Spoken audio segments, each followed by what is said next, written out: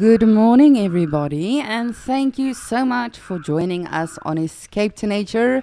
We are in the beautiful Okokoyo, starting with a beautiful scene of zebras, and it seems like it's going to be a sunny day. But my name is Lisa. I will be your waterhole naturalist for the day.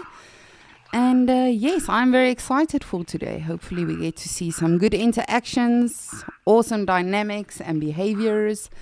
But as always, we are live and we are interactive. So please do send through your questions, your comments, suggestions, what you are perhaps hoping for today.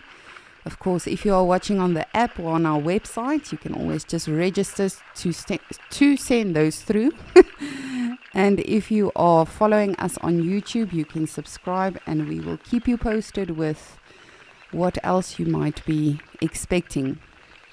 But what a beautiful day we are already experiencing in the lovely Namibia.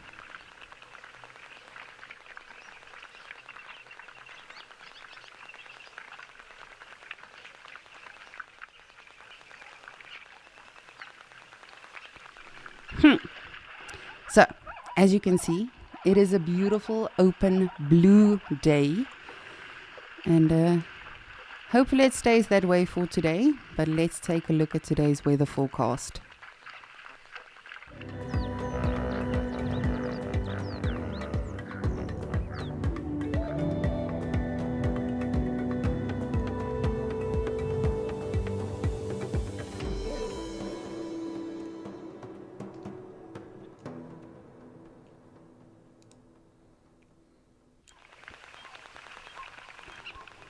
Alrighty, well, it seems like we might be expecting some rain in some of our other locations, but for the most part it seems pretty alright, especially in Okokoyo. Of course, this is our exemplary child when it comes to the weather for the most part. This is a very hot and humid location in general, but hopefully that will mean the animals will be very thirsty today and very hot, and they will come to see us at the waterhole.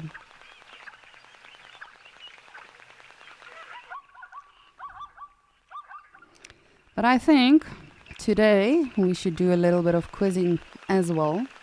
We have not done one in quite some time, so we'll start the quiz in a little bit, and it will really just be about general things. I think something of everything, just to keep it interesting, to see how well you pay attention when you are watching Wild Earth. No, but remember, we are not just here to teach and share with you. Please do share with us as well if you have any experiences of safaris or anything really that you would like to share with us. We would love to hear from you.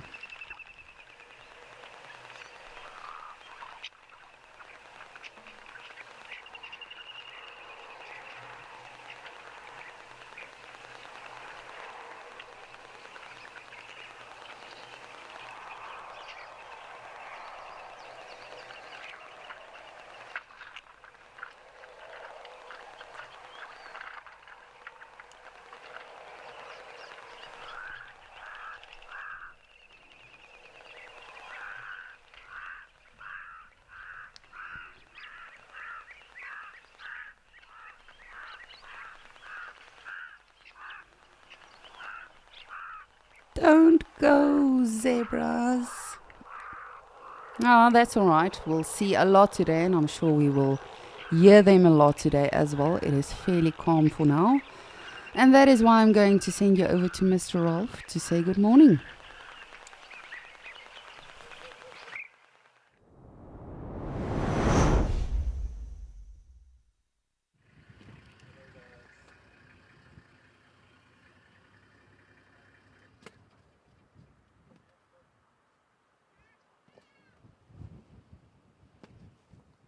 Hello and welcome to Escape to Nature. We're coming to you live from the Amakhala Game Reserve in the Eastern Cape province of South Africa, where we have managed to catch up with our three amigos. They're very close to the western boundary and they've been walking up and down the fence line, but it's good stuff because we're able to hang with them and there's other people with us too. So we've got the paparazzi with us as well. My name is Ralph Kirsten and on the camera I've got Umpo. Back to our stars.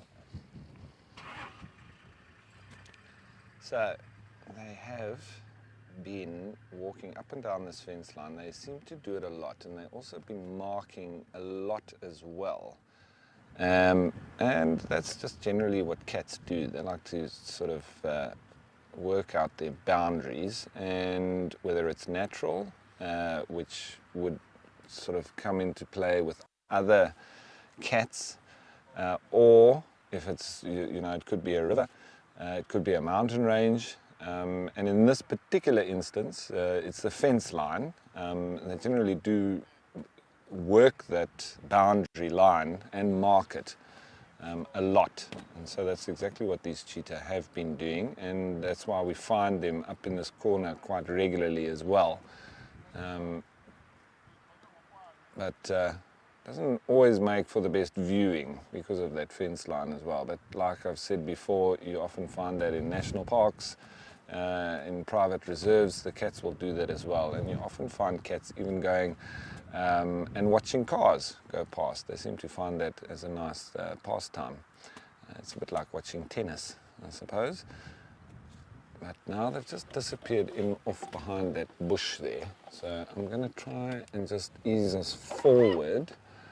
I'm just waiting to see if they don't pop out the other side first. But looks like they may have headed right into the corner. Let's just see. Are they going to pop out? Just give them a minute or so, otherwise I'm going to go in there and then we'll have to reverse back out. Let's give it a go. We'll just poke our noses in there.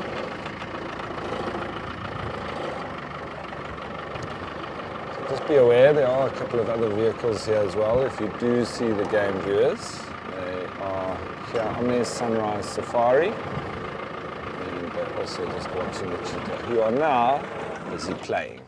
That is a wonderful sight. Lots of playtime with these three. They're sort of still coming out of their cub phase.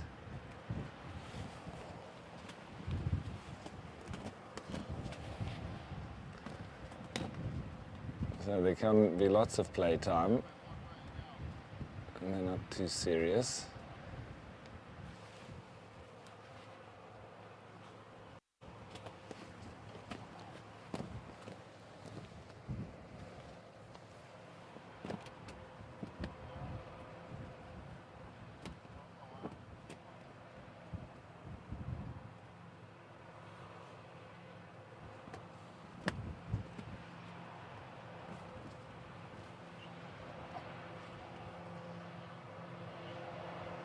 So Rashawn, they ate about 2 days ago, and they had a mountain zebra. So they have eaten a bit, but they can still hunt this morning.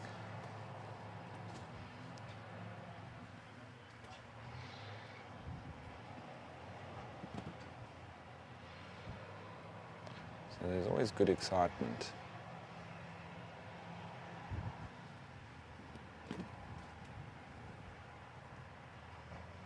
Always fun to be around cheetah because you never know when they're going to hunt.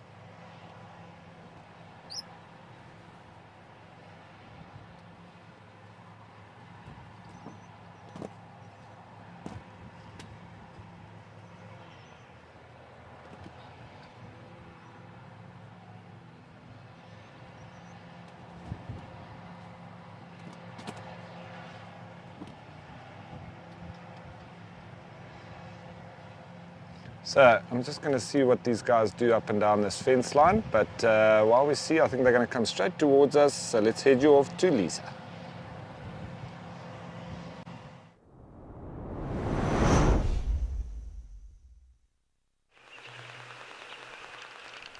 Thank you, Rolf. What a way to start with some cheetahs. Oh gosh, I can't remember when last I saw cheetahs in the wild. I'm definitely due for a safari. But for now, we are on safari together virtually. Thankfully, we have technology for that. I'm just looking around. No elephants or rhinos or anything on the horizon yet. However, we do have our zebras, and it's interesting, I've really been monitoring them, obviously, for a while now, but specifically the zebras in their rutting season and everything. It's sort of like they have a particular time of day that they start braying and vocalizing and, really getting in their tiffs with one another. And it's very interesting. I wonder what determines that. The weather? Is it just one that decides, all right, it's time to have a bar fight now? Or what really is the reason for it? But what a stunning day. Just look at this water. Look at the sky. Oh, we are so, so, so lucky to be doing what we are doing. But I think while we are looking at the zebras, our first question of the quiz for today, and I know I myself have spoken about this a lot, as have a lot of the other naturalists, but zebras have an extra defense mechanism which they don't just use on predators, very rarely actually, but more so with each other. And we are seeing it especially now. They kick each other and they bite each other. Now, what is that extra set of teeth called in their mouth? I know I have told you this many times before, and you're probably thinking, Lisa, that's very easy. Can we please make it a little bit more challenging? You all know that I like to make it easy and then go harder on you as we go along with Escape to Nature. But what is that extra set of teeth called that zebras have? I would love to hear from you. Oh dear, and we've got a wildebeest again with an identity crisis. I'm sure they will let you be their friend. And I really am wondering how our injured zebra is doing. Hopefully it's fine. Of course, we don't have the ability to see beyond the tree line and to know exactly what's going on in the rest of the park. But I think it survived, it's fine, it's healthy.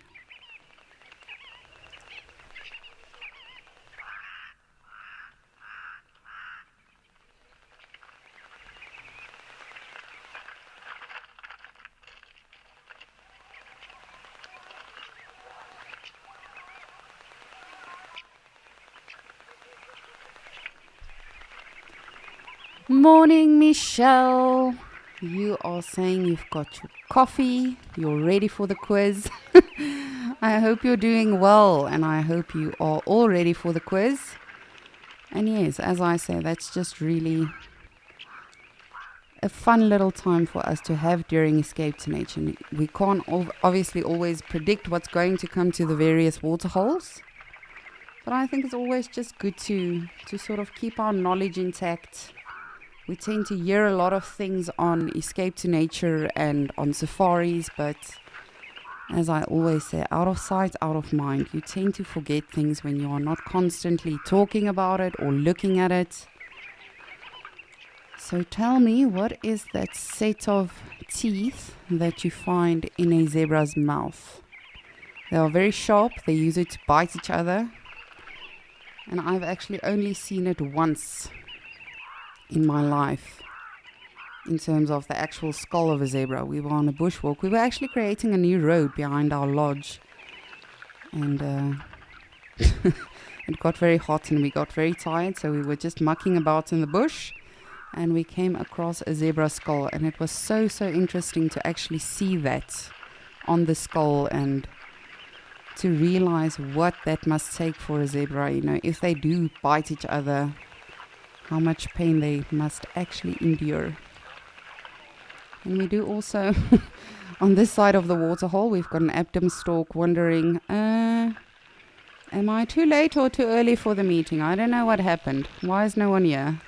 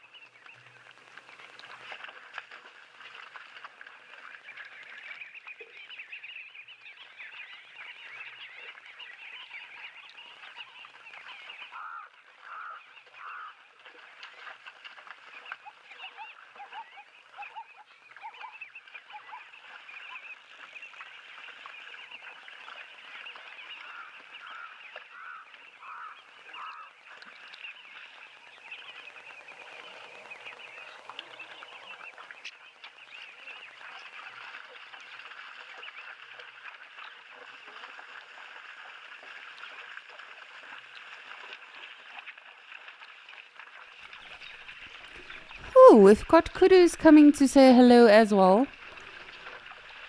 I'm now only realizing that this stork is the clever one amongst the massive flock. Coming for the early breakfast buffet, as they say, early bird catches the worm. And that is literally the case right now. He's decided, no, I will get a head start. He probably told the flock, I will just go see if it's safe, everyone. Don't worry. I will alert you if anything is wrong. But this is a literal case of early bird catches the worm.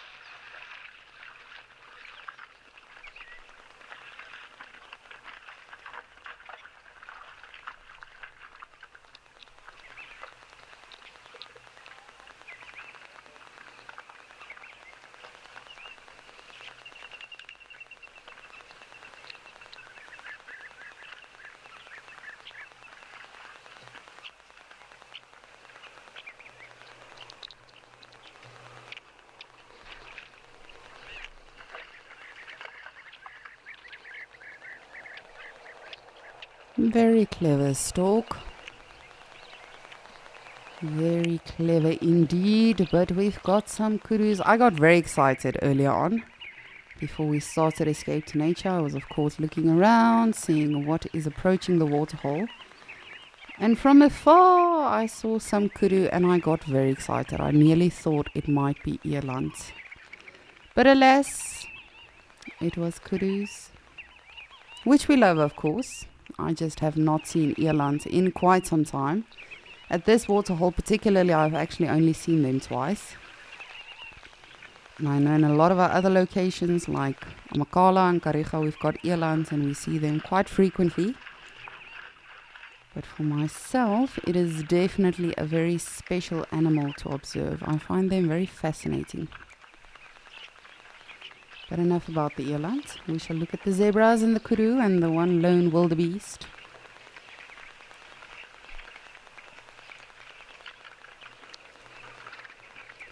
So if you did miss it, I know I myself have spoken about this quite frequently. Of course, you know, we are, especially now in Okokweyo, we're experiencing a lot of dynamics and behaviors between the zebras.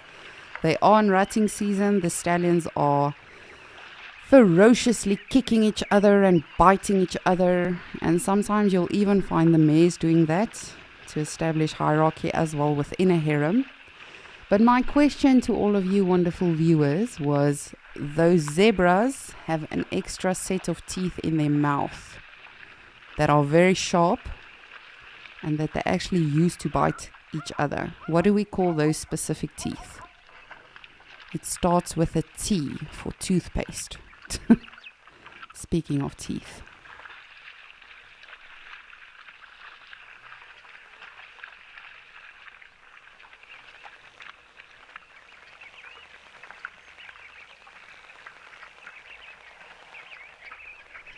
Darkmane lover, good morning. So good to hear from you. You would like to know, is it called caps? No, it is not. But good guess. No, you mustn't start your nonsense now, zebras. No, it is not called caps, Darkmane lover. It starts with a T, like for toothpaste or for teeth. And it's very fascinating to see. You can actually see it on the actual zebra skull. And it's rather sharp, you know, they get very feisty with one another. Not just in terms of kicking the nonsense out of each other, but also biting each other. And for now, as you can hear, they are fairly calm, but those of you that do follow the Okokweyo Dam Cam, or perhaps follow us on Escape to Nature, you will know it's been a good few weeks of a lot of braying and vocalization.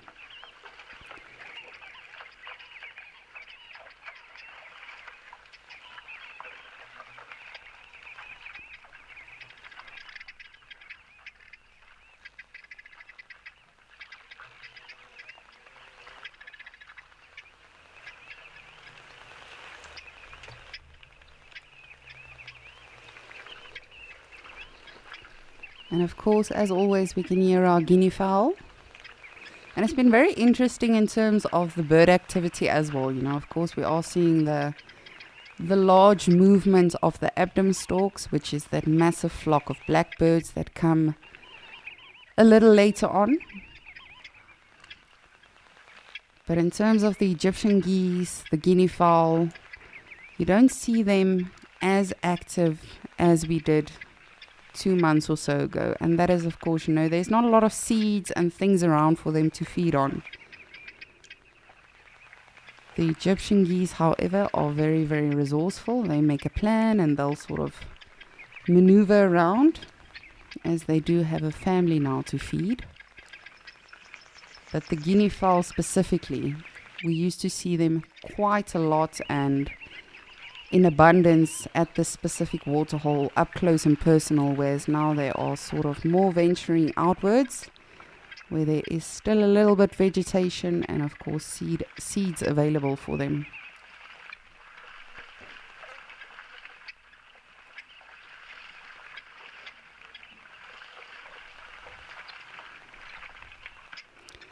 Speaking of which, they are finally coming to say hello. We have not seen them in quite some time. Good morning, guinea fowl. I enjoy them. They really are funny looking birds. If you are not too familiar with the helmeted guinea fowls, definitely go look it up. It's a rather pretty bird. They've got these beautiful blue heads and these black feathers with white speckles on them. For me personally, it's a very nostalgic, iconic African bird. I remember going on vacations with my parents as a little one. You know, often you would see these people selling things and arts and crafts next to the road, whether you are driving to Kruger or perhaps even to the ocean in Cape Town or wherever you find yourself. There's a lot of the local people that, of course, you know, make local arts, and that used to be a big thing. I don't see it nowadays as much anymore, but I remember specifically when I was little, you would have these crafted little guinea fowls, and I always think of that when I see these birds. And I think of them being super annoying on safari. It's always the case, themselves and the Franklins. You would have a very calm safari, you know, not a lot of mammal activity around. And then as soon as your colleague calls you and says, listen, I found something, would you like to come have a look? Then somehow it's like the guinea fowls are also alerted and they decide, oh, let's create massive roadblocks. Go, go, go. And they literally do not get out of the way at all. They've got all of the bush, but they tend to stick to the road.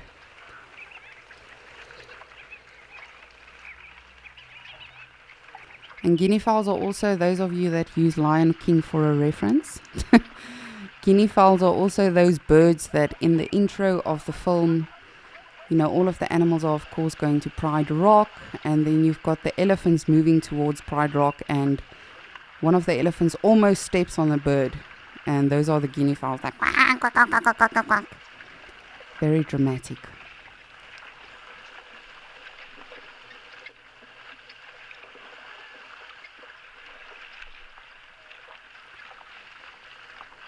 Alrighty, well, while you ponder about the answer for what is that extra set of sharp teeth in a zebra's mouth, I'm going to send you over to Nick so he can say good morning too.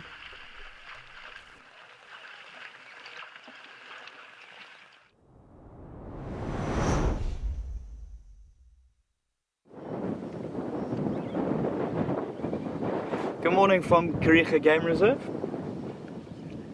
where we've got another beautiful day here. The sun is out, we've got some blue skies, green grass and animals around. My name is Nick. I'm going to be your photo naturalist for today. And I'm so glad that you could join us here at Kariega today. We had a serious storm overnight. I'd rather it actually started in the afternoon, probably closer to 4 o'clock or so. We had a serious deluge of rain. A lot of the water holes and things like that, or the mud wallows rather, have all filled up now beautifully. not too sure in terms of the actual amount, in terms of the millimeters that we got, but I'd say it must be close to about 50 mils or something like that. It was a substantial amount of rain.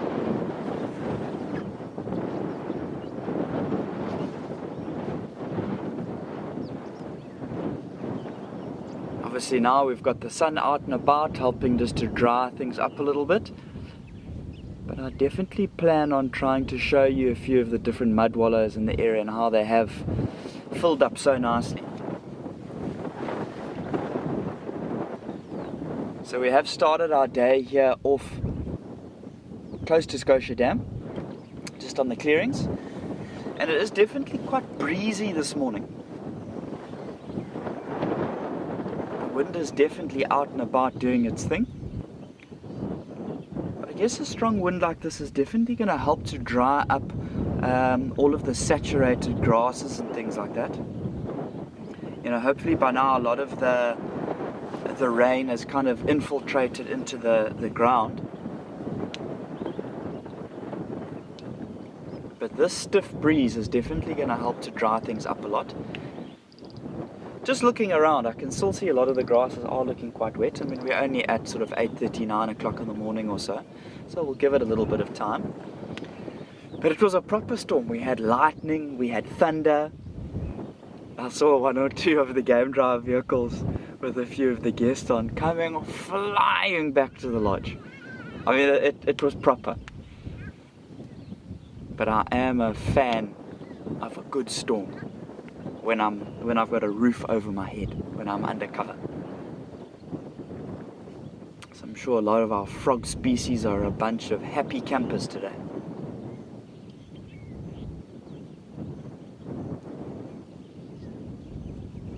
But it's a lovely day to be out and about.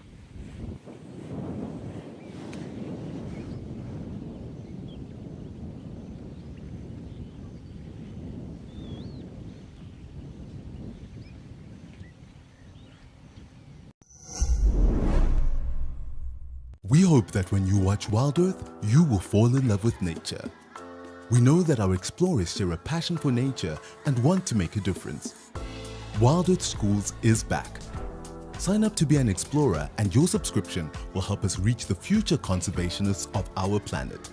Invest in something that truly matters, encouraging children to care for our beautiful wild earth. Wild Earth Explorers, make a difference.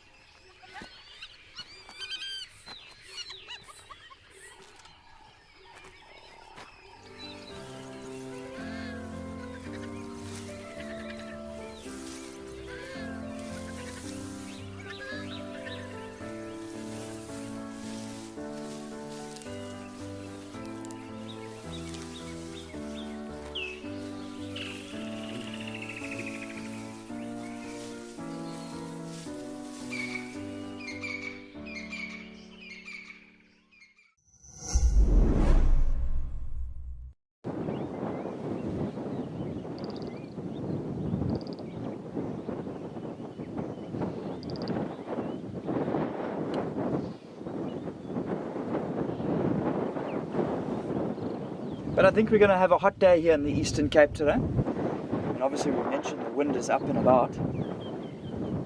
But the sun is shining fiercely. So regardless of where the animals go, I'm pretty sure they're all going to have to try and find some type of water source today to try and have a drink.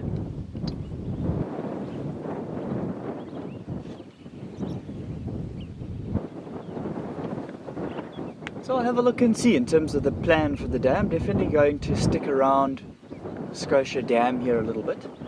Just see what ends up coming down to potentially have a drink. But while I do that, I think let's take you across to Rolf and see what his cheetah are up to.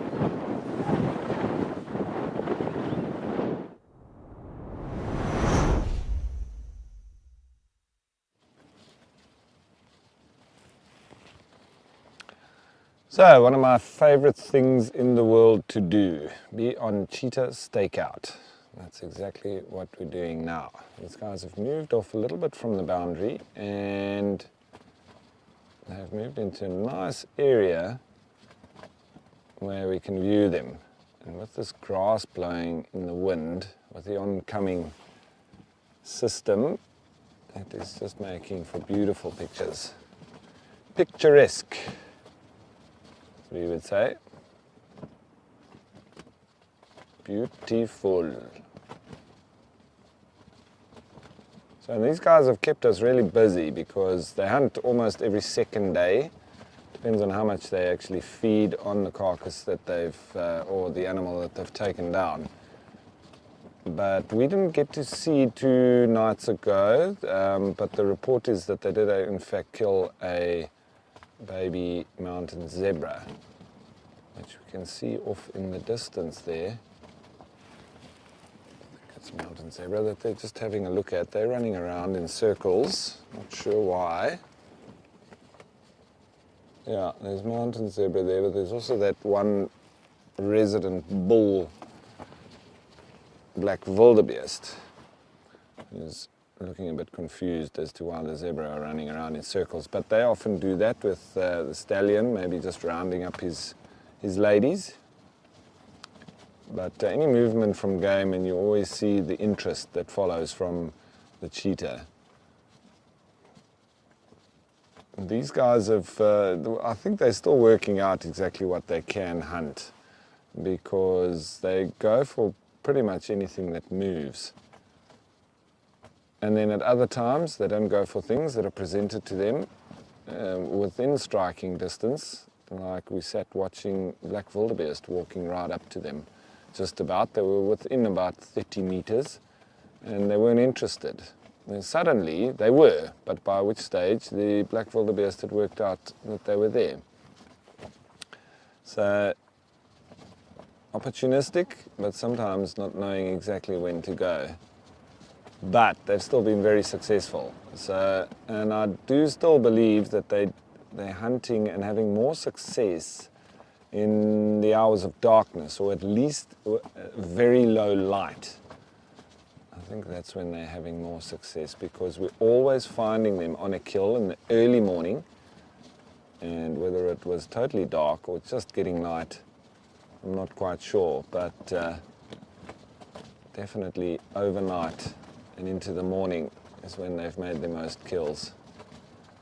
And at least here they don't have as much competition as they would in other parts from big predators such as spotted hyenas and lions and leopards. And so they can use those hours of darkness then to their advantage without having the activity of those bigger predators to try and circumvent.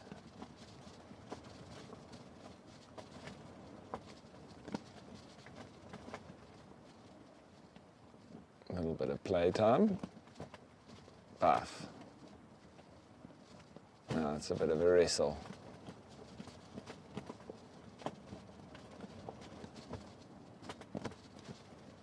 Lots of kicking and biting, but all in jest.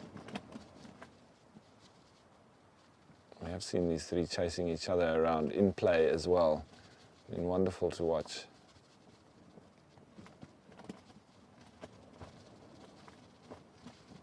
always love that rollover of cheetah too.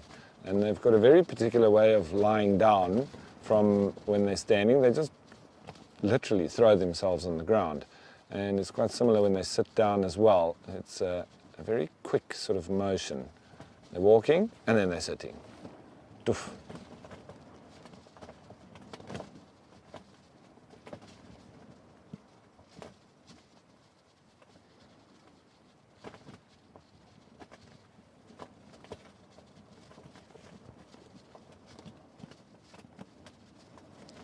Jesse, of all the big cats, I suppose, it depends whether they're cubs or adults, but cheetah are very playful, especially when they're still in this kind of period where they haven't quite grown or matured fully into adulthood.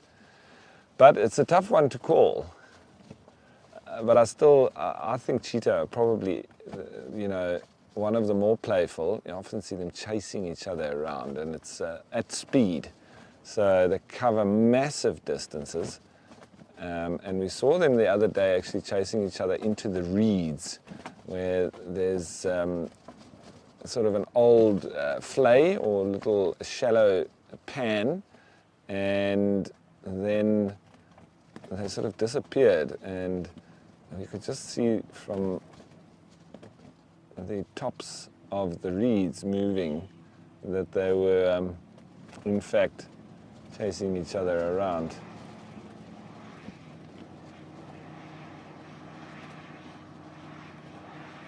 Now the interest there is not natural. There is in fact a vehicle moving on the road, so they're quite interested in it. And as I've spoken about before, let's be open about it. We are near to the boundary. And there's a grader that's actually working on the road, this gravel road that comes in between these two properties. And as I've said before, cats, they do very often go and sit on the boundary, watch cars go past, and you saw that that one actually ran up to this truck, or this grader, that is now positioned just off of them on the road. I think the driver is taking an interest in just looking at the cheetah. But amazing how they ran over to it. And from their history, we know that they've had a very close association with humans. They were hand-reared. So it is just interesting how they run over towards it. Generally, cats and so on, they would run away from that if they're naturally, wild. But with these guys having been hand-reared, it does change the dynamics a little bit. But it is possible to hand-rear a cheetah and then for them to naturally learn how to hunt on their own. This has now been proven. And it's wonderful to be part of it and watch them as they now go forward and naturalize themselves on the Amakhala Game Reserve.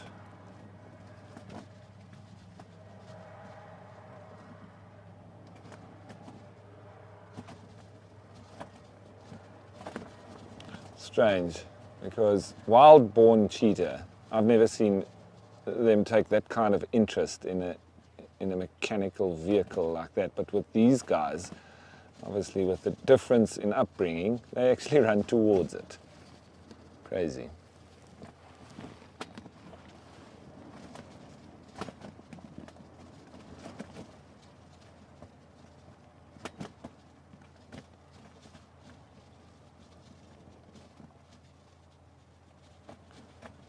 But what I love is the sort of tactile communication. Cheetah being the second most sociable of all the cats. Lions, obviously, we know, staying in big prides, extremely gregarious. Leopards, not so much. It's normally only their sort of mates and their siblings and their offspring that they'll allow into their space and maybe to share a meal, etc. But it's quite fleeting moments. They don't generally stay together. But with cheetah, you have male coalitions that stay together, and they can be up to, well, in record we know of 5, the Fast 5 in the Masai Mara. I think that's the largest coalition that is known. There's probably been bigger ones in the past that we don't know about. But 2, 3, quite common. And it's normally brothers that band together. And then females would normally be singular, they would be solitary. They move around on their own, except when they've got cubs. And then, you know, it depends on how many cubs they have and how many survive. You can have 4 or 5 of them sort of having this temporary coalition until they disperse, and then forming a formidable hunting unit as well. I saw them in the Walgevonden Game Reserve. There were 5 of them, but it was 4 cubs, or sub-adults that were still with the mother, and then they were hunting blue wildebeest. So,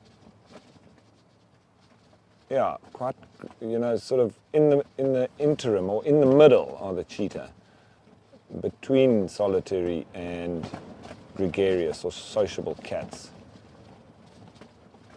Lions being fully and leopards being more solitary, and they're somewhere in between.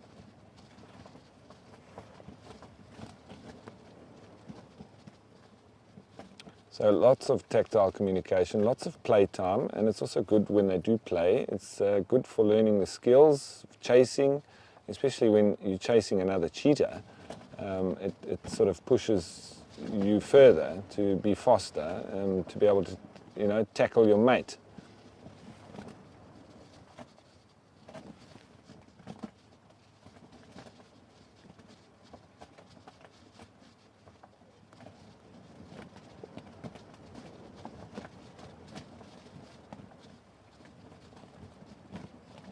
And so with all the rain that we had yesterday afternoon and last night, lots of difficult roads, lots of road closures, so there's not too much in the way of what we can do other than stay here with the cheetah.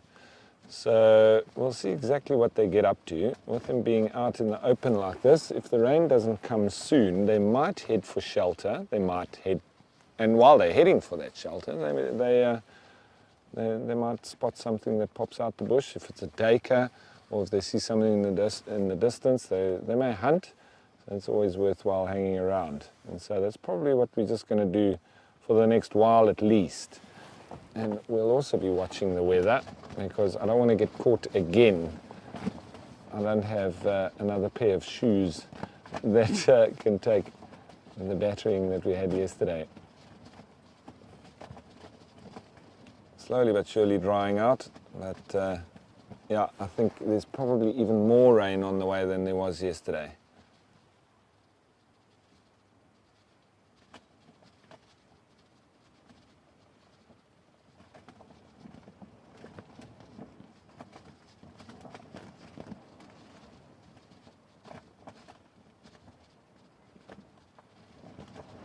You can see the movement of the ears as well. The cats are always sort of listening forward, listening back.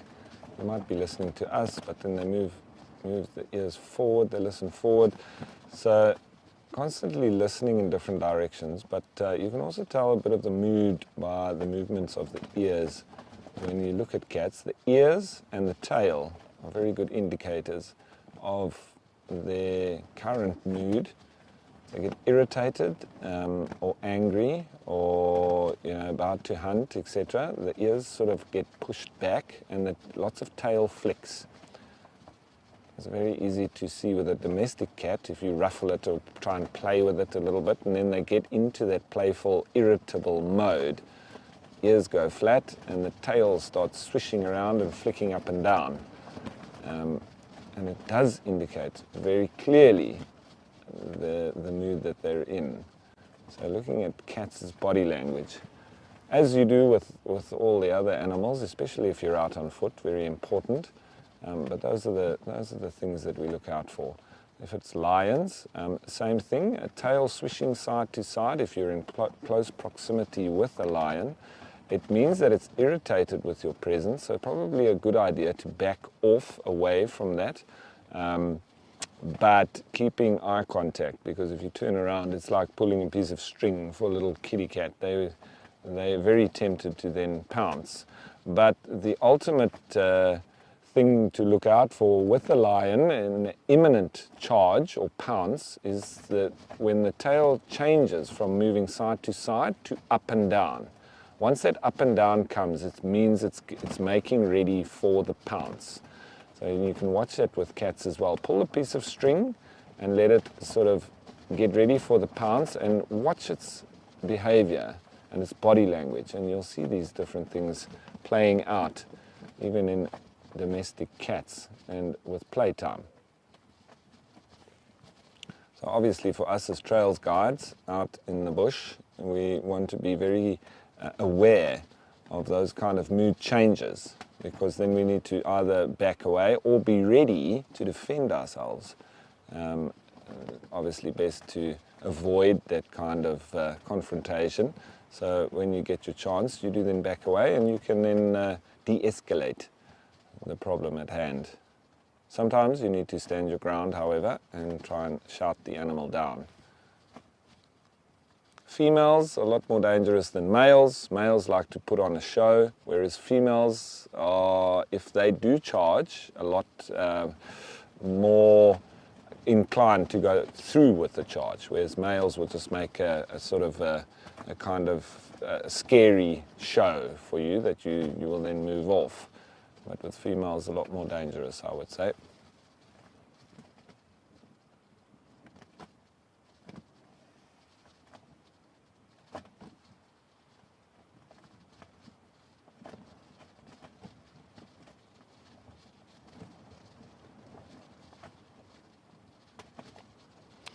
So Victor, the weaknesses of cheetah is because they built almost primarily for speed, they lack in body stature. They don't have as big shoulders, they have very skinny legs and a very slender body. Their neck area isn't very large, so it's all evolved around that speed. And so they don't have the power to be able to defend themselves and whatever they may have killed and their cubs. It's all, you know, for cheetahs, they need to just avoid the bigger predators at all costs. So trying to avoid other predators seeing their cubs, because they'll kill them immediately. Trying to avoid other predators seeing them hunt, because they just run in and steal it off of them. And just trying to avoid them altogether, because they can't defend themselves when they're in a one-on-one combat situation. Lions, spotted hyenas, brown hyenas, even a few jackals are enough to chase a cheetah off and to kill it if need be. So and the cheetah know this. The one strength that they have, which goes through everything with their hunting and with avoiding bigger predators, is their speed, because they can run away from them. And there's none of the predators that can keep up. And we actually saw that with these three. They ventured down to where the lions like staying, down in the basin on the eastern side of the reserve. And the lions very quickly picked up that they were around and started pursuing them. And these three, having come from Dinokeng Big 5 Game Reserve and having a high prevalence of big predators, they were quite experienced in this kind of situation. And so they just jogged, you know, sort of half speed in front of the lions as they were being pursued, and would just keep that space in between them. And the lions very quickly realized that it was a lost cause, because they couldn't get anywhere near the cheetah. And we at one stage saw the cheetah resting up about less than 100 meters away from the lions, and the lions were knackered. So they'd obviously been chasing them for a long time, and the cheetah were almost seemingly laughing at them, saying, "Come on, is that the best you got?" So these guys are very adept at avoiding the bigger predators. And from Dinokeng to here, there's obviously a higher concentration of those bigger predators, especially lions on Dinokeng. So with there being less lions here, less for them to worry about, and the ones that are here obviously have also worked out that these guys are not they won't be chased down very easily. But having said that, they are sort of as far as possible away from where the lions are. So they obviously also know that avoidance is the best principle when it comes to lions or other bigger predators, and that's exactly what they're doing. They're staying far, far away. Because if they go down there and they make a hunt or a kill, those lions are going to come in and steal it. And they're not going to be able to drag their kill up a tree. They're not strong enough. They don't have that climbing ability of leopards. And they also wouldn't be able to keep sort of away from the lions running, dragging a kill either. So the lions would very quickly steal it from them. So that's probably the biggest issue that they would have with the lions here on this property, is that they would waste energy making a kill and the lions would just come in and steal it. So good idea for them to be spending time, most of their time, far away from the lions.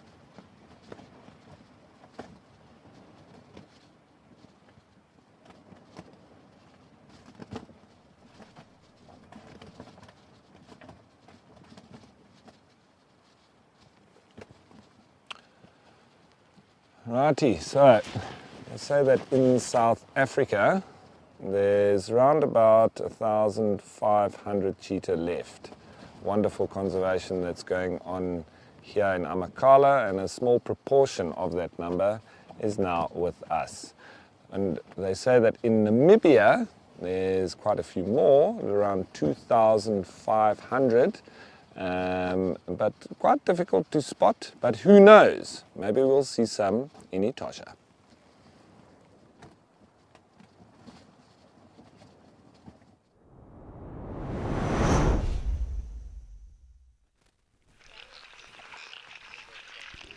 Gee, thanks, Rolf.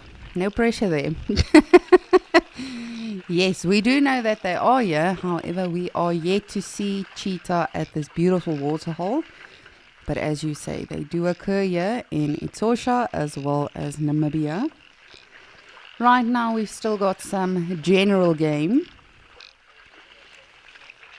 We have got the larger antelope that is off to our left. Those are kudus. The smaller ones are springbok.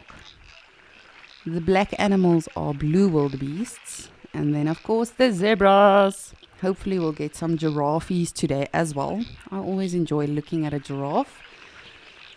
But in terms of the question for the zebras, those teeth are canines and we refer to them as tushers. So if you did not know that, now you know. But my next question, while we have all of these animals together. So all of these animals, have a lot of things in common, being vegetarian and all of that, but they are all referred to as ungulates, which means a hoofed animal. Now the springbok, the wildebeest, the kudus all have something in common, whereas the zebra does not when it comes to the hoof structure. What is the difference? So as I say, wildebeest, kudus and springbok all have the same hoof structure to a certain extent. However, the zebras do not. What is the difference between them? If that makes sense. If it doesn't, you can give me a shout and I will rephrase the question. But if you look at the actual track of these animals, zebras are referred to a certain ungulate, and then wildebeest, kudus, springbok, impalas, giraffes, they are referred to as other ungulates. What is that? The one clue I can give you though is that the zebras have their hoof structure or foot structure in common with something like a rhino, for instance. What is the difference between them? And again, if I am making no sense, let me know. I will rephrase my question. Oh, good morning, Kudu. You are lovely. Look at your Mickey Mouse ears.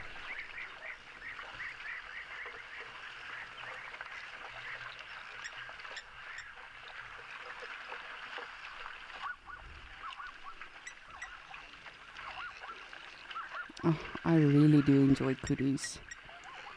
I enjoy all of the animals, but a kudu is such a...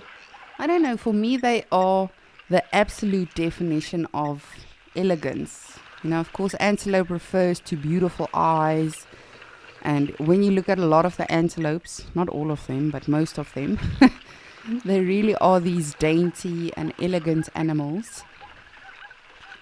But particularly kudus, just look at that. Seems like they could be wearing a nightgown, some high heels.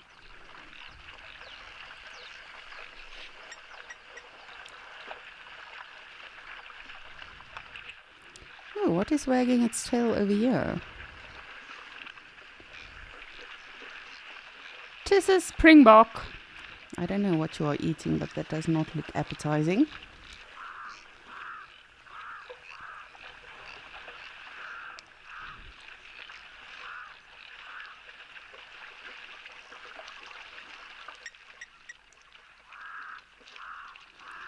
Lenny, good morning. Thank you so much for joining us. You are saying we're starting off the week with hard questions. Nia.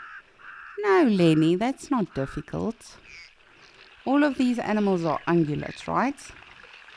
If you look at a kudu foot structure, springbok, giraffe, wildebeest, those animals have what we call, how can I say this without giving it away? Okay, I will leave that part out for now, but their foot structure is referred to a certain ungulate, whereas zebras, rhinos, they are something else. It's got to do with numbers, if that is a good enough hint. I'm sure you guys will get it.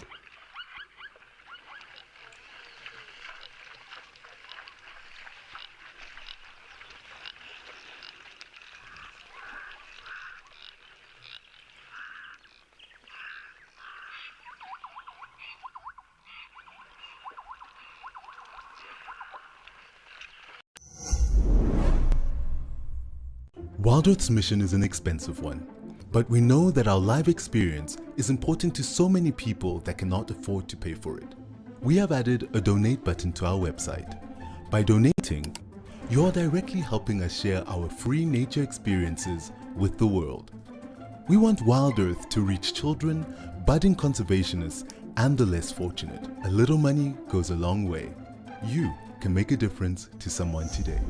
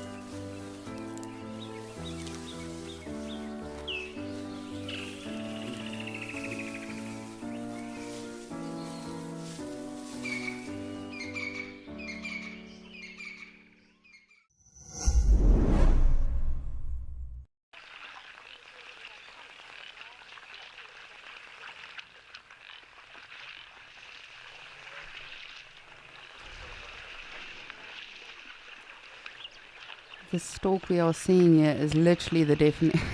Patoink, patoink. Look at the springbok. It literally looks like a cartoon when they are starting like that. Oh, calm down. Goodness. But this stork is the literal definition of early bird catches the worm.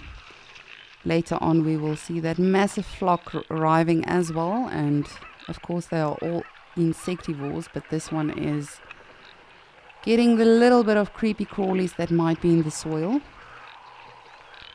That would be me if I was part of a massive flock.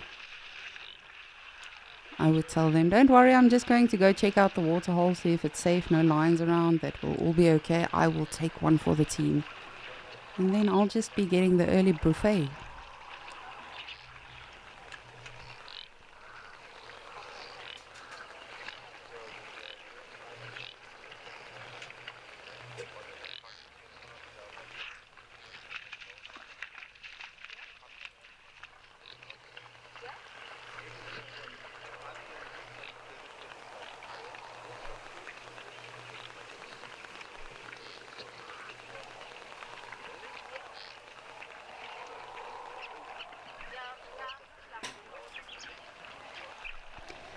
Ooh, you guys are on it now. See, that was an easy one. Lyra, you are saying zebras are single-toed ungulates, whereas the rest of them are double-toed ungulates. Michelle, you are saying odd-toed and even-toed ungulates.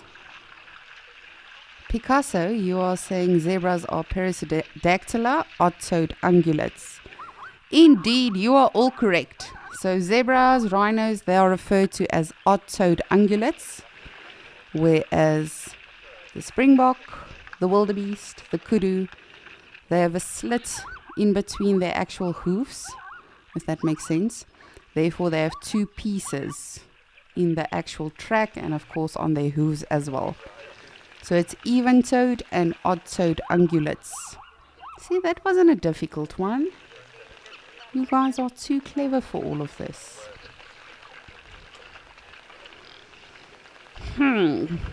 But that means we can't make the next one too easy as well.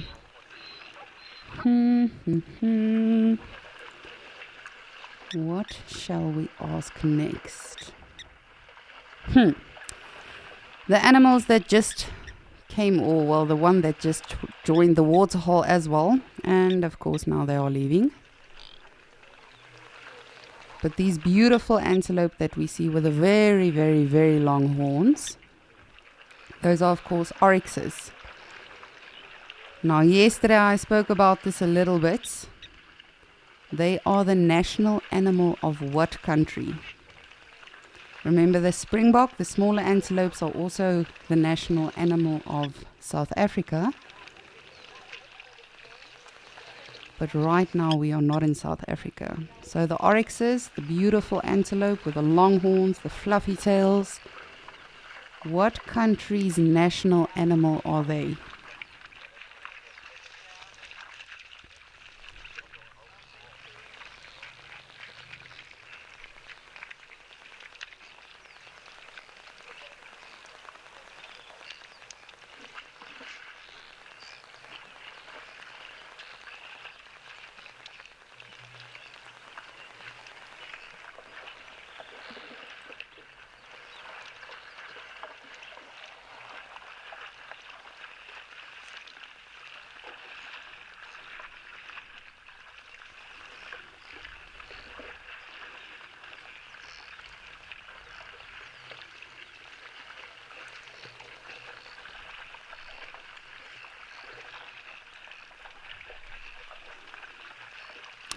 We've got a headless springbok just off to the bottom left. Really getting his head in there just to get a little bit of the fresh water. I always wonder about that, because we saw that often in Moshato as well, you know, the elephants immediately going to the actual fresh spring or the inlet. Surely it must be dripping or leaking or something, because the animals, you know, are still going to that area. Or perhaps the actual inlet of the pipe or the closing valve is in the actual water itself. And where they are right now, where the springbok is right now, that's literally losing its head. That might be where there's still some fresh water that is waiting to fill up this water hole.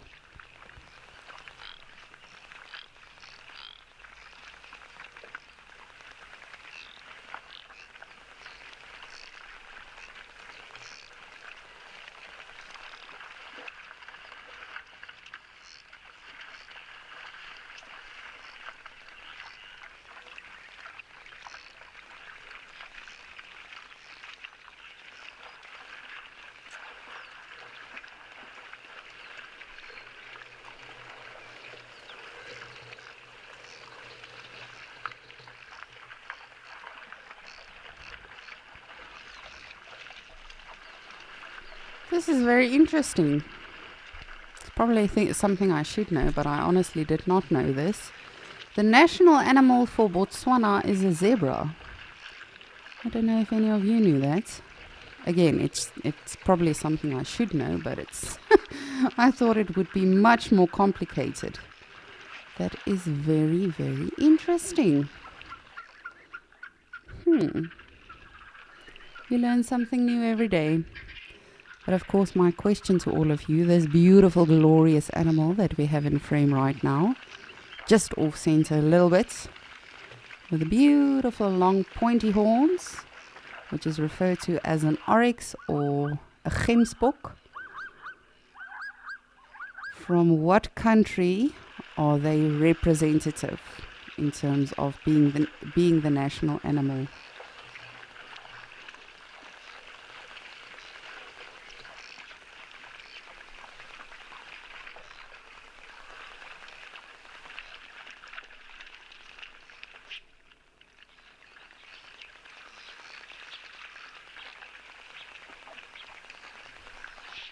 Woo!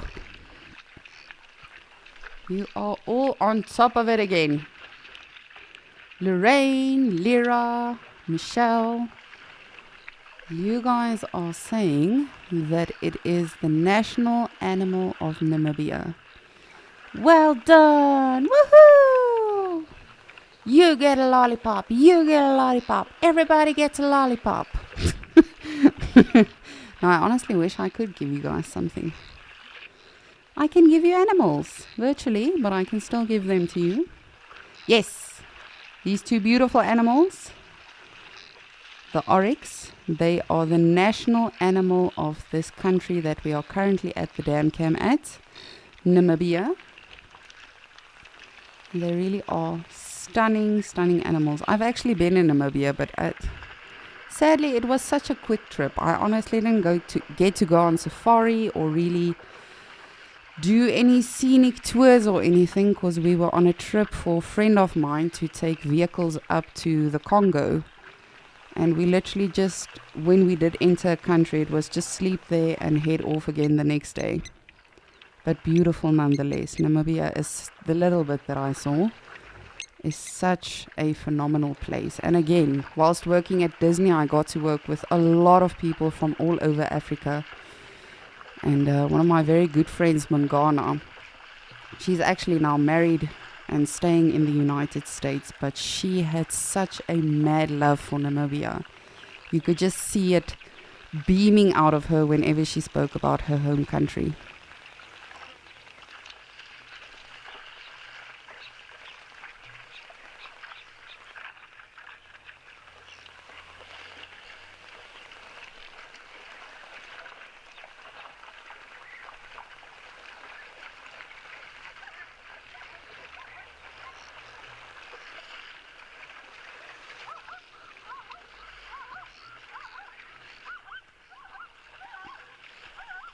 Jacinta, good morning. Aww, that is such a nice compliment. Hanging with me is like hanging with a friend. Thank you. I'm glad you guys feel that way. And just know that I definitely feel the same. I always feel that I can get very personal with you and discuss some serious things, but also have some silly moments. I actually got called in the one time at a lodge of mine that I used to work at, and they said to me, like, you mustn't get too buddy with your guests, you know, it breaks that professional boundary and everything. And I said, no. Of course, you know, you, as a naturalist and working with people, you do learn how to read people and everything, but had I not been like that during my career, I wouldn't have gotten to see so many places in the United States while I was working there, because literally I think 6 out of the 7 states that I went to, I got to visit previous guests of mine that were on safari with me in Africa. So thank you, Jacinta. I'm glad you feel that way, and just know that I feel exactly the same. I really do feel so comfortable with all of you. And simultaneously we get to learn about animals. How amazing is that?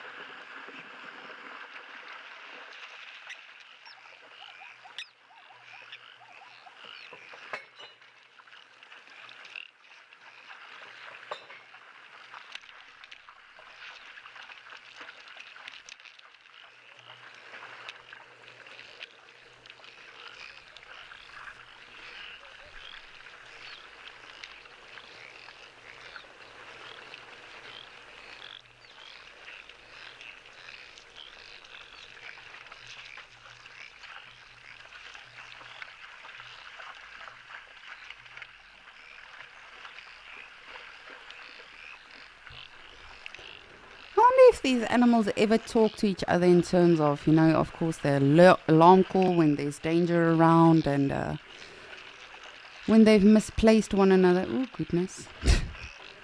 But I wonder if anyone told these springbok now, Freddie, you must go to that fresh spring. It's delicious. Well, they're just like, oh, I wonder what's over there. Let us go have a look. And then it's sort of like you can't fight at the spring. You're blocking the way for other animals. You need to take that somewhere else, my friend. So, the animals that we are having right now in front of us, so many of them on this side of the waterhole. Of course, as I said, those are springbok, the national animal for South Africa. Then zebras, which is something I learned today, are the national animals of Botswana. And then just off to our right, we've got the oryxes, which is the national animal of this beautiful country that we are currently watching, Namibia.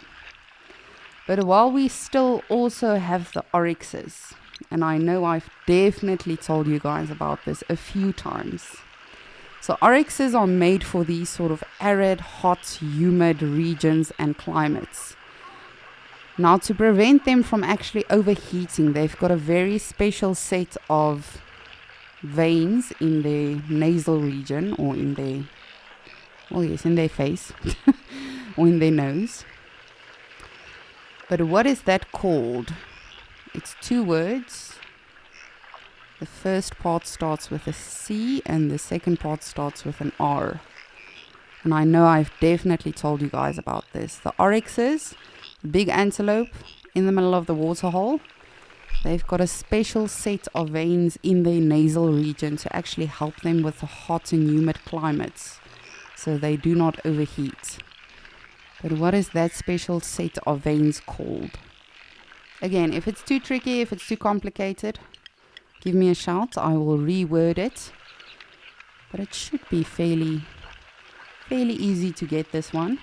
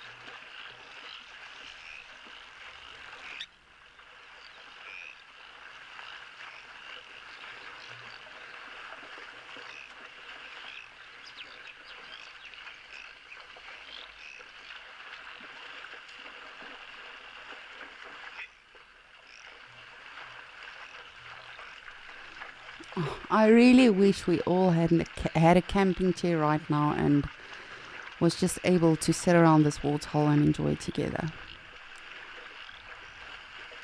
Just smell everything, listen to everything.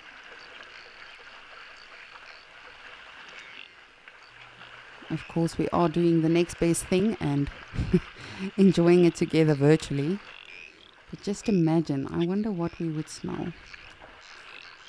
Elephant dung, which is my favorite smell in the bush. Would we be able to actually smell the calcrete, which is this white rocks we see all around? I wonder if these stalks have a certain smell to them.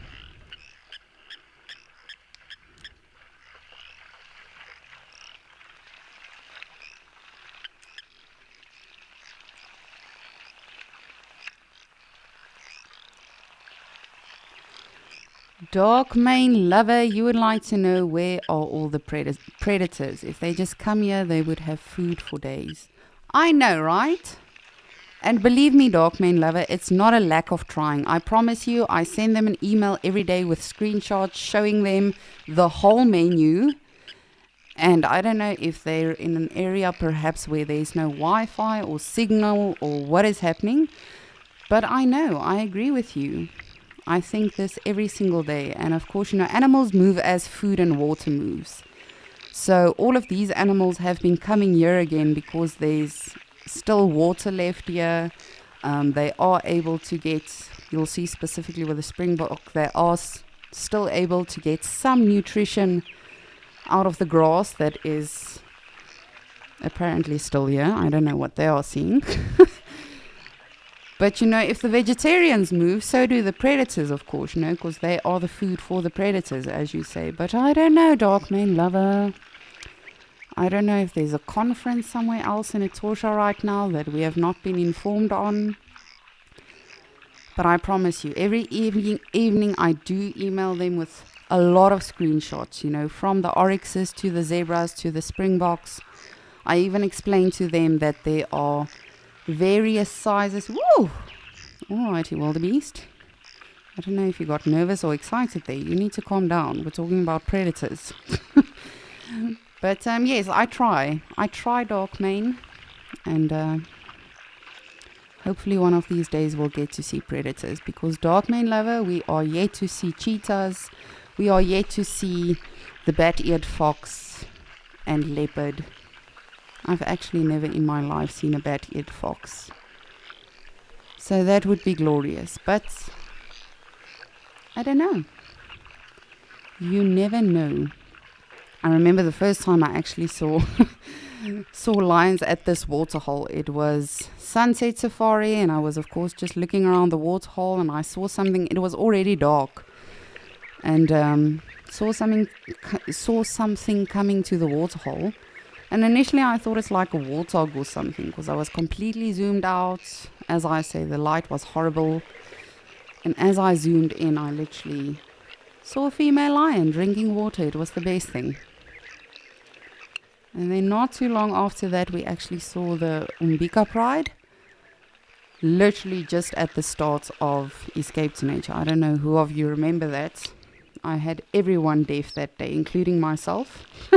But all of the viewers, everyone at FC, and yes, we had lions here the whole day, but unfortunately we just saw them active in the morning and in the evening. For the rest of the day, they were literally so well hidden and camouflaged in the trees.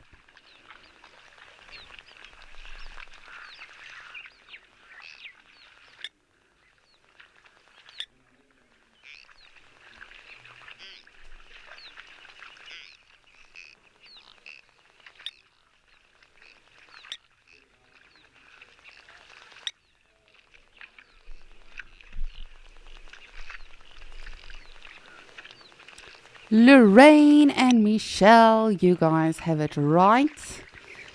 That special set of veins that the oryxes have is called a carotid rete. Yes, you do listen, Michelle. I'm so proud of all of you. Thank you. You know, as naturalists, I think we tend to just sort of stammer on and don't always think that people listen to absolutely everything that we say. And I always found this on safari specifically. I actually had a very good conversation with one of my guests that I'll never forget in my life. And they say to me, because she was one of a few guests on the vehicle, and they were really, the rest of the people were really disrespectful and rowdy in sightings, and it was just difficult to sort of manage and control it in terms of keeping everyone happy and satisfied on safari. And she came to me one evening and she said, listen, how do you not lose your mind, or, you know, how do you not scold people on safari? Because I want you to know that I really learned so much and I appreciated everything. And I said to her, that's all that matters. As long as I always know that I gave my best, and even if that means helping or creating awareness or educating 1 in 100 people, that is more than enough for me. And I really think that should be our mindset for everything in life. As long as you know that you gave your best, you did everything that you could, that is what counts. And that is why I feel so grateful that you guys do listen. And just know that we listen as well. So if you have any suggestions for me, perhaps you want to quiz me on anything, you are more than welcome to send them through. I'm always up for a challenge.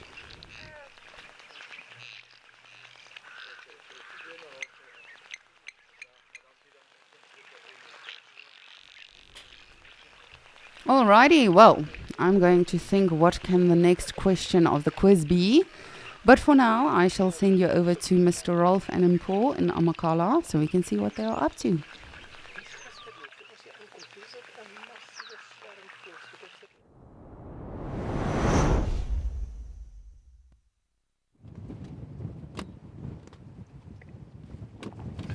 So we decided to just move on a little bit from the cheetah boys because they went flat in the grass, and it doesn't seem like they're going to be doing too much for the next little while. So we just thought we'd change things up a bit and come and find some other animals, and that's exactly what we've done. And waterbuck are a nice change. This here being a nice group of females with one big bull. He's a particularly good-looking specimen with a fantastic set of horns. And we do say that the waterbuck were the first that were taken on to Noah's Ark, and so the toilets were freshly painted, and they were the first to sit on them. And that's why they've got their rings around their bum. They also do have hollow hair, and as the name suggests, they are very comfortable around water and spend a lot of time in the water if there is water available. And they also do have quite a musky smell to them, so whenever they cross the road in front of you or they are nearby, you can actually smell them. It's a very particular smell. I say that it's quite similar to stinking grass that you get in the Lowveld. But you can tell the difference, and you always know when you're driving and going on a game drive and they've moved just in front of you, because it sort of wafts through, and then you look around and you spot them. So with waterbuck, it's one of those animals that sometimes you smell them before you see them. They are very hairy and quite cute and cuddly, if you ask me.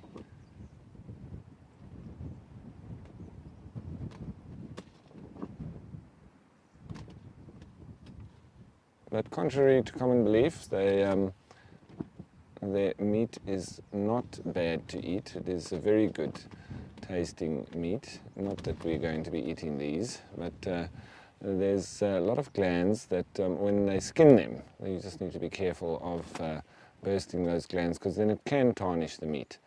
But other than that, the lions feed on them, humans feed on them, and all the predators that are able to take one down do generally do just that.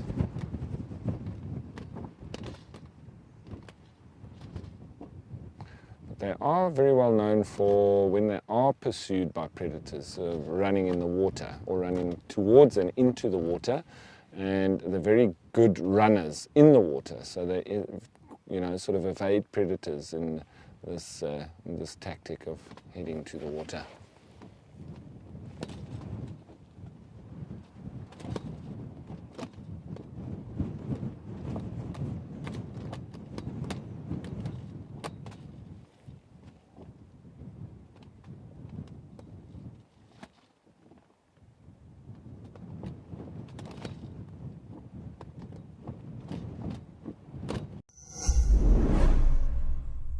The state of our planet is now critical. Children are the future conservationists, and it is more important than ever that we reach them. By encouraging them to understand nature, love it, and interact with it, we hope that they will want to preserve it. At Wild Earth, we are now able to bring back our Wild Earth Schools program, thanks to our explorers. Thanks to you guys for helping to reach kids from all over the globe and teach them about nature. Wild Earth Explorers.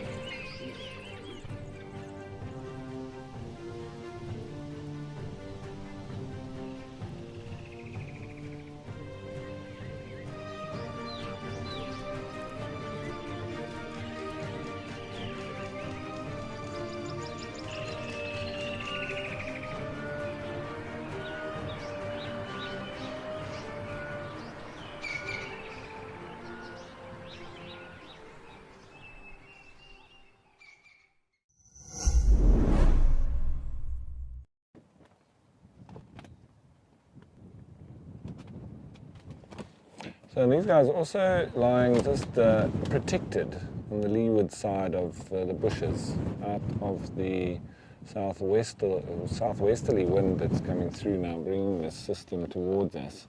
Off in the distance I can see the big clouds that are getting closer. So I wonder how long it's going to take before we get wet again.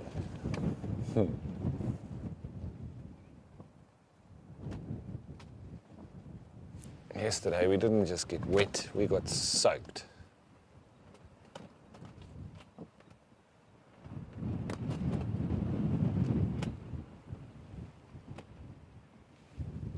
Animals like waterbuck though, they don't really mind it. It's the smaller antelope that actually suffer the most when there is wet and cold patches, because they have a very thin skin, so it enables them to be able to release heat through their skin, especially when they need to sprint away from predators or any kind of danger. So with that adaptation, it means that they can dissipate the heat that is built up with those extreme sprints and build-up of heat. And so it does dissipate through the skin, but then it does expose them to cold patches. And they need to spend a lot of energy shivering to keep warm.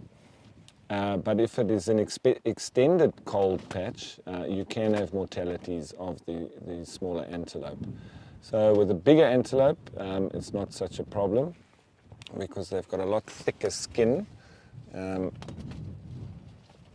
But so they obviously survive much better through those colder patches, and they can handle that kind of heat as well, but not quite as well adapted to that dissipation of heat as the little antelope are, such as steenbok, springbok, and the likes.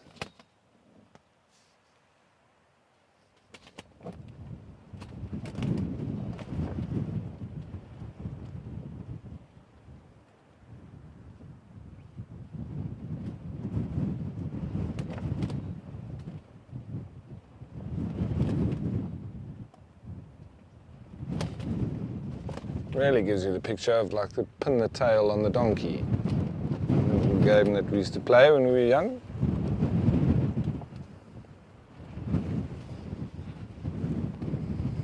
So as always, as you're escaping to nature with us, please don't forget that this is an interactive experience. So we'd love to hear from you. Please send us through your questions and your comments on the Wild Earth webpage, or you can subscribe and or check it out on the app and jump on board with us. We'd love to hear from you. What would you like to see? What would you like to talk about?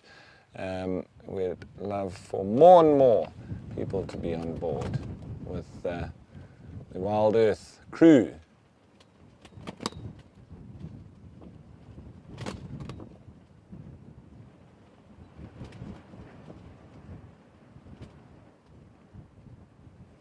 Looks like everybody bedding down now. The last one going down. Little Cape Longclaw is calling. That meow.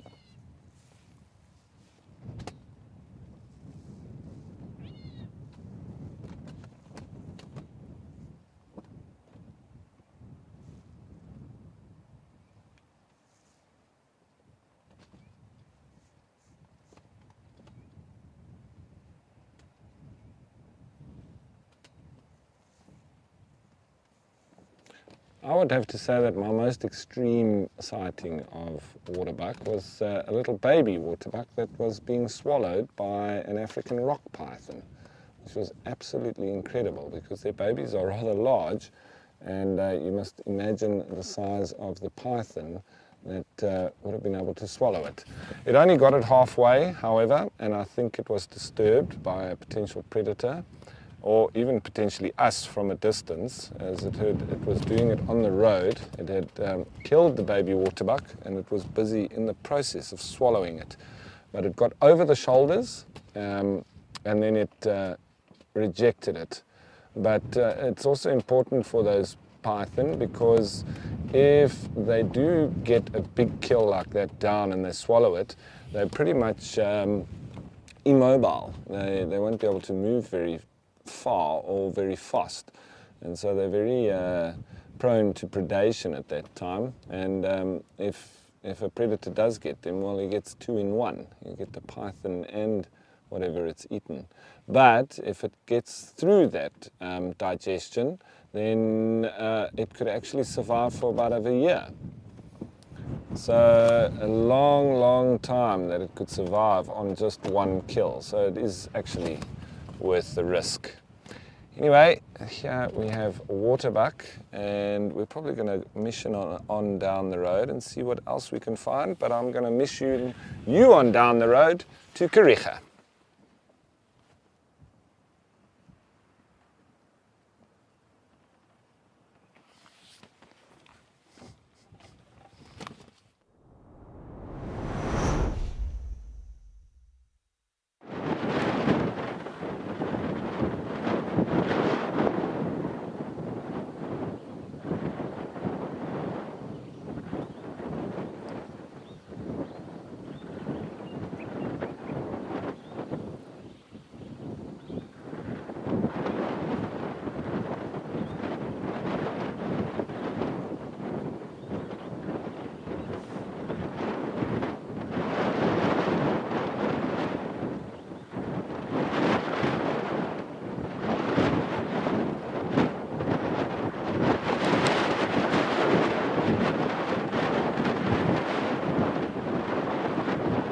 Welcome back to Kariega, where we are still with our territorial wildebeest bull. So the rest of the herd has moved off and he's kind of stuck behind here, which is quite normal. Remember, for territorial bulls, they don't always move with the herd. So we are still here close to Scotia Dam. And you can kind of see him gazing around, having a good look. Remember, wildebeest do have pretty good eyesight. We've got clear conditions today, so he can scan all around the show here and see exactly what's happening.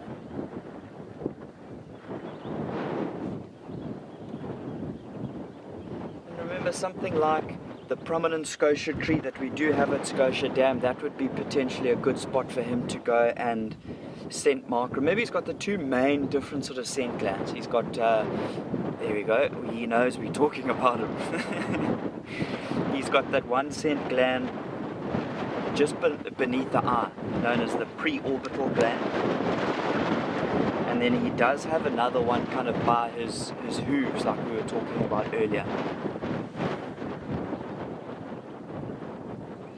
So he could go up to that Scotia tree, rub his face against that tree and deposit scent on that tree, letting everybody know this is his spot, this area is taken. And then, like we said, also in terms of scraping his hooves in the ground to deposit some scent there, he's also going to start that process of potentially creating even something like a new little mud wallow.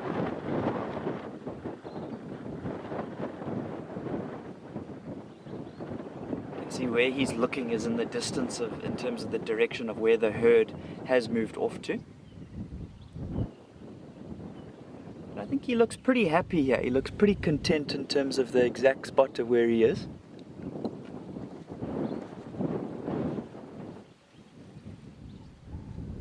It would be amazing if he did put a little bit of a display on for us to show us that sort of that scent marking process.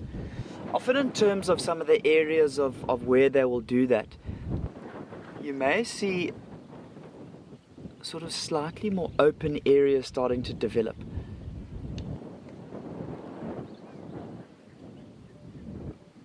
From sort of continual scraping on the ground.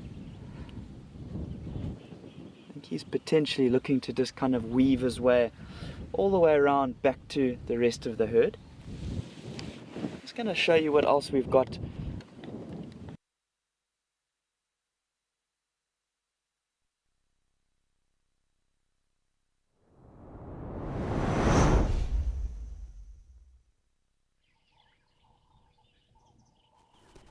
Ooh, sorry about that. We'll try to get Nick back as soon as we can, but for now we are watching Dewey in Gowrie Dam in Sabi Sand.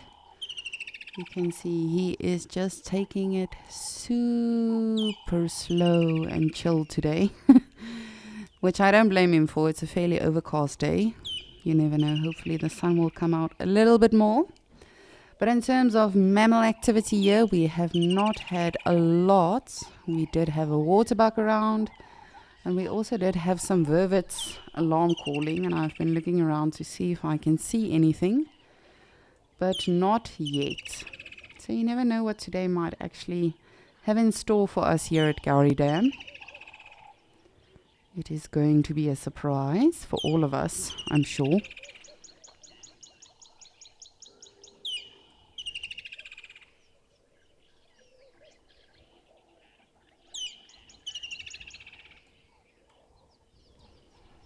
Beep, beep, beep, beep, beep.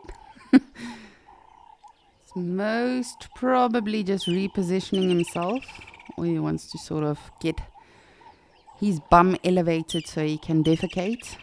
But I think he's probably just repositioning. He's really been enjoying this particular area because of this actual stump in the water. I think he can rest a lot on it and relieve some of his actual weight even more. Not that you would think that's necessary when you're already in water.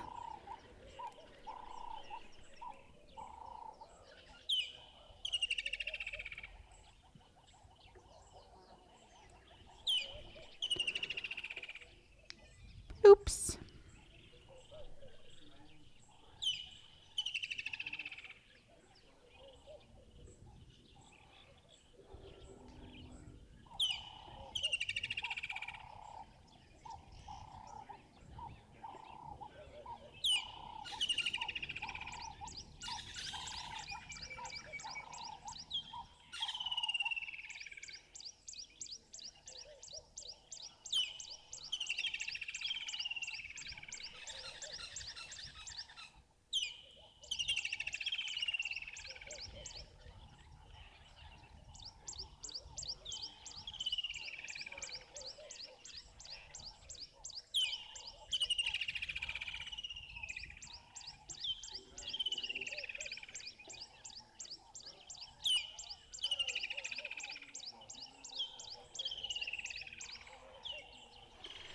Dewey,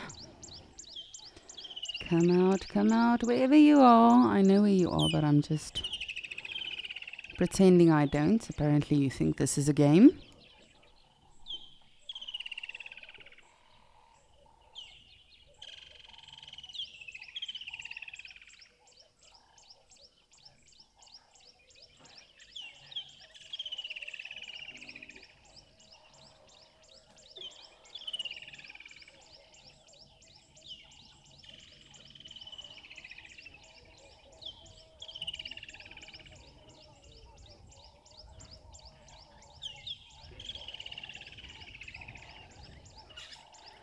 Have a look-see to see if I can find the crocodile.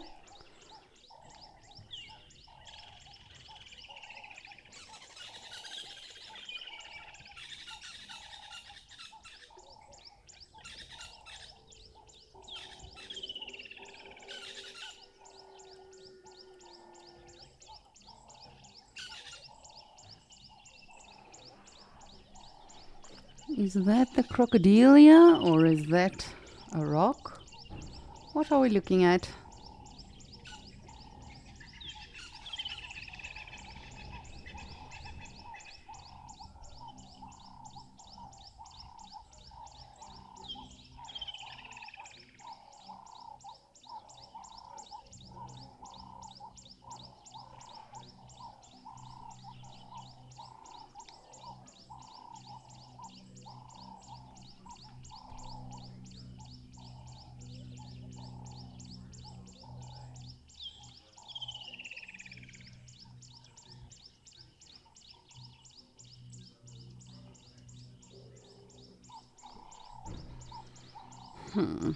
I don't think that is the crocodile.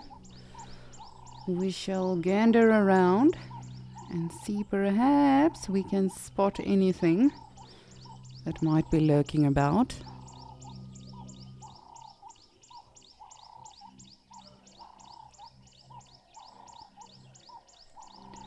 Nadia, good morning. Thank you so much for joining us on Escape to Nature. Nadia, I don't know. You are asking me a difficult question now. I say difficult because it makes me anxious. I haven't seen it since yesterday. After Escape to Nature, I did still keep an eye on it and sort of check the vicinity and the area, but I have not seen it again yet, which I think is a good sign, because if the crocodile did in fact get it, you would definitely see it in the water.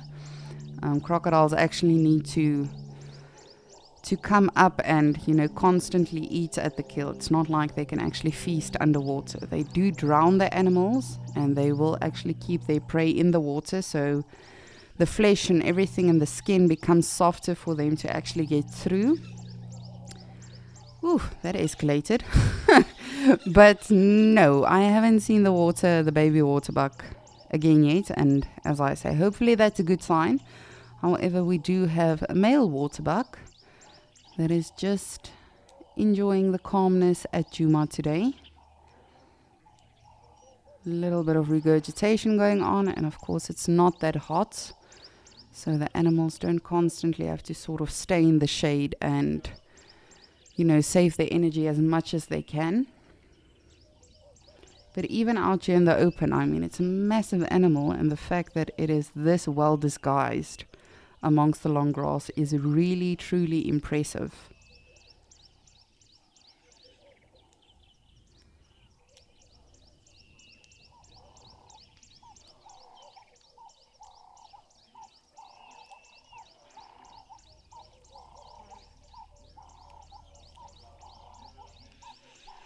Diane, you would like to know if the crocodile would actually make a kill outside of the water. It can happen, yes, definitely.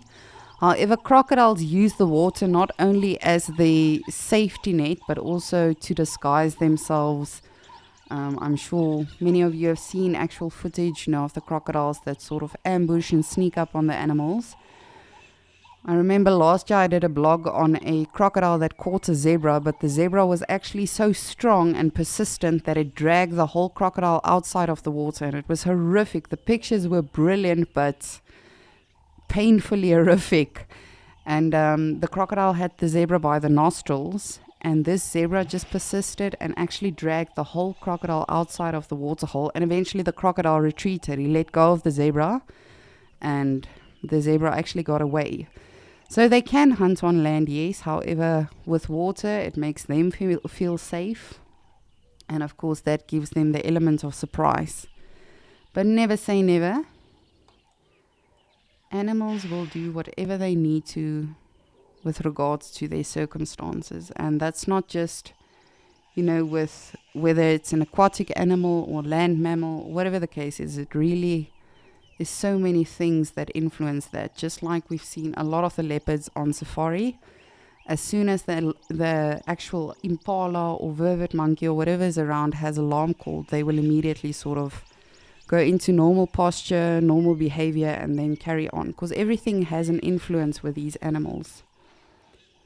But with crocodiles, it makes it easier for them to actually be in the water and sneak up on the animals.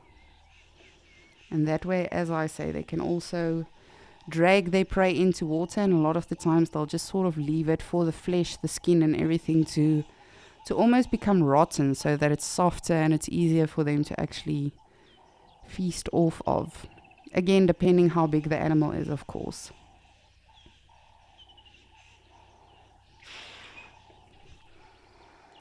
Bubbles, Dewey, is that you?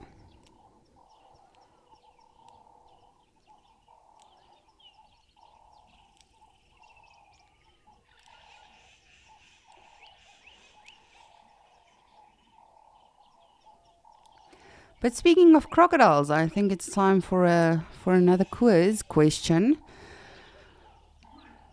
How many, I'm trying to think now which one of the questions I should ask. How many toes do crocodiles have in front, and how many at the back feet? Of course, they are partially webbed, but they do actually have considered toes. So how many are in front and how many are at the back? Whilst we are still waiting for the crocodile to make his appearance and Dewey playing some games with us.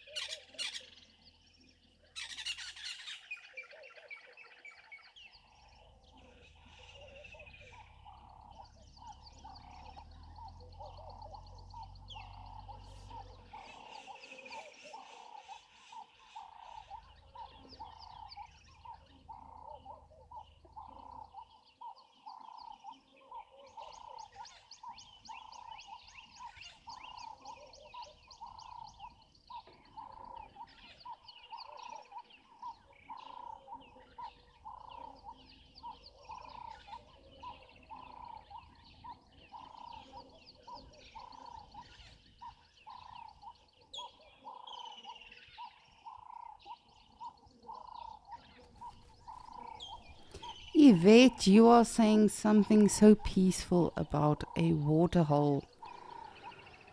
Oh, yes. And then until you see a crocodile. But even so, you know, sometimes they are deceivingly calm and peaceful and still. Unlike Dewey. Dewey does let us know every now and again he is still here. But yes, water for me is like fire, you know, sitting next to a fire, and you don't even need music or anything. You can literally just sit next to a fire and just have a good old therapy session. And I feel exactly the same when it comes to a waterhole. I was very fortunate, my previous lodge, we had a waterhole right in front of the lodge. So often if I had a night off or something, I would literally just go sit next to the water, watch the stars, listen to the crickets, the frogs, just everything. Nature really is the best therapy there will ever be.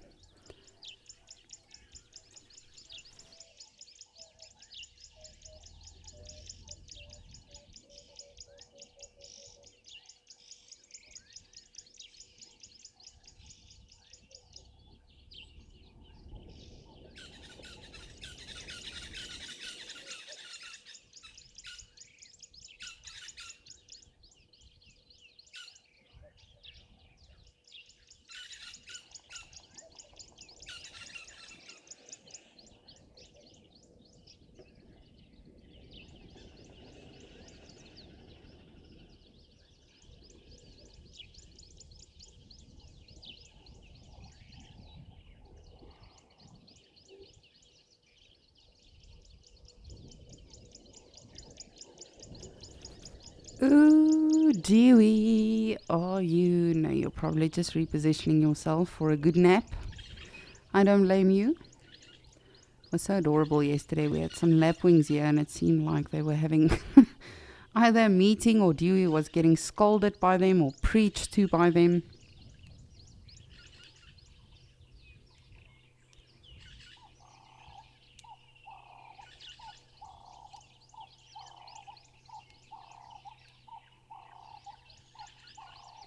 He really is such a gentle soul. All of these animals are really, you know, from the elephants, the rhinos, the hippos, even the smaller things. They really just want to be left alone, do their thing. And yes, the animals do become habituated to us. Yesterday we had a huge herd of elephants. For those of you that joined us on Sunset Safari, we had a beautiful herd of elephants swimming here at Gowrie Dam as well. And there were quite a few babies in the herd. And eventually when they took off, you know, we know by now, controlling the cameras, and I don't just mean us as naturalists, the zoomies that are predominantly doing that, we know by now, you know, don't move the cameras if the elephants are right below it, because they immediately hear it. But it's interesting to see how all of these animals, you know, when it comes to vehicles and people living amongst them and everything, they adapt. They become used to it. If you look at Okukoyo, there's a camp right behind the camera, and all of these animals have become so used to the people in camp, moving around, talking, just like Dewey. He's most probably hearing things that we are not hearing right now, and he's just like, it's fine. You do you, I'll do me. I just want to chill out for the day.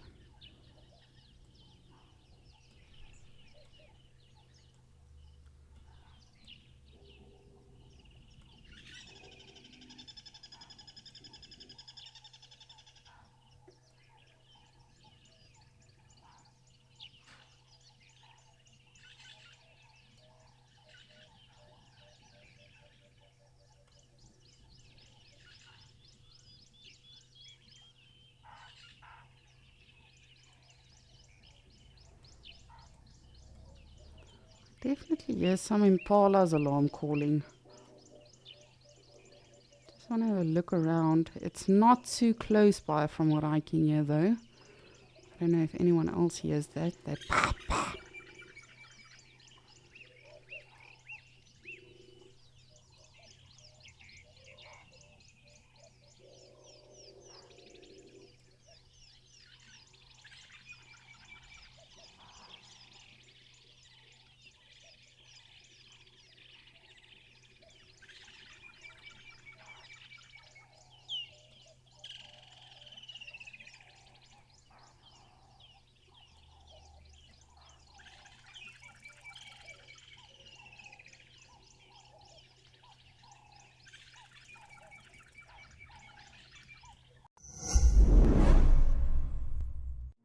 Thank you, Wild Earth, for this absolutely fantastic prize at Mataya Safari Lodge at Madekwa in South Africa. I joined the Wild Earth Explorer program at its onset in 2019 and have absolutely loved every minute I have experienced in the bush with all the characters of Wild Earth, both human and hairy. Thank you again, Wild Earth. Sign up today and you could be the one experiencing it for yourself.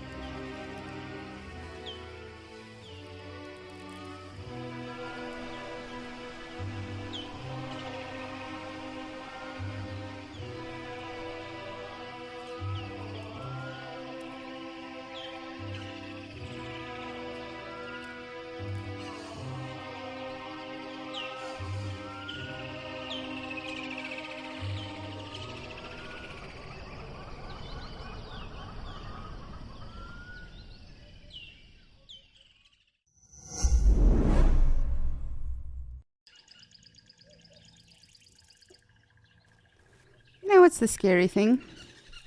I know this termite mound is there. I see it every single day.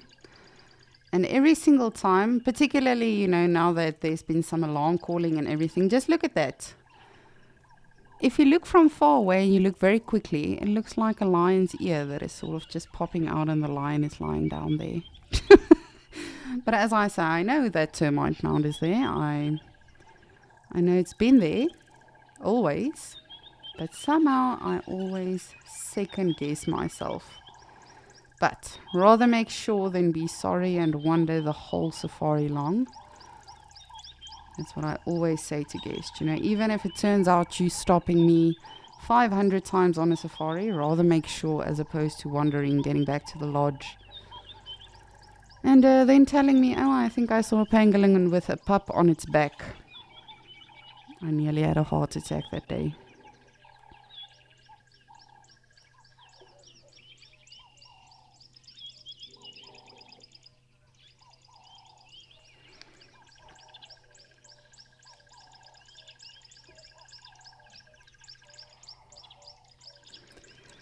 I'm going to look for some more imaginary cats and hopefully find a real one.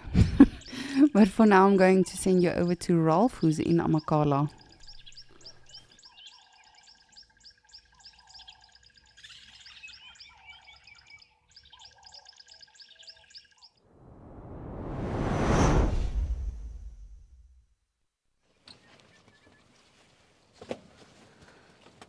So, moving on a little bit more here on Amakhala, we've found ourselves a nice big herd of black wildebeest. Quite special in these parts, and there's lots of little babies there as well. Very particular with their lovely white tails, and not too far from them they also have some mountain zebra with some of I believe it might even be the same herd of waterbuck that have made their way on over here. It's a lovely area for grazing. So everybody enjoying this part of the reserve. More clouds building up now, so it's not long, and I think that the bigger part of the system that we're expecting is going to arrive. But still sunny for now, it's quite warm. But we've got this cold breeze coming through, and this is the times when you feel very cold, but you still get sunburnt, which is quite a crazy concept.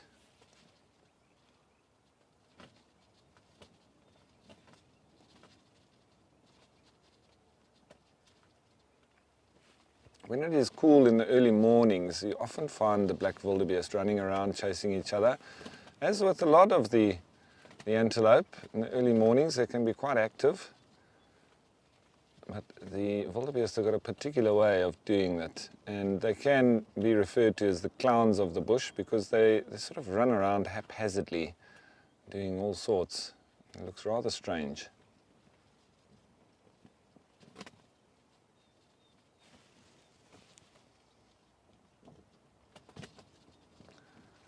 Also a very good fly swat is the white tail of the black wildebeest.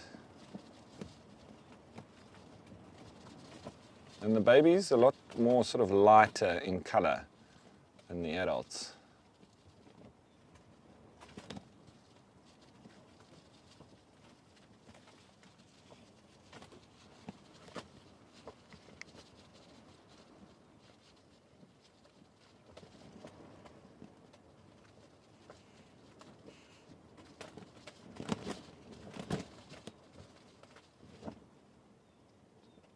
And it is generally a better idea for a herd when they're together like this. Some stays standing up and alert while the rest lie down and sleep. At least there's eyes and ears keeping watch for any predators that may want to eat them.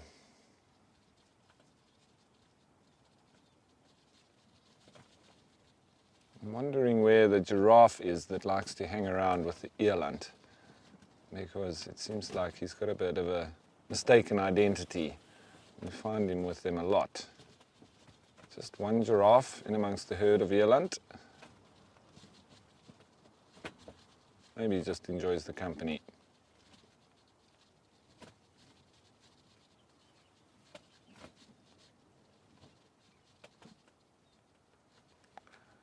So generally this is the kind of activity that you can expect around the middle of the day.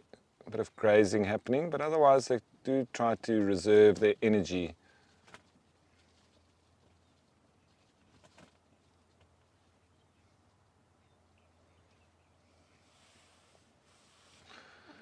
So Carol, I think there is an aspect of that.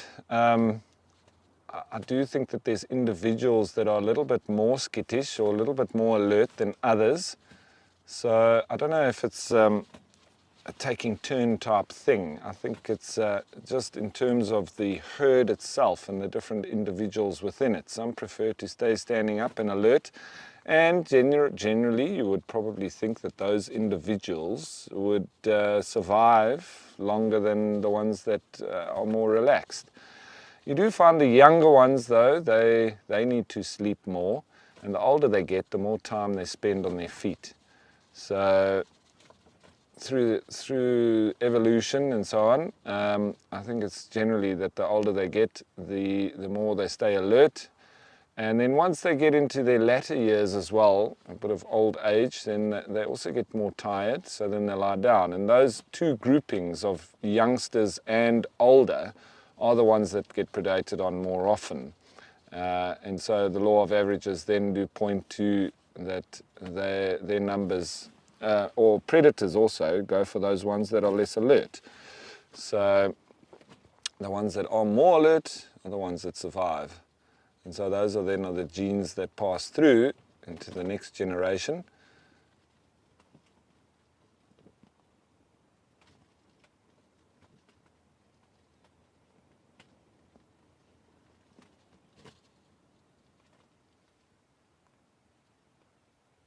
They also do stay out quite, as much as possible, especially wildebeest, black wildebeest, out in the open, so that they can generally see predators coming from afar.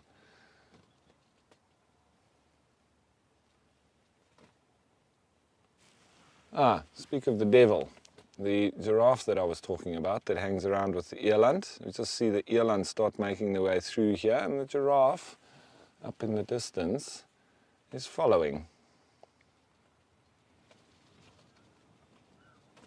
I think he'll slowly be making his way down here to the herd of eland. As you see panning across there, we've got a nice amalgamation of animals here, from black wildebeest, mountain zebra, eland, waterbuck, and there our giraffe that thinks he is an eland.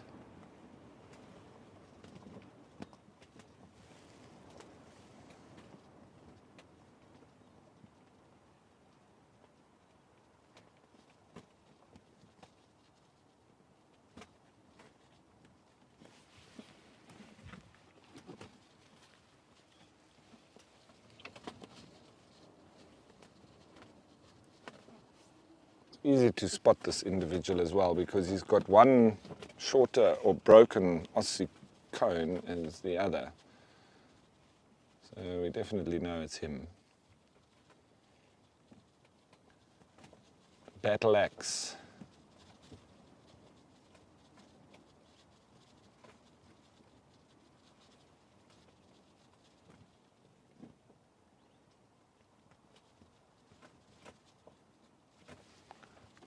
What is he feeding on there?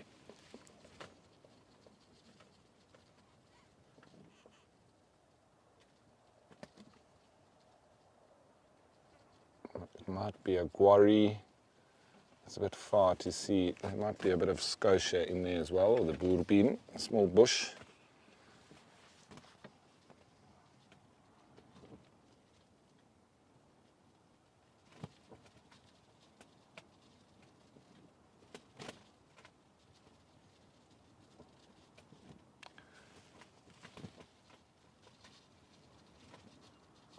A bit of movement from the animals. The giraffe making its way down. The wildebeest, seemingly all of them are up now. The youngsters seem to have had their snooze.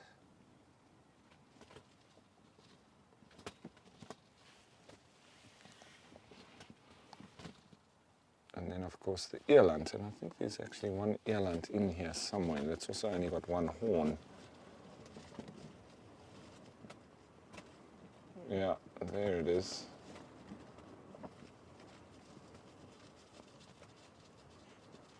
probably broken off with fighting with another one.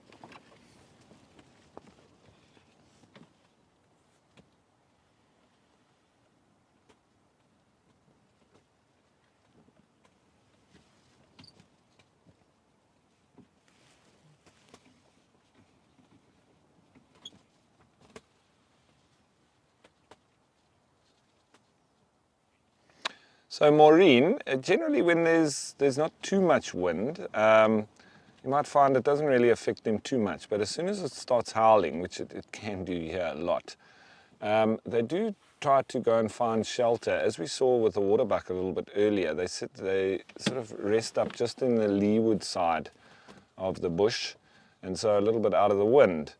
So it does then help them, because when it's very windy, they can't hear very well, so they become a little bit more skittish, and obviously then can only smell from the direction where the wind's coming from. So anything in any other direction could make an easy approach on them.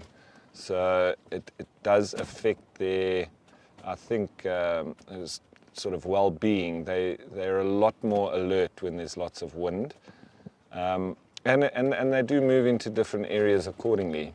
You very often find rhino, they go and rest up right out of the wind completely, either in a bowl somewhere down low or behind a bush. And so it definitely does affect their behavior.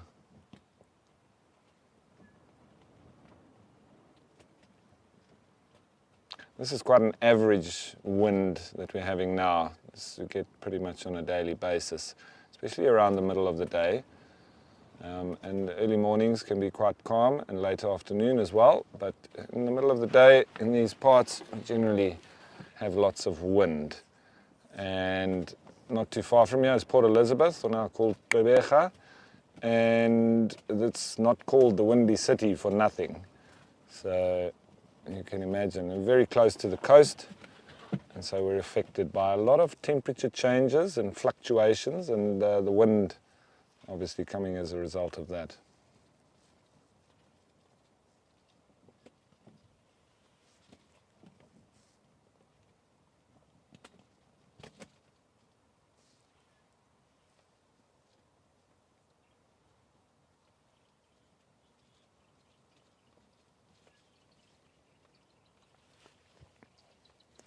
Yeah, quite a few birds calling. There's a common fiscal. It's calling off in the distance now. Tweet, tweet, tweet, tweet. Also a southern boo-boo.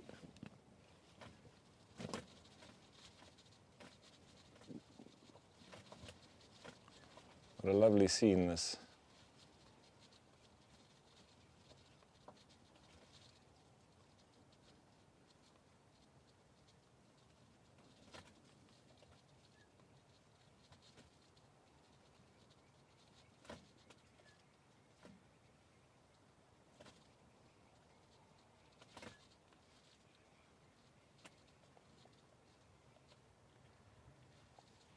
So, looks like our giraffe has now made his way down. There's not too much in the way for him to feed where he is right now, but I don't know why he enjoys being around the eland. They don't eat in the same way that he does, but maybe it's just safety in numbers, maybe he enjoys the company, or it's just stimulating to have other animals around. Who knows? We'd have to get into his head to be able to work out what the reason is. Maybe he's quite an old bull. Maybe he doesn't have any mating rights anymore, so he's just enjoying being around other folk.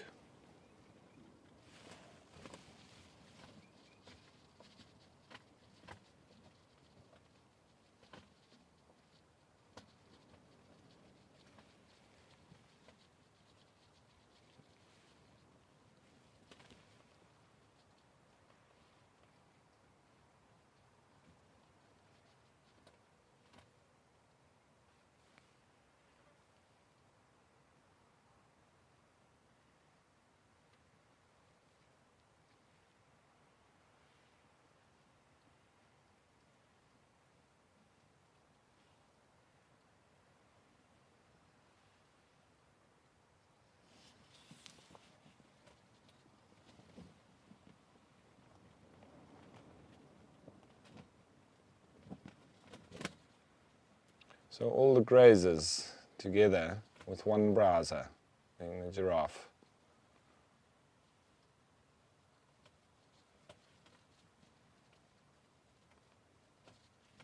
When you look at the waterbuck dung, it very often comes out like corn in the cob or corn on the cob, and can look quite similar to wildebeest dung when theirs comes out in clumps as well when they've drunk a lot of water. So that's one of the species that you can mistaken for one another because it looks quite similar.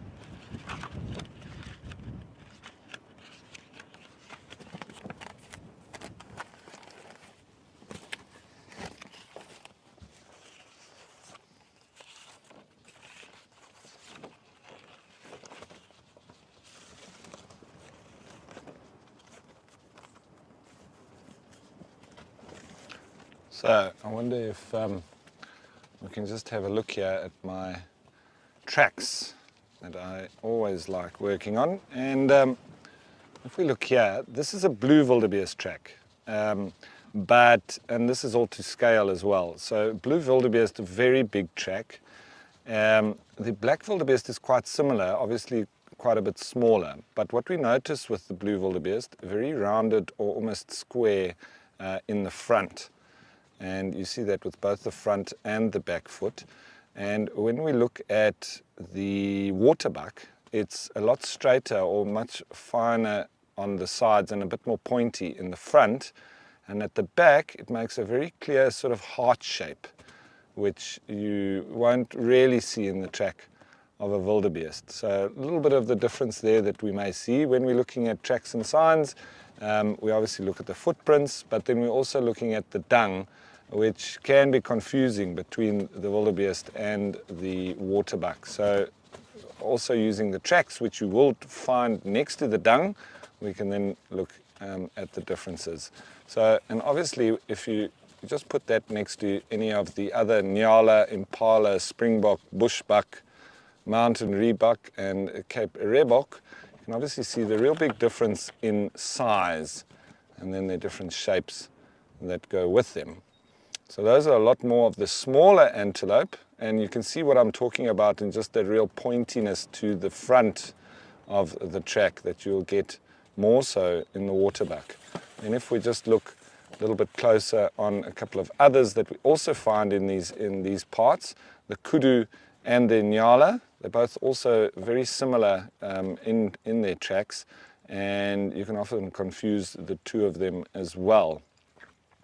But with the kudu, we, if you're looking at a big bull, they don't get, well, they're not as small as an Inyala, so one of the things that you can look at to check between them.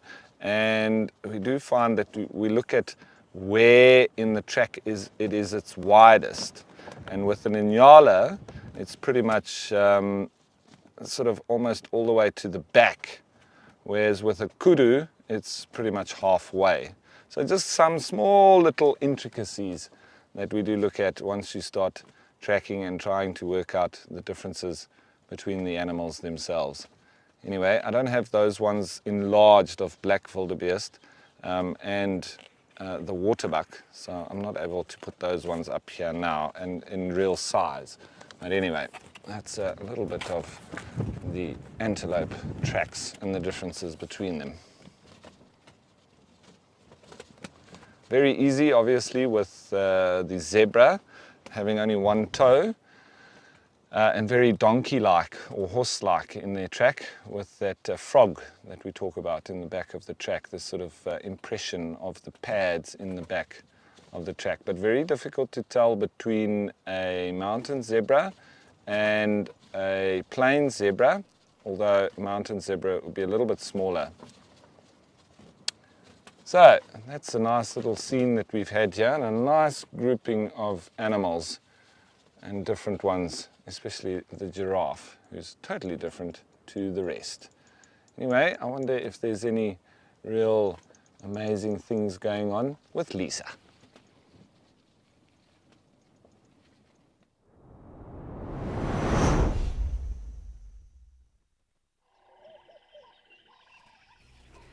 Thank you, Rolf. Yes, there is. Lisa is very nervous because this baby waterbuck has got the zoomies today. Literally, it has been bouncing around and running away from Mom. Mom got a little bit harassed by a bull earlier on, which is still around, the one that we saw lying down. But this baby has been full of energy. Really so much happening with this little one today. But luckily it is still okay. It's still alive, both the little one and Mom. Oh, and it really is so precious. You are just the tiniest, sweetest thing. Oh. But yes, Mom has spent a good 10 minutes now grooming it in some very private areas. What a mother won't do for their children.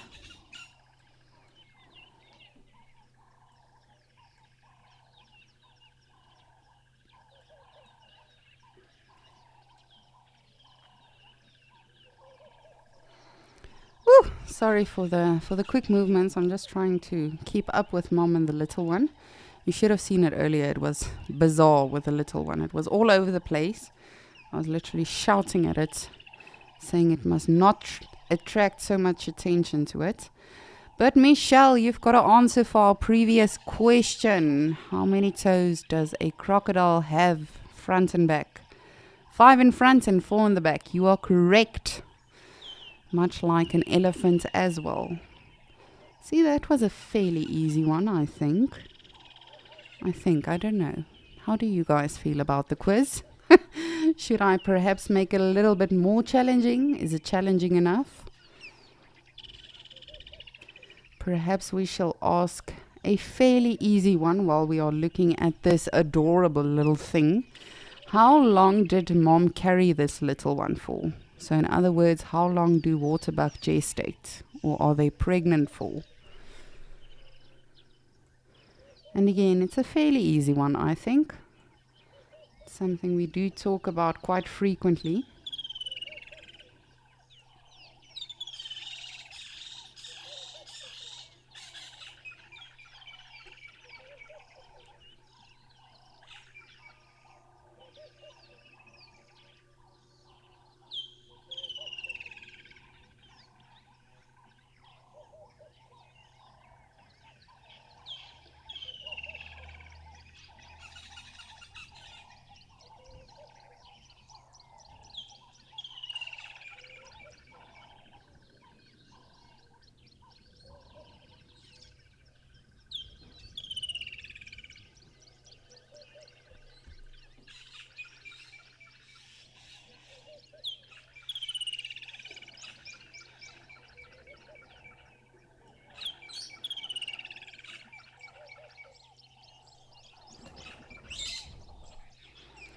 I have to say, I'm not sure if it's the same waterbuck that I saw a few days ago initially, when we had our first baby sighting.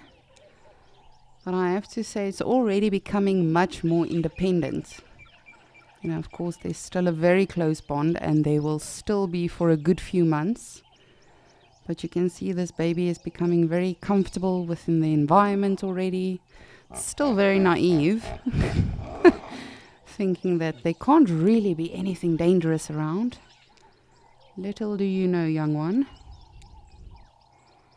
But your mom will take good care of you, I am sure of it.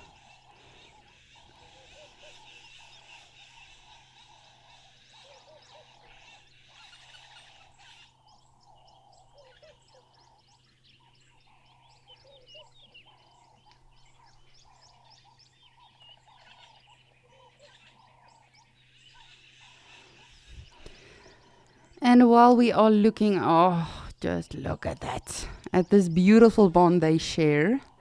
Perhaps you've got an amazing sighting of a mother and a baby animal that you would like to share with us, or perhaps something a little bit more action-packed where you saw a hunt, or really anything incredible that you've seen in nature. It can be old footage, new footage. We would love to have you share that with us. And of course, you can win prizes, you can earn some money, you can see your names in the credits. And ultimately, we would love to see that. So please do go check that out on our website at Content Creator. And who knows, we might just share your footage with the world. Oh, Mom, you are just giving all of the kisses today. Isn't it amazing how tolerant that baby is? I would not. You see, again, this is why the universe decided that I am not an animal. I should be a human, because that would just no.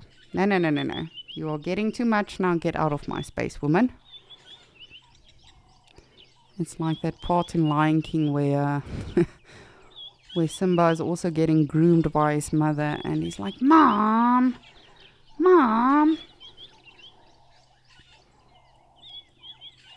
But this baby doesn't seem to mind it. You can see Mom's actually busy regurgitating. Quite the multitasker. Grooming, regurgitating, and of course having a listen and a lookout.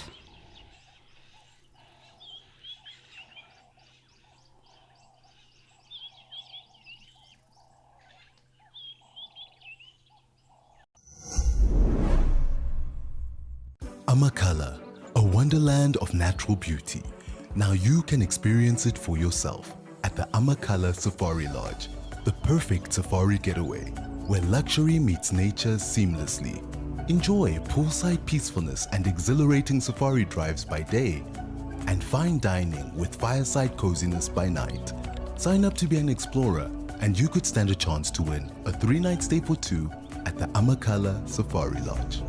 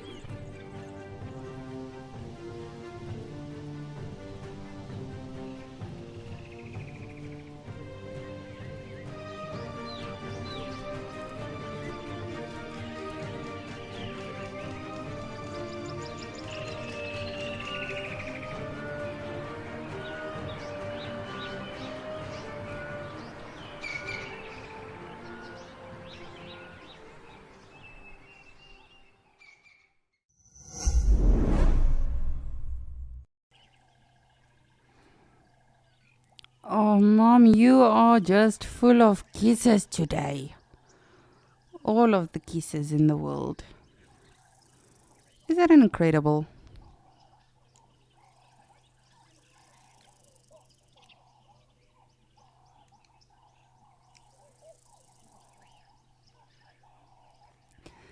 Monique, good morning. You are saying their gestation period is 6 months. Almost, but not quite. It's a little bit longer than that.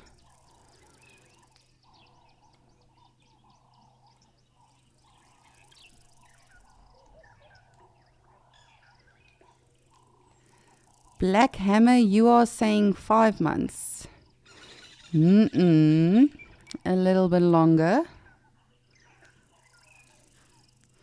And I actually want to give you a hint and say, you know, consider the size of the animal and all of that. But I can't, because a hippo, which is larger than these animals, has a shorter gestation period. Not by much, but by 1 month. So hopefully that helps you. If you know the gestation period of a hippo, then you will get the hint on what is the gestation period for these guys. How long did Mom carry this little one? All right, that's nice. Yes, you see, no, that would not work for me. Woman, get away. I'm not comfortable.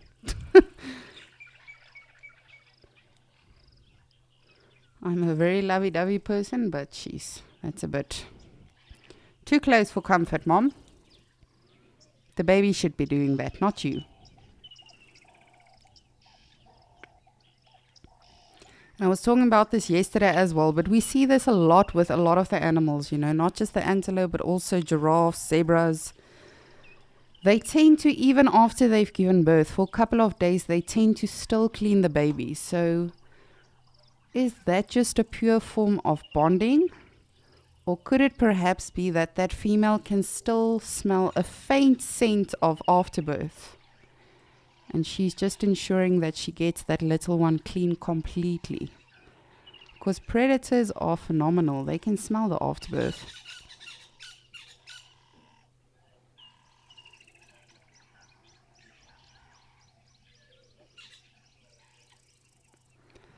Carla, good morning.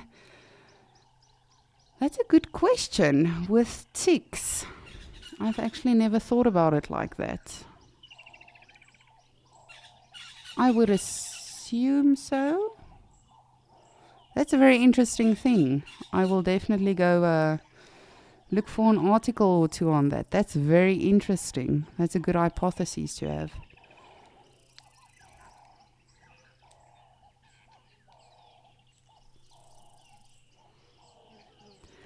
Lenny, you are saying the gestation period for the waterbuck is 8 months. You're close. That is the gestation for hippos, which is rather shocking if you look at their size. But you are very close. Very, very close. So I'm sure by now you guys would have gotten the answer. Oh, just look at you. I think this was probably one of the most infuriating animals to narrate on whilst I was working at Animal Kingdom in Disney, because people would come to you and, you know, especially if you are not familiar with the African animals, people would be like, what's that? And you're like, it's a waterbuck. A what? A waterbuck. I'm sorry, just once more. A waterbuck. Then you eventually show them the actual sign, because there was signage around all over as well to sort of give explanations on the animals. And then when they see the spelling, they're like, oh, you mean a waterbuck. Then I'm like, no, you mean a waterbuck, I mean a waterbuck. But it literally took like 5 minutes to actually get the name across, and then start telling people about these animals and how amazing they are. How boring would it be if we did all sound the same and pronounce things the same, and, you know, all knew exactly the same things about animals.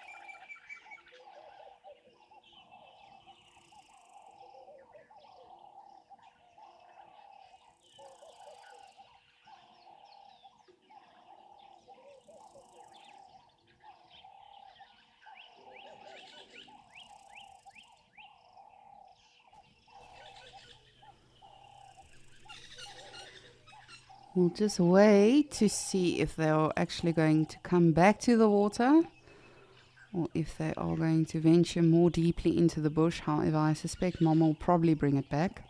And it's so interesting, you know, this little one is mainly relying on Mom's milk now for nutrition and keeping condition. But within the next few days, this little one will start grazing as well. It's incredible when you look at these animals, how quickly they adapt. But a lot of animals, specifically the vegetarians, they also go through what we call coprophagia. So you'll see this specifically a lot with elephants, zebras, rhinos, where the little ones actually feed on Mom's dung, and that helps them to get a little bit of nutrients in. But it is a little bit more trickier when you have animals that are ruminants, because they regurgitate their food, they get a lot of nutrients digested, so in the actual dung there won't be a lot of nutrients left anymore for the little one. But with your elephants, your rhinos, even zebras, I've personally seen more than once, they are not ruminants, so there's still quite a bit of nutrients left in the dung for the little ones. Alrighty, well, they have disappeared. Let's just have a look-see around.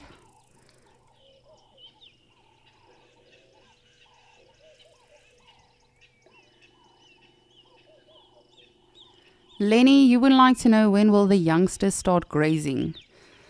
So, as I said, you know, they are mostly relying now on the milk, but literally we should start seeing it within the next few days or so. And again, animals are like humans. They adapt to whatever is going on around them. A lot of things have influence on their daily behaviors and what they do. So for some it takes longer, for some it's quicker, just like elephants. You know, some baby elephants used to or learn to use their trunk fairly quickly and easily, where others take a little bit longer. And it's the same with animals, you know, some will start grazing a little bit sooner, others will start grazing a little bit later, depending on whether the mother is lactating. So as long as the little one suckles, that mother will be lactating, and then eventually as it stops, she will also stop lactating or producing milk, and then little one will be soon enough just on a grass diet.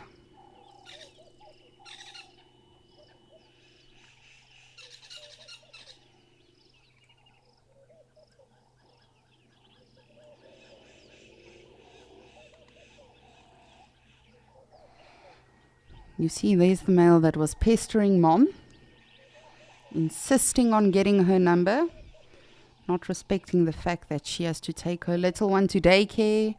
She still has to go get some groceries. Very annoying.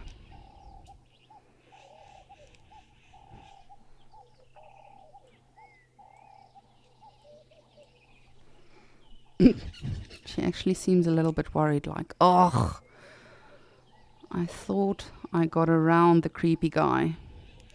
Who's that, Mom? Do we know him? Shh. Don't make any sudden movements.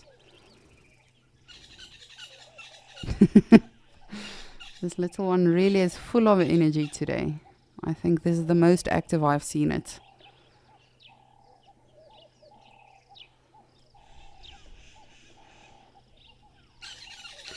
Oh, there's a lot of grass and it's tickling my legs, and I don't know what to do with this.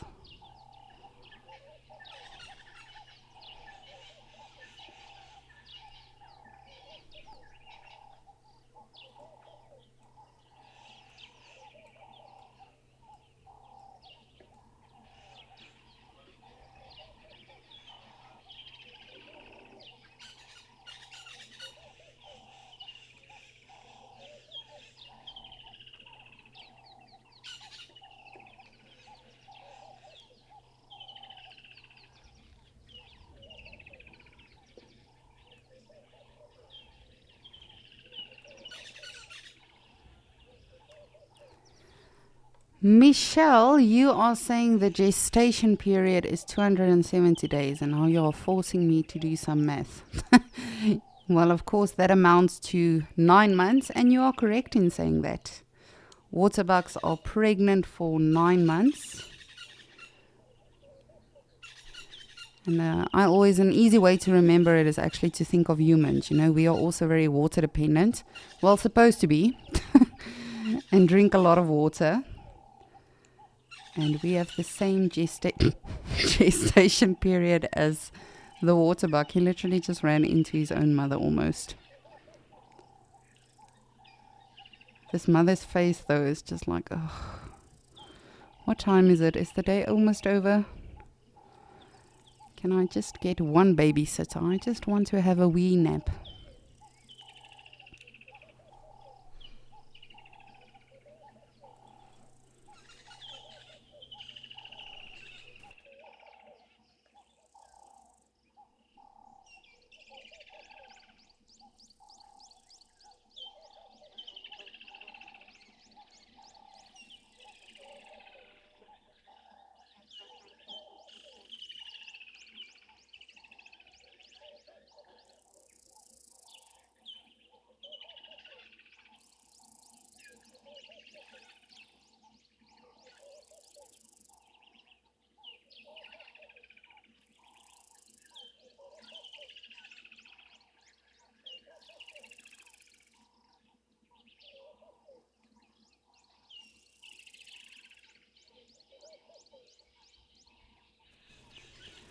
You can see the mother is definitely very vigilant. I'm wondering if there's not anything around. As I said, we did have some vervets earlier this morning alarm calling. And I also did hear a very faint alarm calling from some impalas. However, I was not able to actually see them.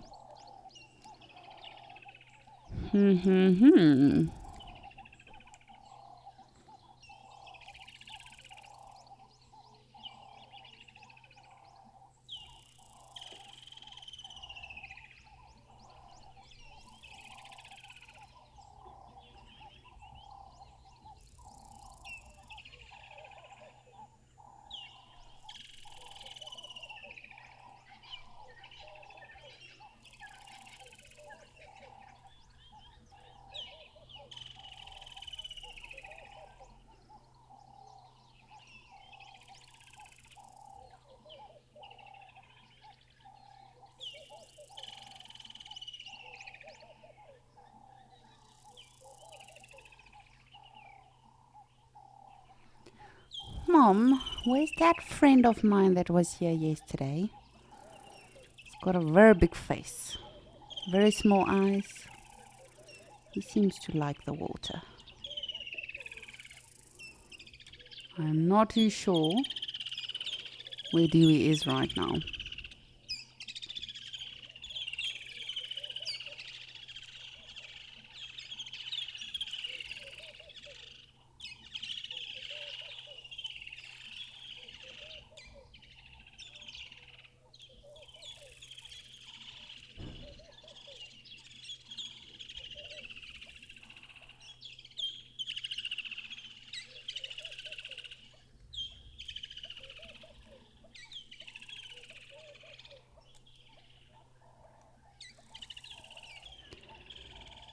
Now, as I say, Dewey, our hippo, is around.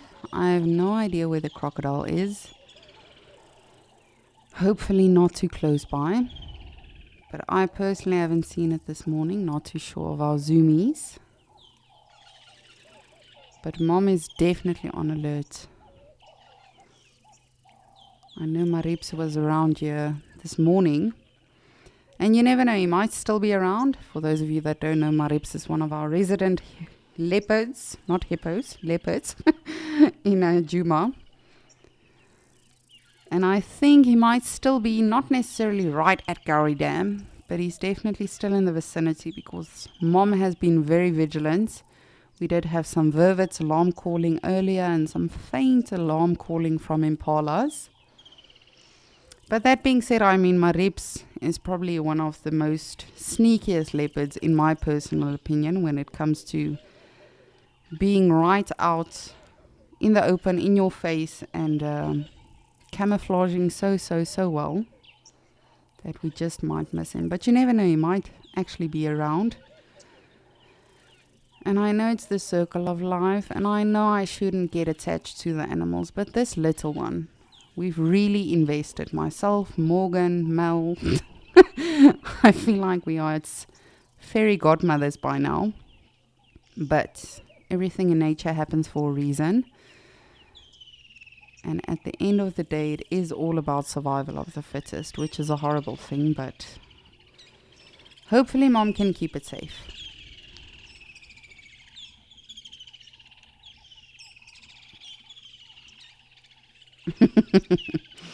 Oh yeah, it's my turn, Mom. You keep invading my personal space. You're gonna stand still now while I get my milk. But yes, Morgan is saying, how can you not invest in this little one? It really is so precious. Just look at that. And it's horrible, you know, it really is. A lot of people tend to think if you're a wildlife enthusiast or tracker or a naturalist, no, you become desensitized, you know, when you see a kill or when you see something horrific happen or an animal getting injured. I promise you, you do not. And no, it's not just because I'm a woman and I have a lot more hormones. It really is. I mean, I've had some sightings with a lot of my colleagues as well. And when we get back to the lodge, you know, it's such a somber mood because even they then admit that was really difficult to watch, whether it was a kill or a baby animal that had just been given birth to that gets snatched up by something as simple as a black-backed jackal. It never gets easy. And we understand everything out here is natural and it has to happen for a reason, but I really have fallen in love with this little one, and I will be very, very heartbroken if something were to happen to it.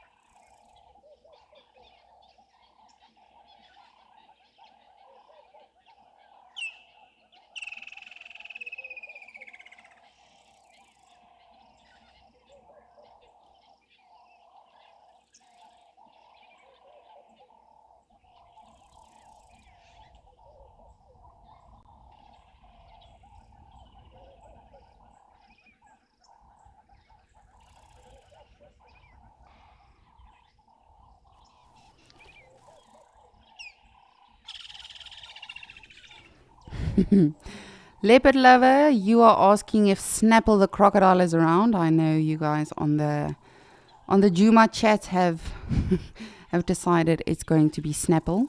I like it. I don't know if Snapple is around, leopard lover. I think it is still around. However, I have not been able to pinpoint where exactly in the waterhole it is. And as I say, you know, they really are deceiving when it comes to ambushing their prey. Earlier on, we were discussing a lot about, you know, how they actually are able, if they are not actively moving around, how they are able to stay underwater. And that is why they are so successful. Not just when you look at places like the Masai Mara, where they, you know, get a lot of food in those migrations, but in general as well, they really are very, very good at ambushing prey and sneaking up on them. And that's why I get nervous when I don't see Snapple and the waterbuck is around. But yes, I too hope not, leopard lover.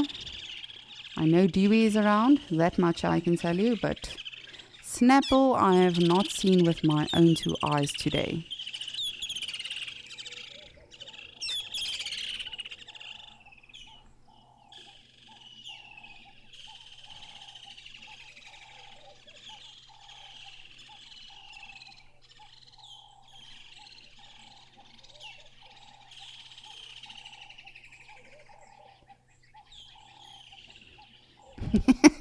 This male is just like, I'm just gonna stand here, like, if you do want to give me your number a little bit later, I'll just be around. And she's like, ugh, can you not see I'm busy?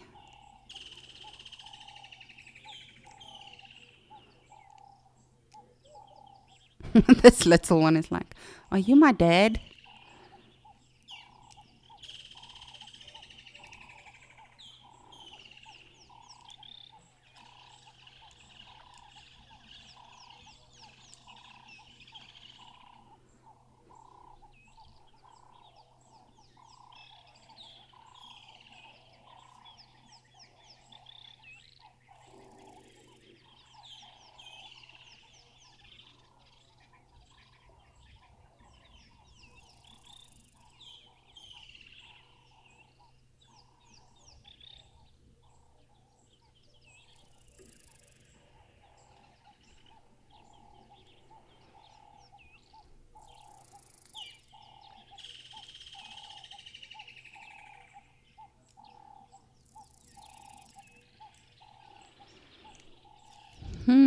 Dewey is still napping away.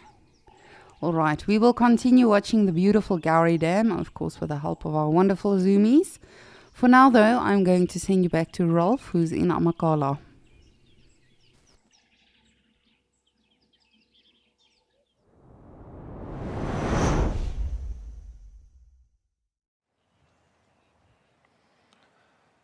So we've caught up with a group of giraffe. We have two males. One is a youngster with a much bigger one. And they're having a little bit of a go at each other, but it's quite unevenly matched. A little bit like Mike Tyson versus Baby Jacks. But the youngster doesn't seem too worried. He's giving as good as he's taking. I don't think he's going to win this one. Anyway, it's lovely to watch this kind of interaction. It is two bulls, one trying to assert his dominance, and the youngster seemingly not too worried about it. He's pushing back.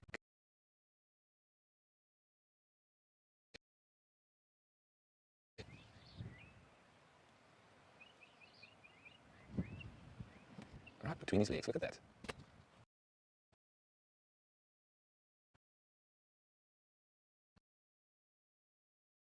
Goodness.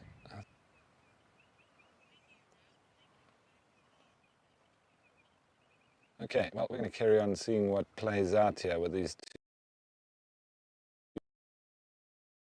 two.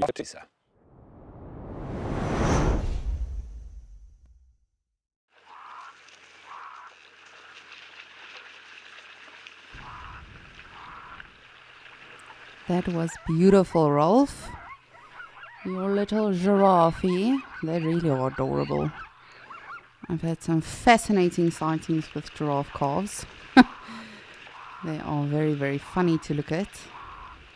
And almost like the waterbuck, you know. And a lot of baby animals. Very, very curious. And yes, but as you can see, all of our storks have once again arrived.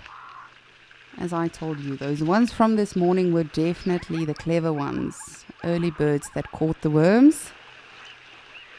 These ones are now just chilling around the waterhole. And I suspect that we'll be lucky with some elephants again later today as well. It's a good 35 degrees Celsius. And we are heading into that hot time of the day. But how fascinating is this? This really just doesn't get old. I know we've been seeing this on end for consecutive days. But every single day is different, you know, the routes that the animals take, the paths that are cleared between the birds, the actual sides that of the waterhole that the birds choose to perch at.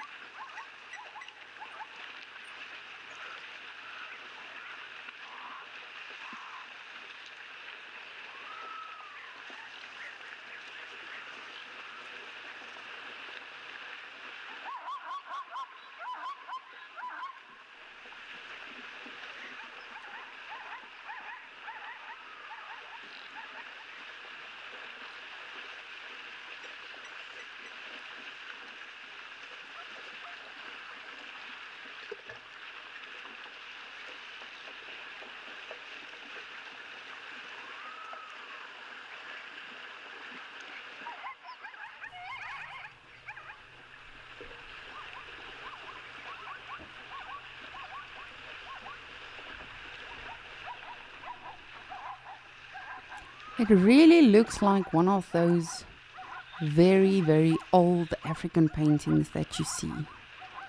You'll see a lot of them like in lodges. But for me particularly, when I look at this right now, that's what it makes me think of. My father is also an artist and he loves to, well, he actually enjoys more to paint landscapes and sunsets and things like that. But I wonder if I should not take a screenshot and challenge him to this. I think this will be a good painting.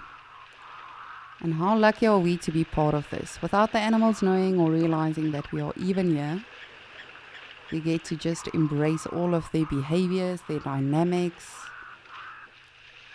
Not that the storks are displaying much of those. But this in itself is what the storks do. They literally just stand around the waterhole. And the fact that they are still around is making me hopeful that we will still receive some rainfall in this particular region of Etosha National Park.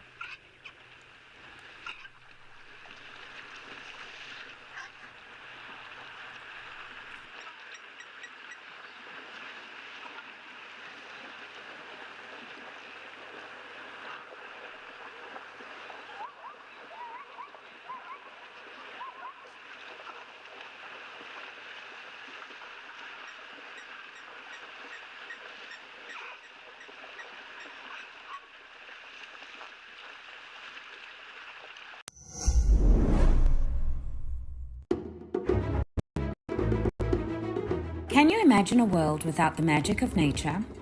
Without iconic animals like the Big Five? Well, we can't. For 50 years, we have been dedicated to protecting your future and theirs. Help the Endangered Wildlife Trust to protect forever together. Your small change can make a big difference. SMS now to donate and tune in to Mix FM to win exciting prizes.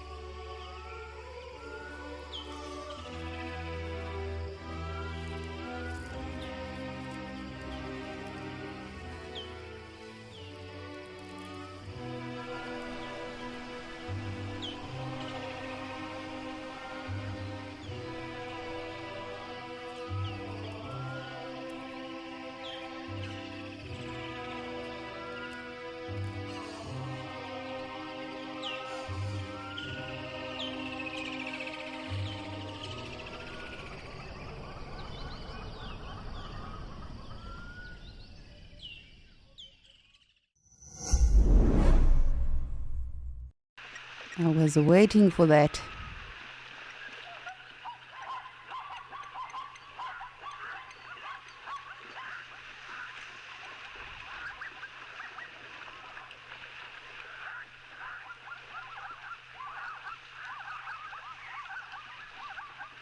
Isn't that incredible? You know, the birds don't completely just throw a tantrum and take off and decide, okay, well, it is obviously too busy and too irritating at this waterhole. They just sort of, alright, that's fine, we'll reposition. You do you, we'll do us. And of course we see a lot of disturbance as well, you know, when elephants are coming or the bigger animals. But it's particularly hilarious when you find when you find a springbok that's sort of like, excuse me, sorry, excuse me. Eventually it's just like, ah! And it just bolts through them, much like those zebras did now.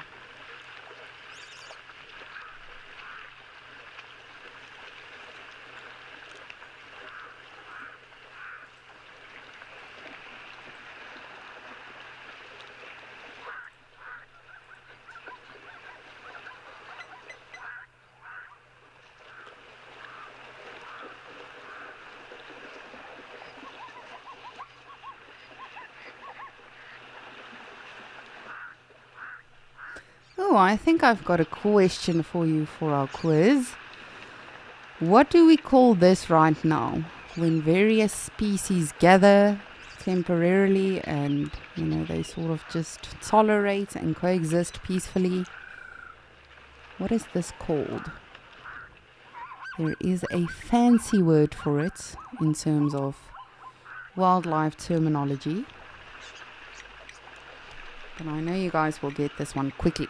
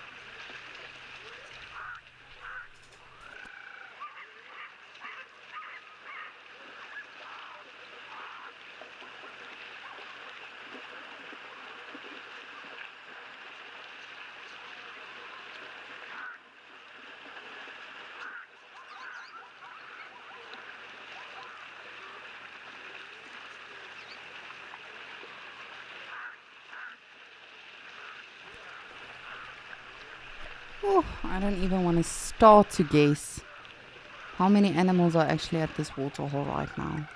Can you imagine? And again, they all share, specifically what I love watching, particularly with this time that we've been seeing so many different zebras. The fact that they all sort of wait, and then one harem or one bachelor group will leave and then the next enters. They really all have this form of respect of knowing, okay, well, just wait your turn. Perhaps another thing we can learn from the animals. Patience. I think that's definitely what people needed on the road this morning coming to work. Whew. The aggression and just, it was a lot.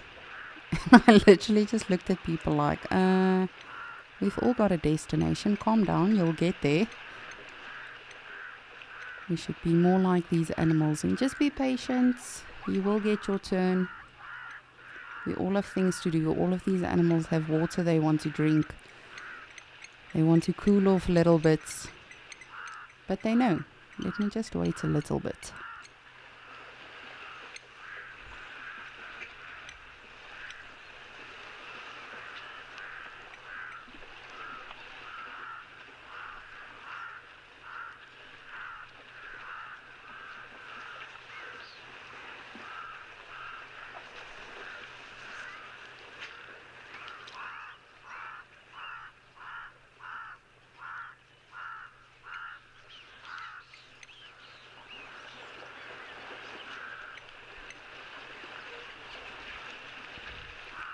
But if you didn't miss it, my next question for today's general quiz is, what do we call this that we are looking at right now?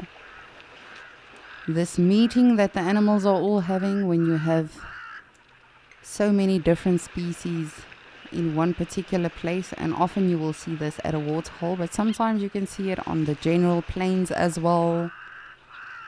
You will see it a lot, particularly in the summertime. When different species come together and they tolerate each other and coexist peacefully like this, what is this collective call right now?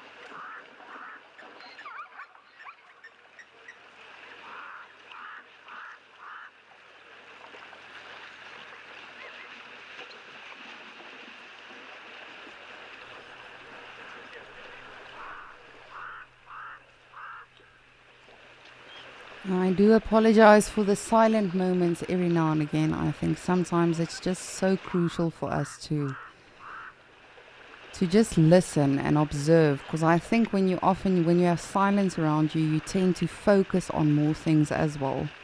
As naturalists, we are actually taught, one of the first golden rules that we get taught is, if you don't have anything good or educational to say, rather let nature speak for itself. And I always feel that's so applicable. I have to say that was one of the most infuriating things whilst I was working at Disney, is people would literally walk up to you, whilst they are waiting for buses or to go to other locations as well, and they would literally come up to you and they'll see, oh, okay, you're from South Africa, because our badge would literally say your name, your country that you're from, and your home language. And so as soon as they saw something exotic, and again, this is people from all over the world that visit, that part of the world, they would come up to you and they would say, tell me something. And you're like, about? And they're like, no, anything. You're like, all right, the animals that we are currently having on the plains, or do you want to know about my country? Do you want to know my mother's maiden name? Do you want to know my favorite color? What is it you would like to know right now? And they would literally just say, no, anything. And just that thing of being stimulated and not being able to sort of really interact and want to ask specific questions, which is why I love Wild Earth so much. You guys get to ask us questions. You get to ask us what you want to learn about. It's not just a one-way relationship where we just tell you whatever we want. Let's be honest, yes, sometimes we do talk a lot of nonsense.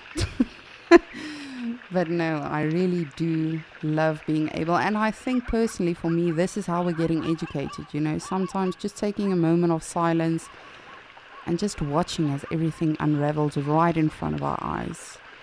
The birds, the different interactions between the animals, the interactions between the birds and the animals. We really are so lucky to be watching all of this.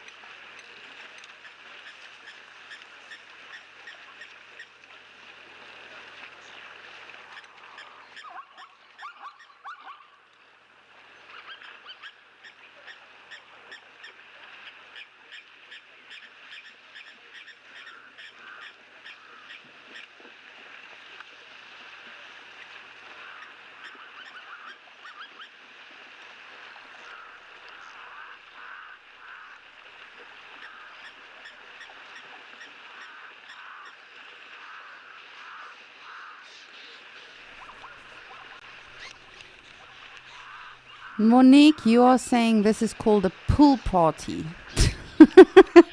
Well, I mean, yes, that is technically the informal terminology for it. You are not incorrect on that one. It definitely is a pool party, yes. I can't say that is incorrect. But it also does have another name.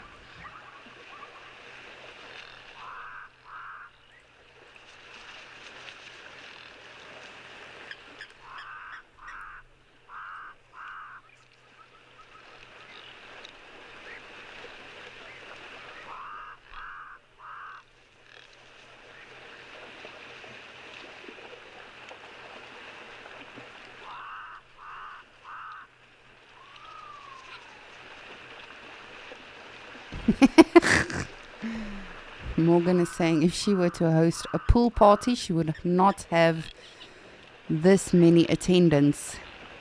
Morgan, you and me both. I don't think I'd be that popular.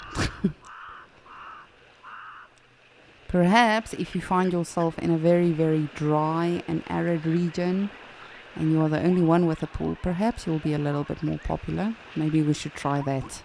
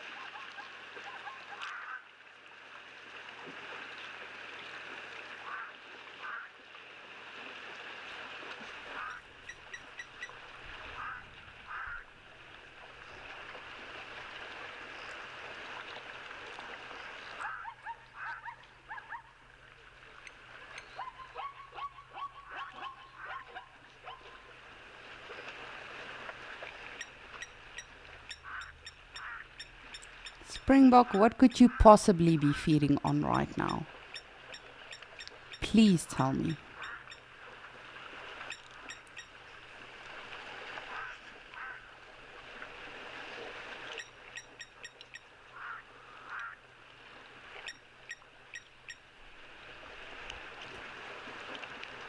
Michelle, you are giving all the answers today. You are saying the word I'm looking for is a menagerie. It's not the one I'm looking for, no. It's close, but menagerie is more a collection of wild animals that are generally kept in captivity for exhibition. I would like to take the credit for keeping these animals all here for you to showcase, but this is all natural. No, that is not the word. If it helps, the word I'm looking for is starting with an A for apple.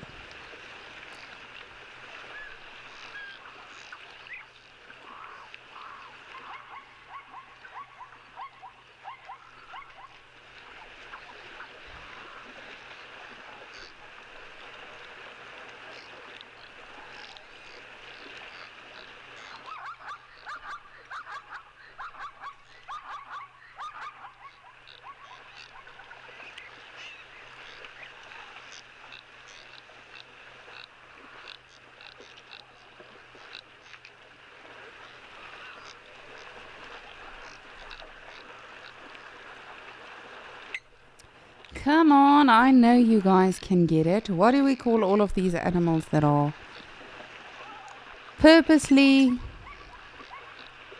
unpurposely being together right now? A lot of species that you'll see together at a waterhole, or you can see it even just out in the wild when animals are something together. And again, that could be consciously, it could be subconsciously. As you can see, they really do not mind one another. They know to share the waterhole, they know to share the space.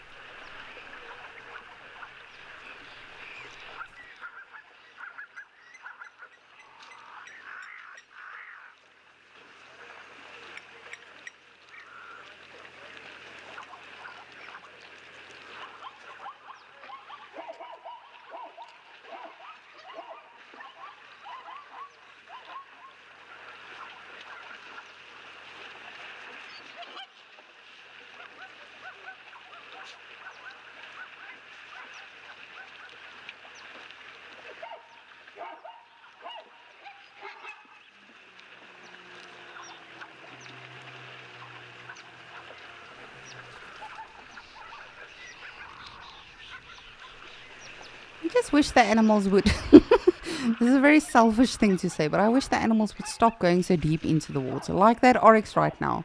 You are soaking up so much water with your tail. Your fluffy tail, your furry coat.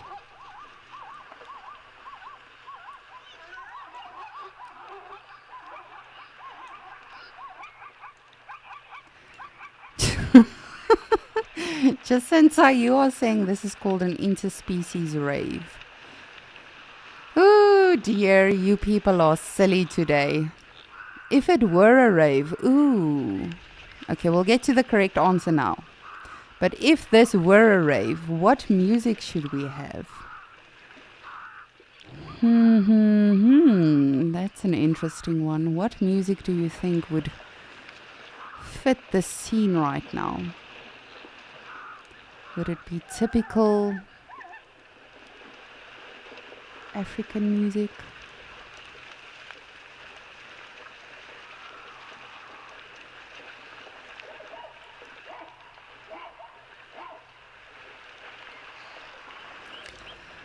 You see, now even my directors are not taking this seriously. Nadine is saying that it is a lot of animals all in the same area.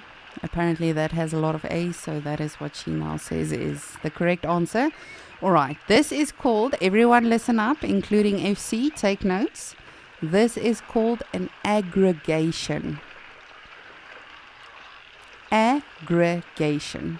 Just think of aggravation and then you'll get to the to the answer. No, it's called an aggregation when various species collectively join up or just sort of really coexist peacefully. But let's get back to Jacinta's comment. What music will fit the scene? Or if this was a rave, what music would the animals be listening to? Would it be I Bless the Rains Down in Africa? That one? From Toto? Or perhaps a soundtrack from Lion King?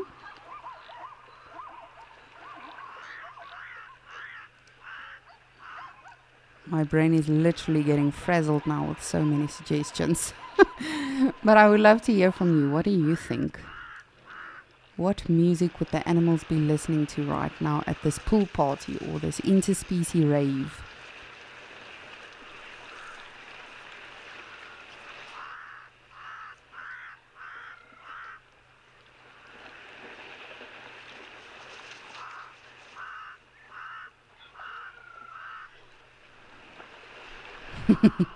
Nadine is saying she agrees with Toto's Africa. However, I also don't know if that would be applicable because we don't have any rain currently. We are hoping and praying for some rain here. But who knows when that will happen. We definitely, I was just saying about all of these animals, particularly the oryxes. They have these fluffy tails. They are soaking up so much water right now, including the zebras. And I understand you guys are hot. I understand you want to cool down. But I suspect, if I had to guess, probably within the next 2 weeks, if we don't get any rain, I suspect that the conservation management will probably fill up the hole, the water hole that is. Because this is a man-made water hole, so we are in fact able to do that for the animals. But again, you don't want to spoil them too much. You want to sort of push it as far as you can to let nature also take its course.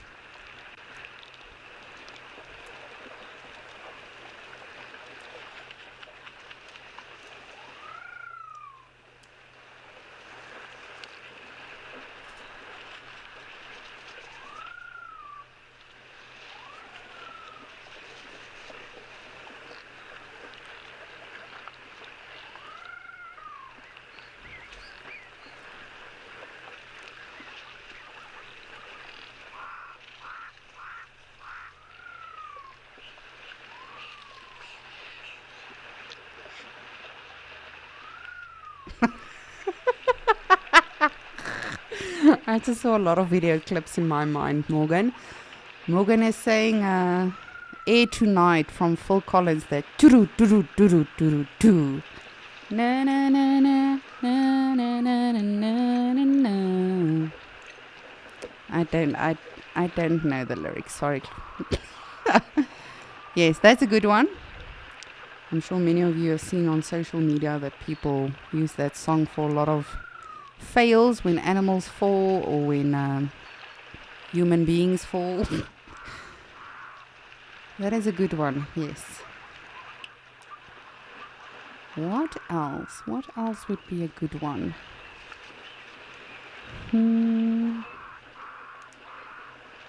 What is that other song of Phil Collins that's also used in Tarzan, I believe?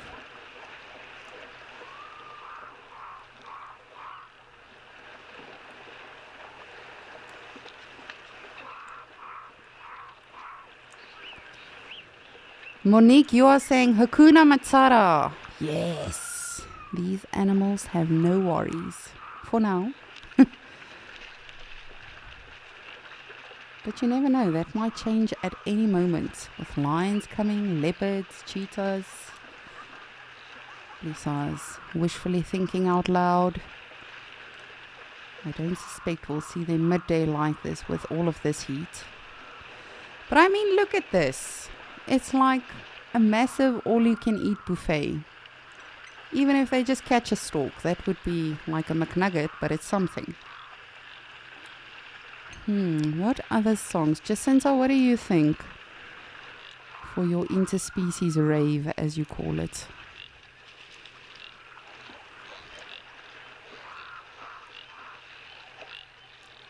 Oh, and Michelle, if you are still listening, I did have a listen to the legendary Olivia Newton-John's music. Those 3 songs that you sent me, I can't remember their titles. I'm horrible with titles. I know the one was Gaia. But I did listen to all 3 of them. Thank you. They were brilliant suggestions and really struck a chord with me. So thank you for that. But I think that's a little bit sad right now for for this scene.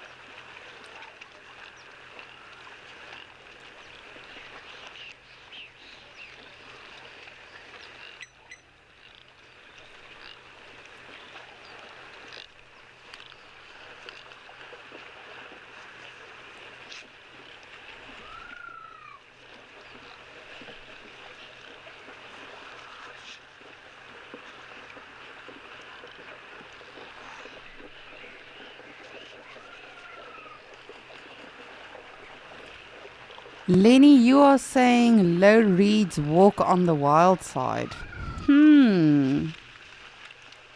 That is also a good one. Oi, calm down. Machtig. We were just complimenting all of you on your coexisting peacefully and not bothering one another, sharing the water hole, and now you are making yourself look like a toffee.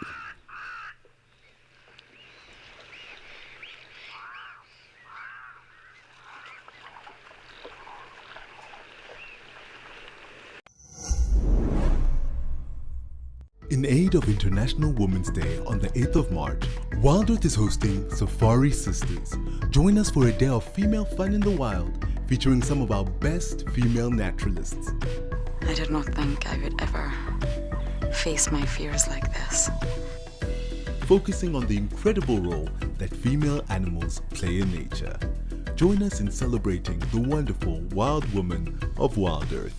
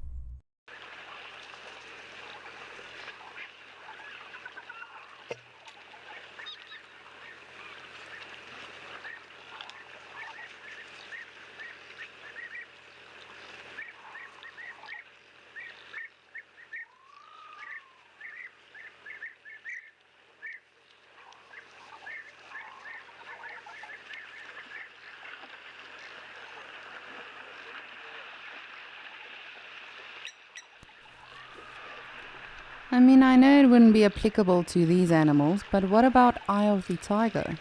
I don't know if that would work. However, that doesn't feel very ravey.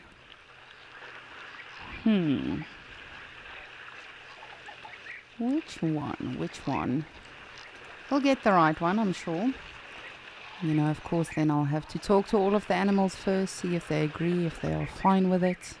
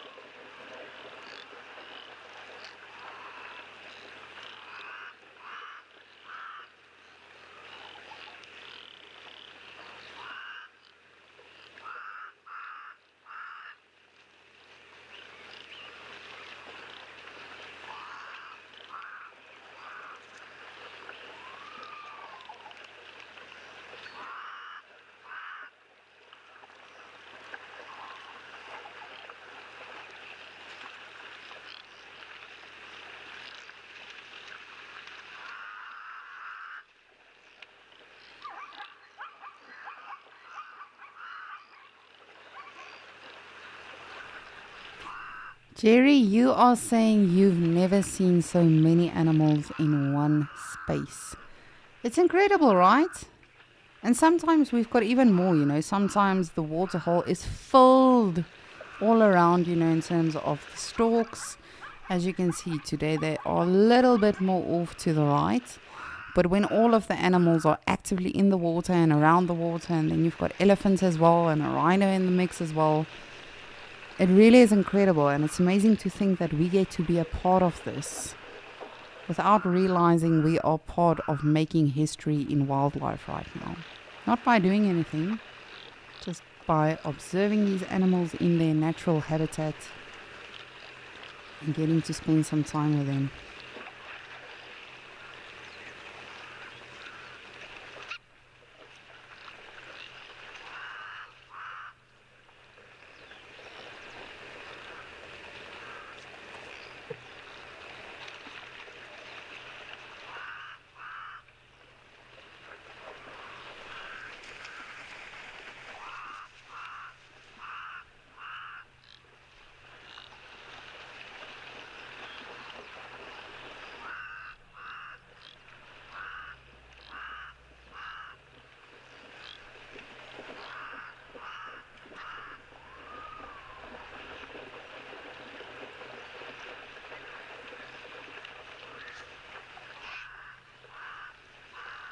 Ooh, I think I've got the song. It's not very ravey though.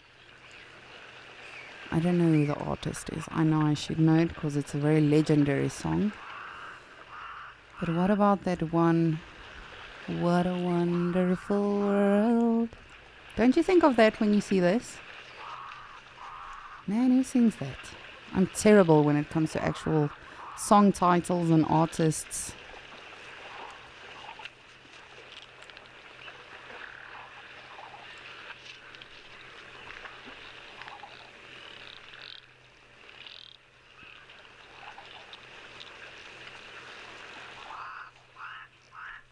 Louis Armstrong, that's the one. What a wonderful world. As I say, I apologize, Jacinta, it's not very ravey. But I mean, we could always remix it.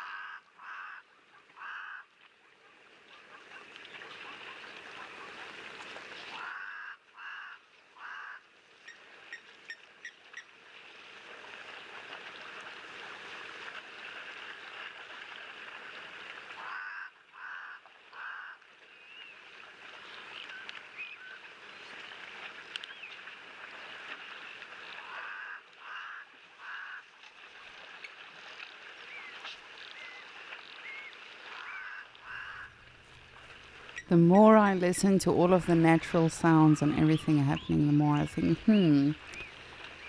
perhaps we don't even need a song or soundtrack of our own. This really is the best soundtrack already.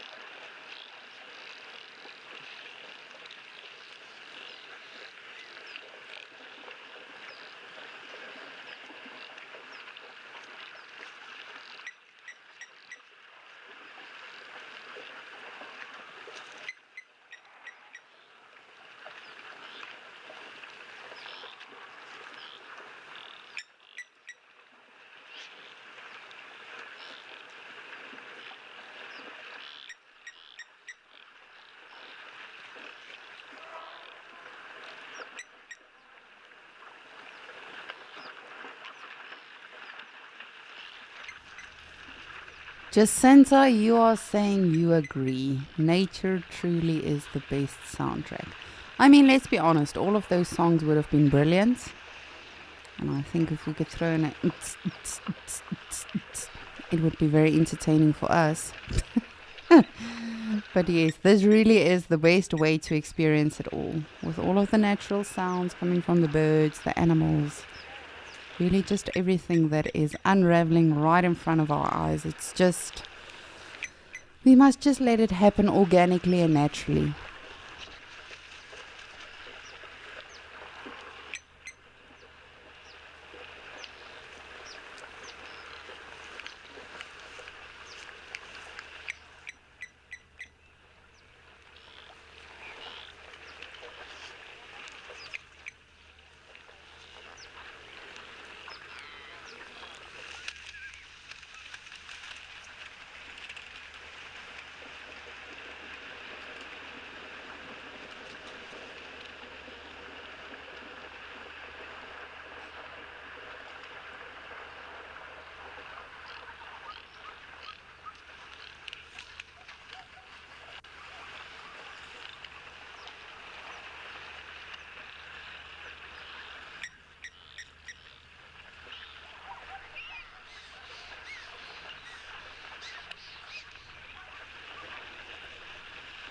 And there they go, doing their thing.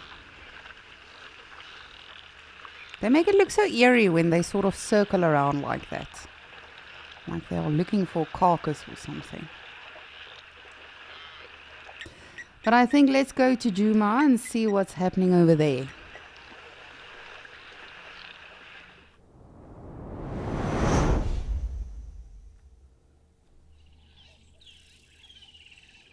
Oh dear. You just plucked out a feather. That must be painful, you know, when these animals sort of preen and clean themselves and get rid of all the older feathers that they don't want in their plumage anymore. Sort of just pluck it out. I wonder if they sort of become used to it.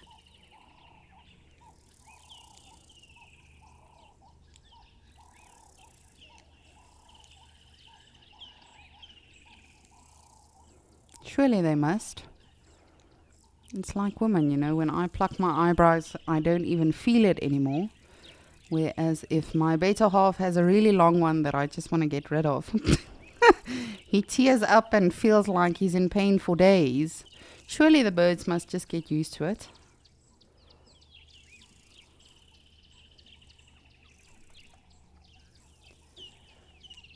Of course, we are very familiar with this beautiful bird. It is the grey heron. And generally, for the most part, we see them moving around the waterhole, looking for fish. Very successful hunters. But perhaps this one is going for an interview at the start of the week. Perhaps it's got a very important meeting or even a date later tonight. You don't know.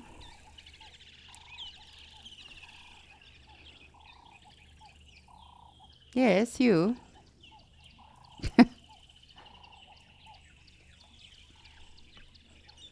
Let me just have a look around. See what else is at this beautiful waterhole. And no, there's still no word on Snapple the crocodile. I'm not too sure where it went. Dewey, however, is still sticking around for us. The waterbucks were around for a little bit and then they headed off into the bush. But we shall see what else we can find around the lovely Gowrie Dam.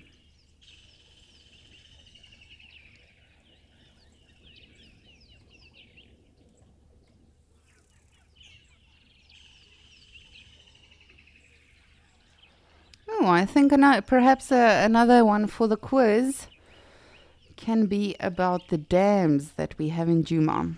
Of course, this is Gowrie Dam. We've got twin dams and treehouse dams. Ha ha ha. If you thought you were going to use those for answers. But what are some of the other dams and pans that we get here in Djuma that we get to see on safari? You can just send me one, or if you know more, you are more than welcome to send more than just one. What are some of the famous and popular pans and dams that we have here in Djuma?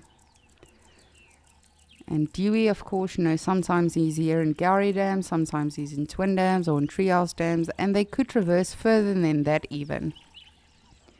Hippos really can move quite a bit of distance if they need to get to water, and obviously, where they did find themselves, that waterhole may have dried up.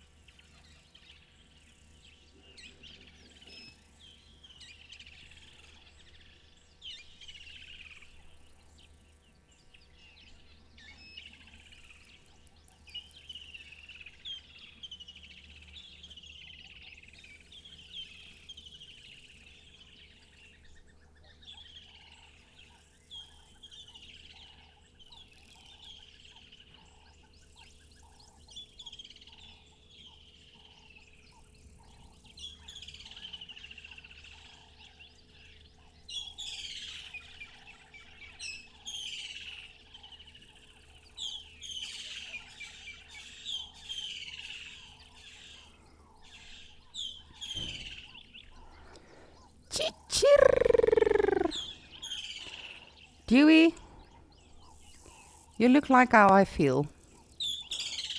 Just wanting to take a nap. No, I'm kidding. However, that's not true. I'm always up for a nap. Andrew, you would like to know if hippos always stay in the water, or if they ever not stay in the water during the day. Yes, definitely. Hippos are animals, and animals do whatever they like. So depending on the situation, the weather, the circumstances, he might move around. Often you'll see them in winter time for me, and again, this is personal observation from my experience. On a lot of the reserves that I worked on and guided on, you would see, particularly in the winter time, you would see hippos frequently out of the water, in the middle of the day. It's not as hot, the sun is not as harsh on their skin, and they'll sort of move around, graze as much as they can, because the one thing you also have to consider, in the winter time, it is much drier, so they really have to get as much nutrition as possible. So they can't just really limit it to just nighttime going around and getting food. But yes, Andrew, hippos can be in the water in the day, in the night. They can move around in the day and the night, depending on a lot of things. And even when you do take all of those into consideration, it's not always going to determine their movement. You know, sometimes these animals do things that are completely out of the norm or completely out of character, and we think, you are a leopard. You are not supposed to be this active. It is freaking hot today. What are you doing outside the water? Well, not outside the water. Outside a tree or outside the shade or of a female in estrus, whatever the case is. So yes, Andrew, they can sometimes move with.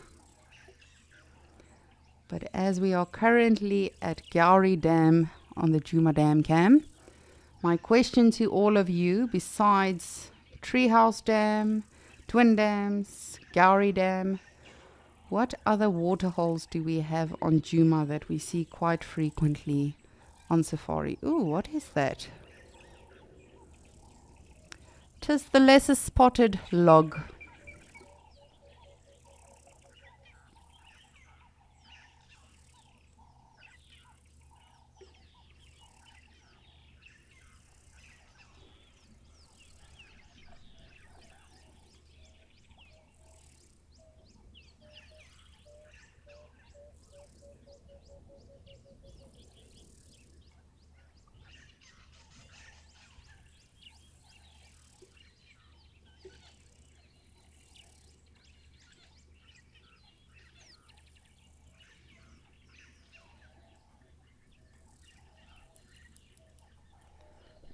I've really been holding my breath and looking out for the brown-headed parrots that are busy nesting over here, but I have not yet seen them today. Hopefully we'll get lucky. We've got some... I found one! Look at that! You see, sometimes the universe listens. Hello! I have been looking for you literally all day. You sneaky birdie. So this is the brown-headed parrot. Show us your face, you beautiful. Yes, you. Aren't they magnificent? I love them. You're probably thinking, Lisa, you love anything and everything, except for the Hadidahs. No, they really are very, very beautiful birds. You can see for obvious reasons they have the name brown-headed parrot. And as I say, to our knowledge, we do know that there are currently 2 here that are nesting. And they do actually use natural holes in trees that they use the nests for, or they could also use previous holes that have been made by woodpeckers, whether they were nesting or, you know, looking for, boring the wood, of course, or the stump for insects.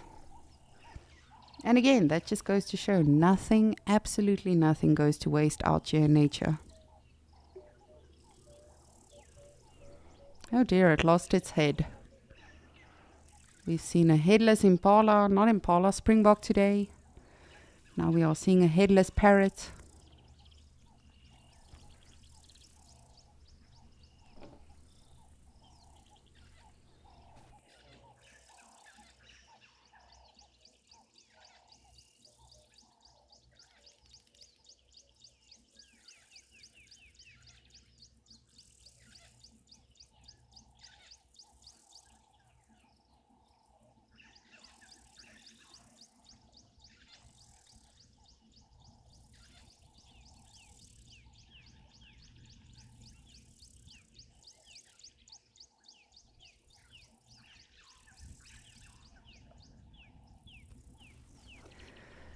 Dax, you are saying Galagopan and Chilapan. You are so correct. Those are also some of the water holes or the pans that we have here at Djuma that we see so frequently on safari. And definitely keep them coming. What are some of the others? Which ones do you know of?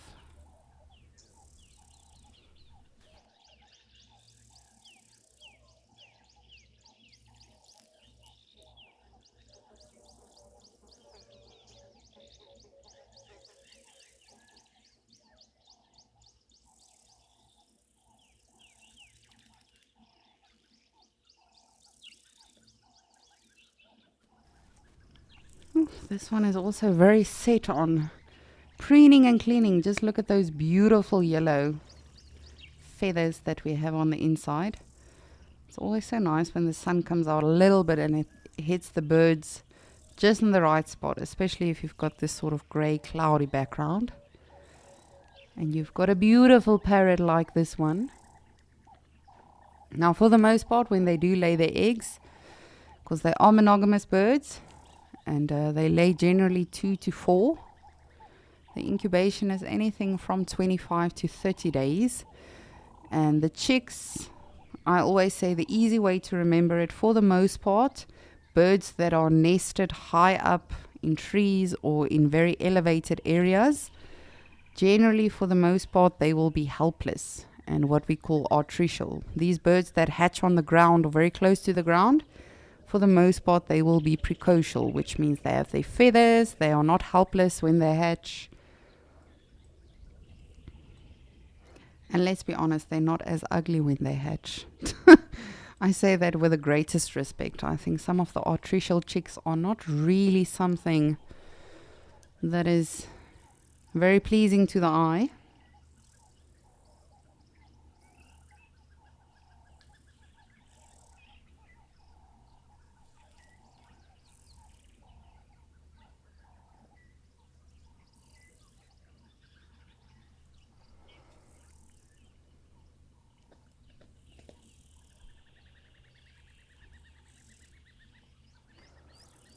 Hello, Starling. They are also currently busy nesting in this tree.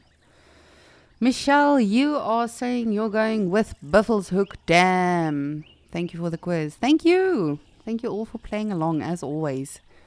You guys really do make my day. Ray J actually got in contact with me earlier as well and said, thank you for the questions and the comments and everything. But I really have to thank all of you. Without you, this would have been a little bit dull. I mean, I'm used to talking to myself, but that would have been a new extreme for me. But yes, Buffelshoek Dam, Galago and Chilapan. Which other one do we have? Here's a very, very big one as well, that we frequently see some hippos at. However, sometimes we struggle with signal there, so we don't go there too often.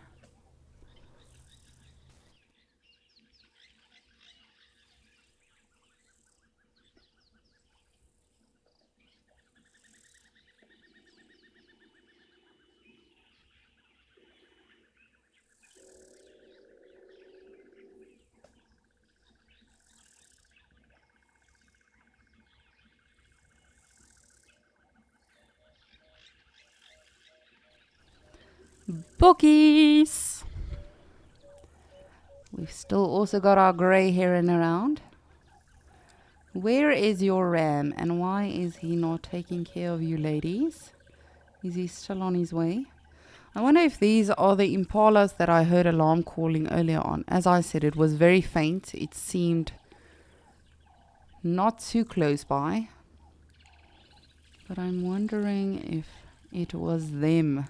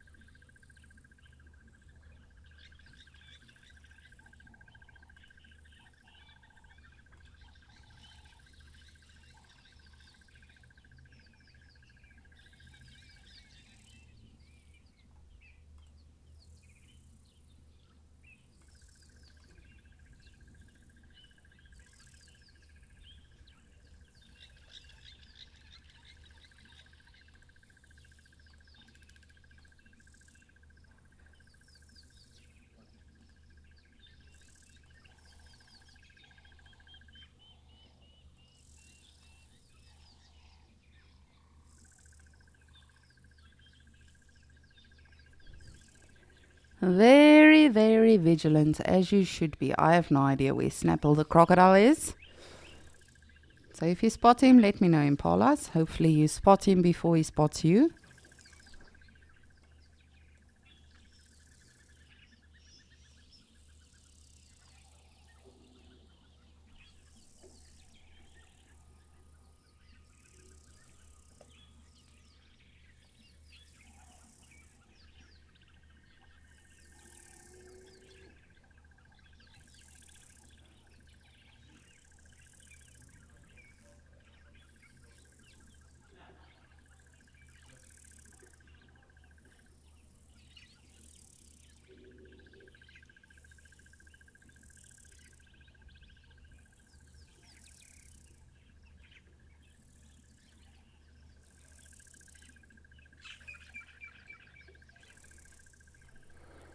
Oh, that crested barbet is just calling away. That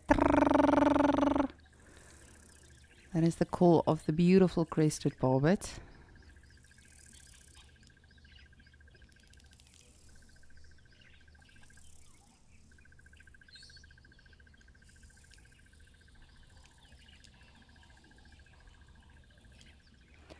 Monique, you are saying Buffelshoek Dam, Chitwa Dam, Gallagher Pan, Timbeta Pan, Chilla Pan, Baobab Dam. Whew, you got all of them.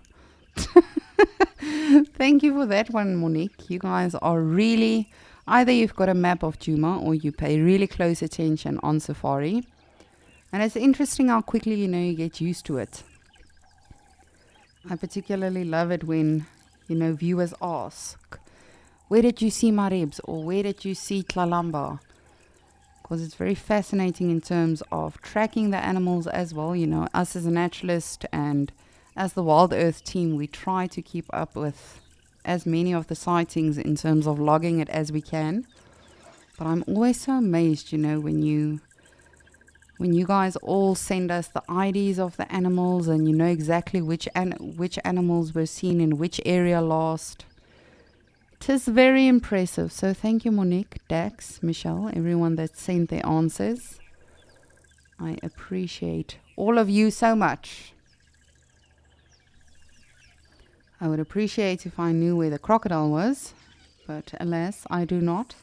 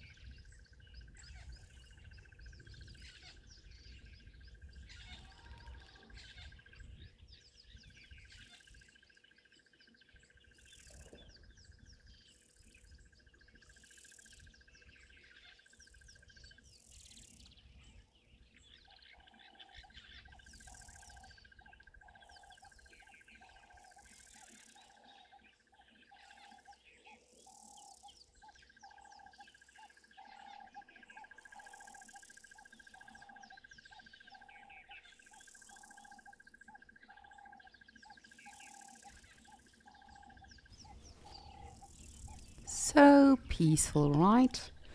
Again, just the perfect soundtrack with all of the birds calling and really everything just happening out here as it should be. But I'm going to continue my therapy session at Gowrie Dam as well as Okukoyo, and for now I'm going to send you back to Nick, who's in Kariga.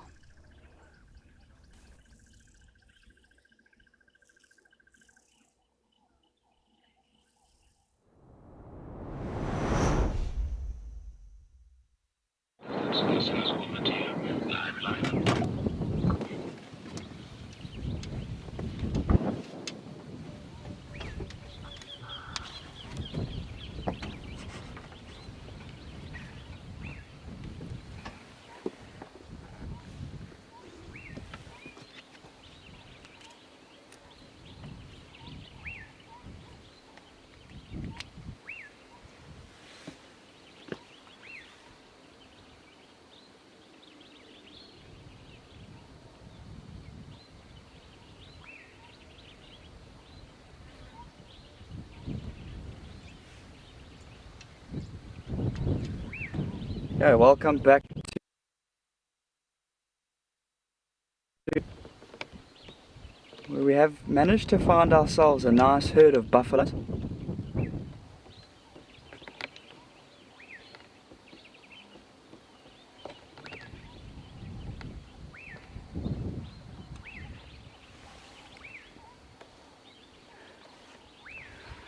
So there is a small little mud wallow not too far away from where we are here. Doesn't look like they have been to it though. Just more concerned with doing a little bit of feeding, which is nothing wrong with that.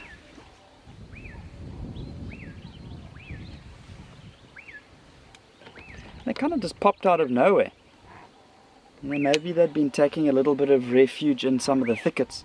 It has been really windy here today, so potentially that's why they have been in the thickets, and now just coming down into some of the clearings here just to do a little bit of feeding.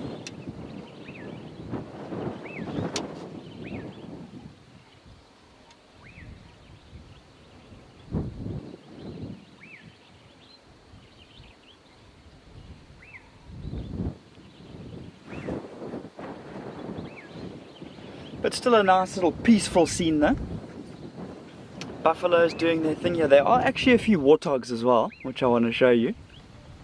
With this initial group here on the left hand side, you can see kind of scattered amongst them some little warthogs doing their thing, which I think is really cool. It's not too often that we get to see buffaloes and warthogs in one frame right next to each other like this.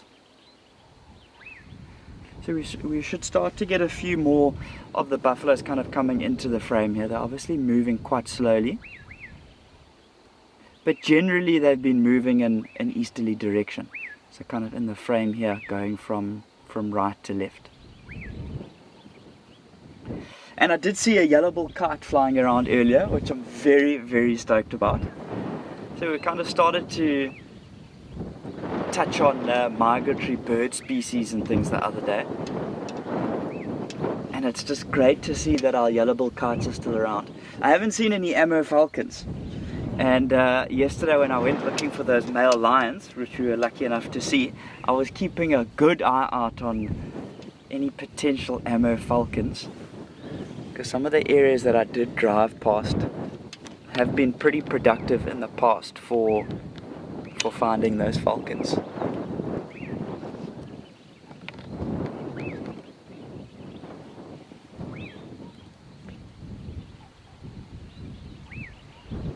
And nice to see the colour difference, the colour variation between these buffalo and the warthog. The warthog are very reddish, orangey colours.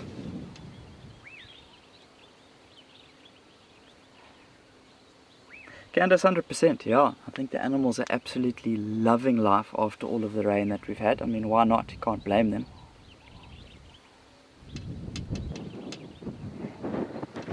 Yeah, I mean, you look at this grass here, it is beautiful. I mean, for a herbivore, for a grazer, it doesn't get much better than this. So they really are doing well. Sorry if there is a little bit of camera movement. The wind is really gusting here. And even though the camera is on a tripod, it's kind of shifting things a little bit. So apologies for any small shakes and things like that. But I think in terms of where these warthogs have come from, they've obviously come from a different sort of area, because in terms of the soil structure and composition here, it's a lot more of a darker color. You can see those warthogs are almost like a reddy type of color, reddish orangey type of color. Buffalo approaching from the right here. Look how harmonious this sort of relationship is here. There's so much good feeding around, and obviously a buffalo is a big animal as well. So nice to see that those warthogs are so comfortable with having such a big animal like a buffalo around.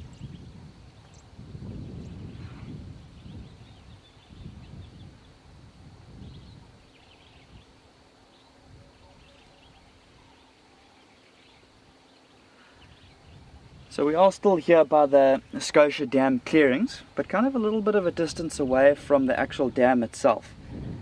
I did kind of linger around there for a little bit just to see if there was anybody coming down for a drink, but it has been a relatively quiet day there. Obviously with all of the rain that we have had, there is an abundance of small little pools of water and puddles and things like that all over the place. And there are still some pretty darkish clouds in the sky, but I don't think it looks like rain. I haven't had a look at the forecast all too closely, but I think we should be good to go. I think we should be safe this afternoon. Don't think it looks like rain.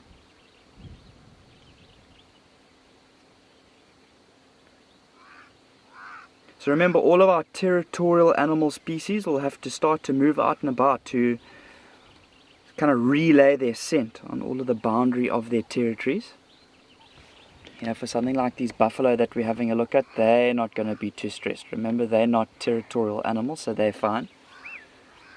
But something like a lot of our bird species, they'll need to call. Remember, they're not really going to do much scent marking, but they'll need to actively call a lot to tell their rivals, to tell their neighbors that they're still around.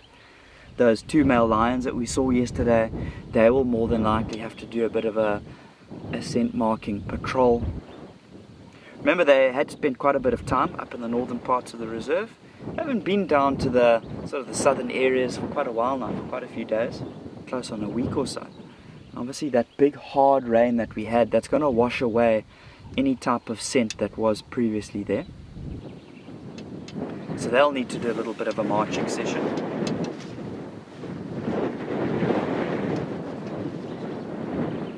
But for our buffaloes, remember, they've got more sort of what's known as home ranges, more sort of favorite areas that they do like to move to.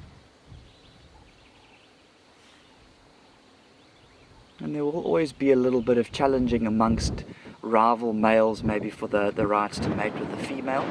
But it's not like you see rhinos actively, at least buffaloes actively scent marking an area. Remember, they obviously got to go to the toilet, they'll urinate. But that's about the end of it there.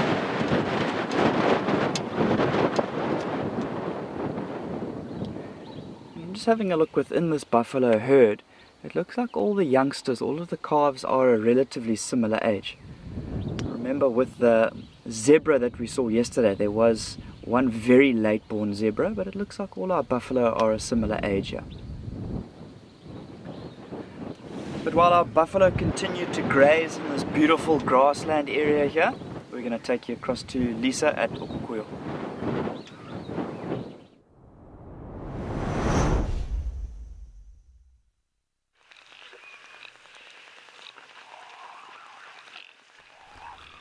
Thank you, Nick. Don't blow away. We are still enjoying all of the various species, our interspecies rave or our aggregation or pool party.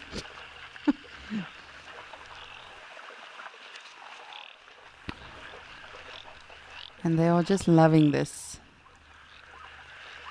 Cooling off, quenching their thirst.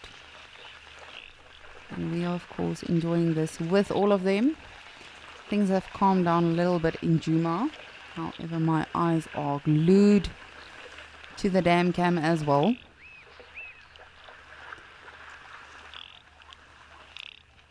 I always wonder, how did I manage controlling 3 cameras at a time? When we still had our beloved Mshatu, which of course we suspect was struck by lightning.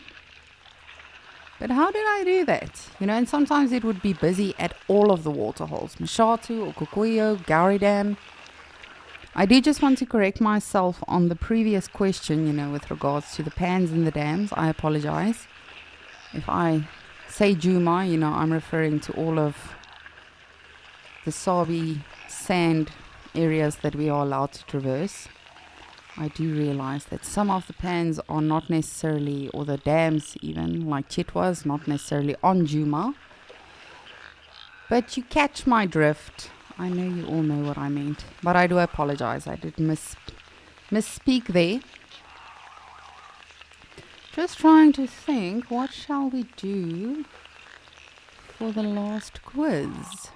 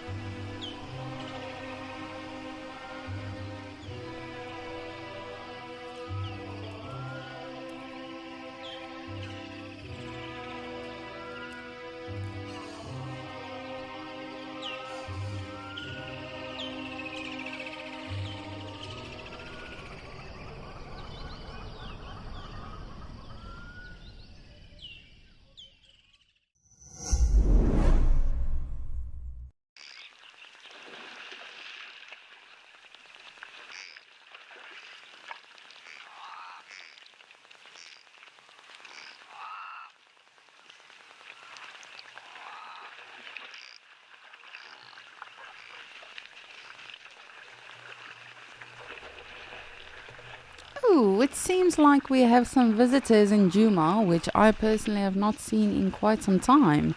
Let us have a look-see.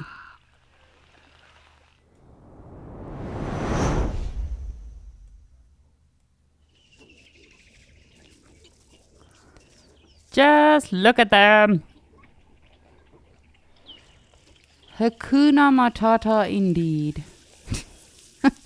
And it's scary to see how quickly these piglets are really growing. They are almost at that point where you're like, is it an adult? Is it still a baby? But again, as I always say, you know, all of these animals that could potentially fall prey to any predator, whether it's a lion or leopard or anything like that, they have to grow fast so that they can fend and, really fend for themselves from a very, very early age. Because even the tiny piglets are vulnerable to birds of prey such as eagles and owls. So they really have to grow fairly quickly. But it's always such a treat to see them. You know, I know it's a fairly common African species, but I enjoy them. I think they are very fascinating creatures. Just look at that. They all move together. And it really is not, I know we say this so often, but it really is not something you want to mess with when you're on foot. I can promise you all of the naturalists can tell you a story of a friend or colleague or someone that they knew that had an encounter with a warthog. They really are not. Look at this one. Wait, I'm not done. Enjoying that little bit of mud. Oh, that's nice, yes. And it's not just because they have tusks. They have really, really strong skulls. So if they do make contact with your leg or with whatever is provoking them or scaring them at that moment, it is not a very fun experience.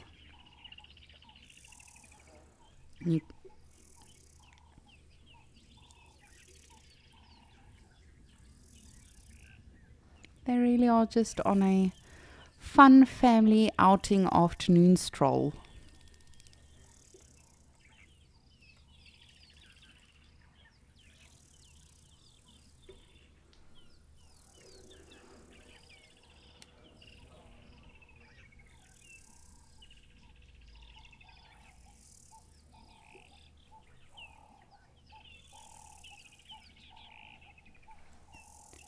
Mona, you would like to know, why do they kneel when they feed? Because they are praying for their meals. No, I'm kidding. They actually have to. So, as I was mentioning, they've got ridiculously strong skulls. And what they do is they feed on roots and bulbs and tubes and things like that. And often they have to sort of dig that up. And they use their heads for that. But to, of course, get as low as possible, they actually kneel. And then you'll see them actually using their heads as shovels to get to their food, which is really incredible if you think about it. It's a lot of work. But it seems like they all had a good mud wallow. And just like we see so often with the buffaloes, the elephants, the rhinos, mud is a form of protection for the skin, to cool them off, but also to prevent parasites and ticks and things like that latching onto them as easily as they would without the mud.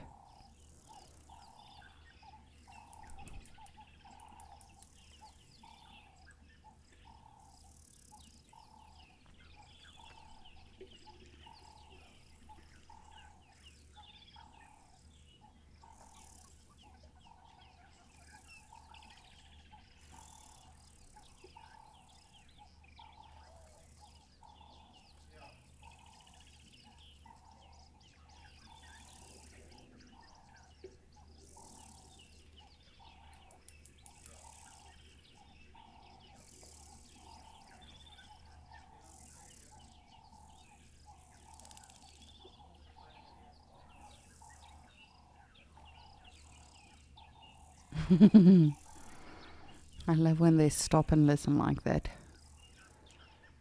They, for the most part, I have to say, they are very vigilant animals. Very cautious when they are moving around. They'll always listen. But of course, it is a very small animal. So generally, they are quite favored by the predators, actually. I remember one reserve that I used to guide on. Oh, the lions loved it. And you can imagine, for Pride of Lions, that is not a lot of food, but they loved it. I think it must be a good meat for the animals. And again, you know, animals must surely have personalities when it comes to preferences and things that they prefer eating. I mean, yes, they do adapt and they do learn, okay, well, this is a fairly easy species to eat, but surely there must be some sort of preference as well.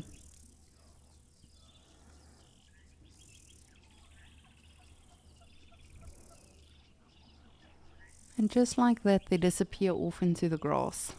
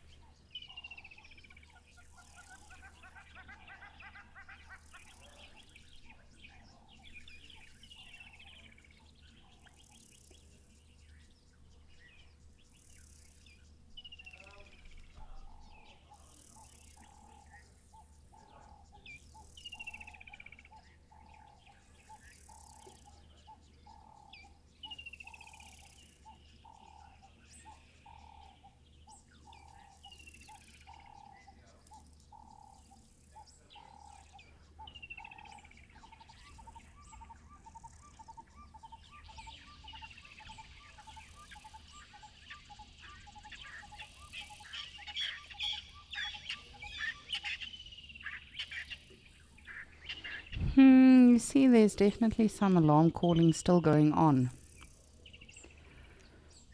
Baby waterbuck, can you get away from the edge? Goodness. You are giving me heart palpitations.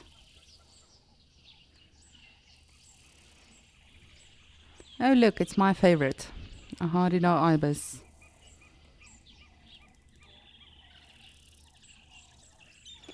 Can definitely see there's a day by day, there's a new level of confidence with the baby being independent, the mother being comfortable. However, I wish she would be a little bit more alert. There we are. Come on, baby, get to mom.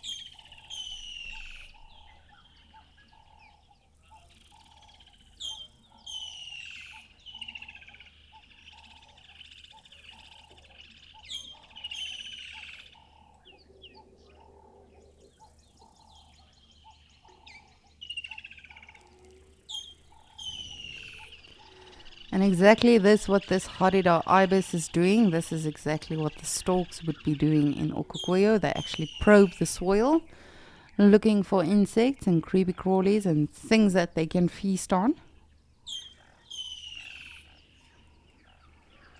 But I think we can all agree that the storks are a little bit more, well, they are more beautiful. Let's be honest.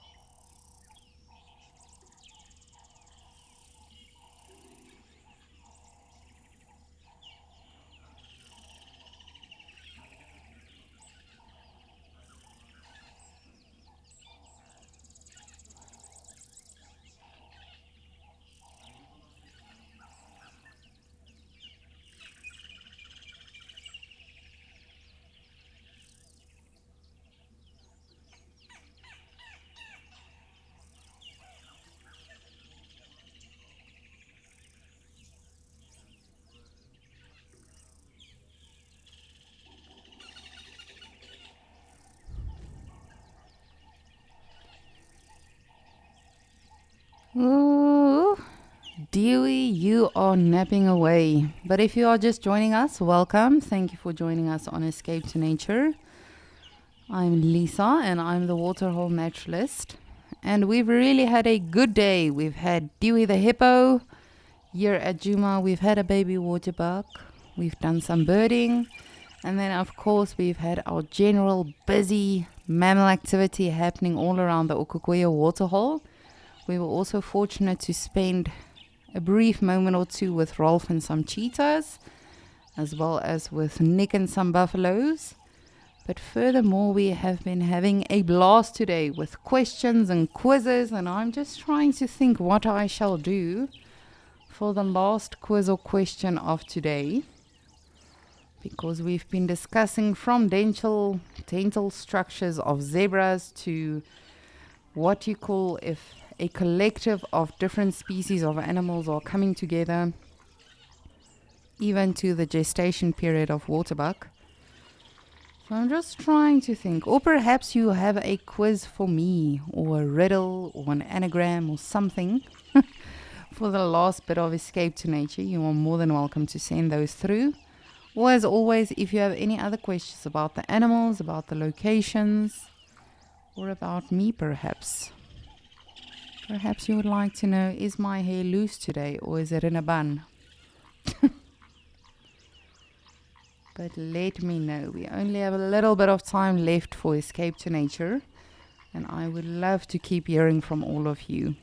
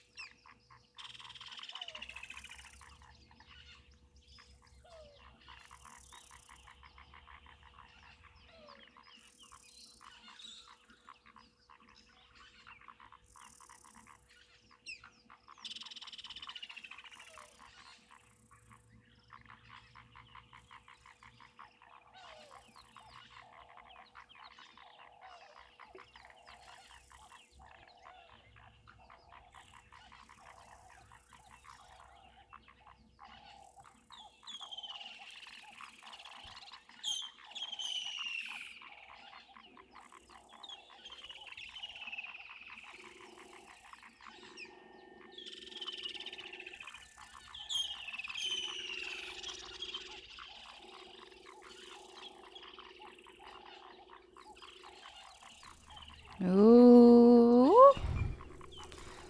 These clouds, what to think?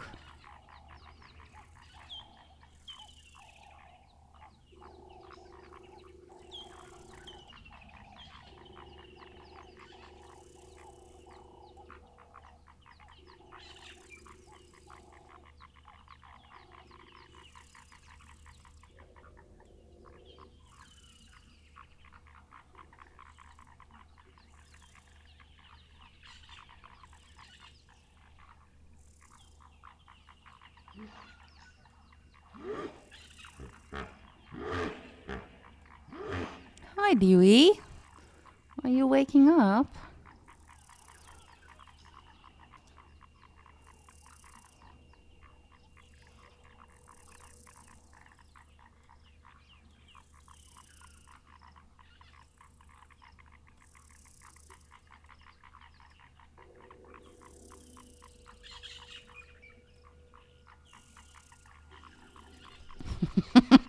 Maybe it's like one of those moments where you snore yourself awake.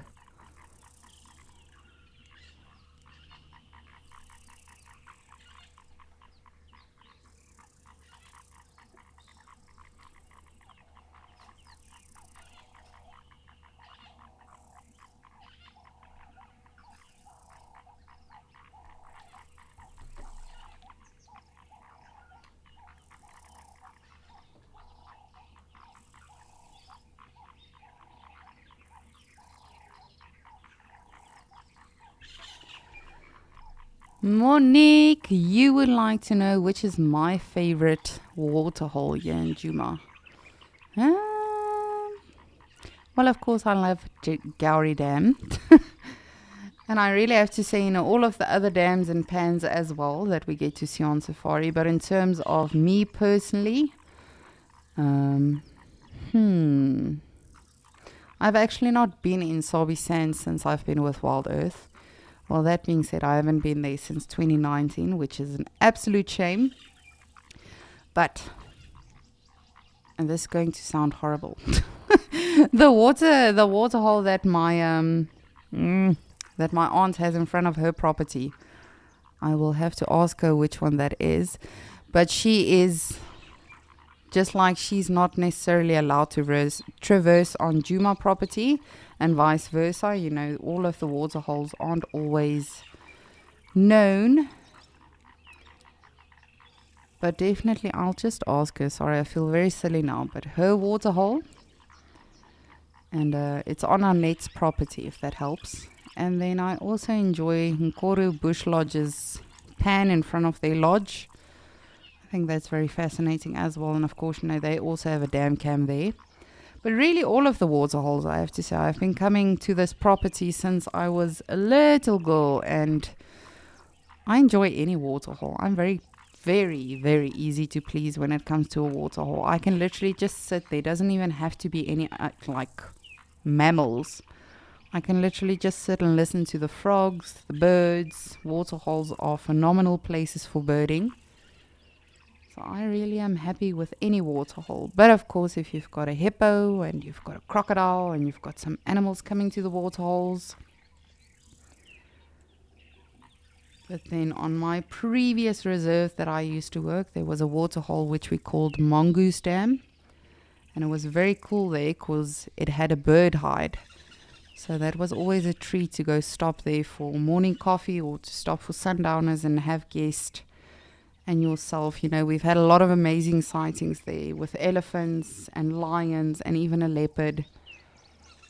I think waterholes are so phenomenal, because eventually animals have to come there. Whether it's day or night, eventually they are going to get thirsty. They are going to need water. So I'm always pleased when I see any form of water on a reserve, even if it's just a little pan.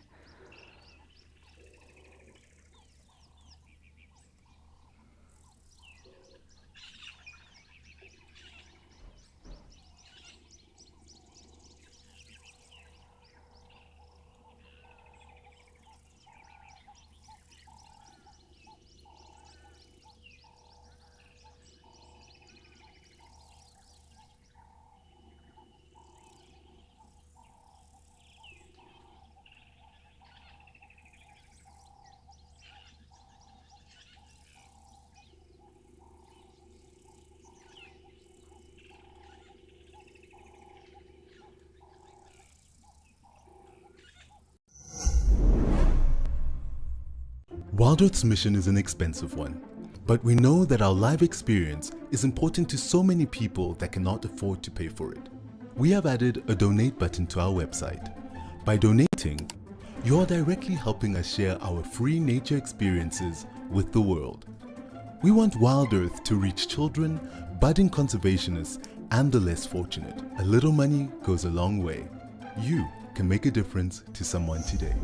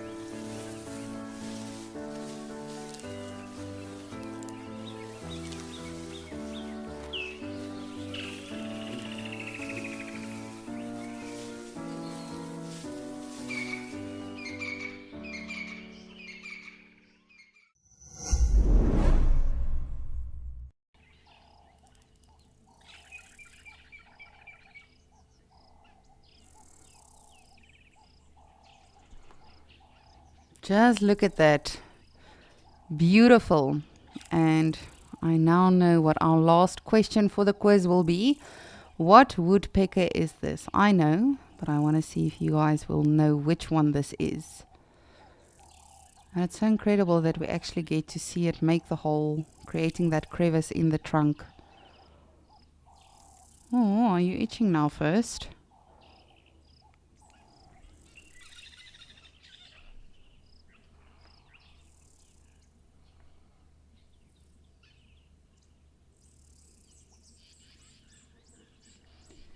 Do you think this is the bearded woodpecker, the bennets, the cardinal, the golden-tailed? Which woodpecker do you think this one is? And is it a male or female?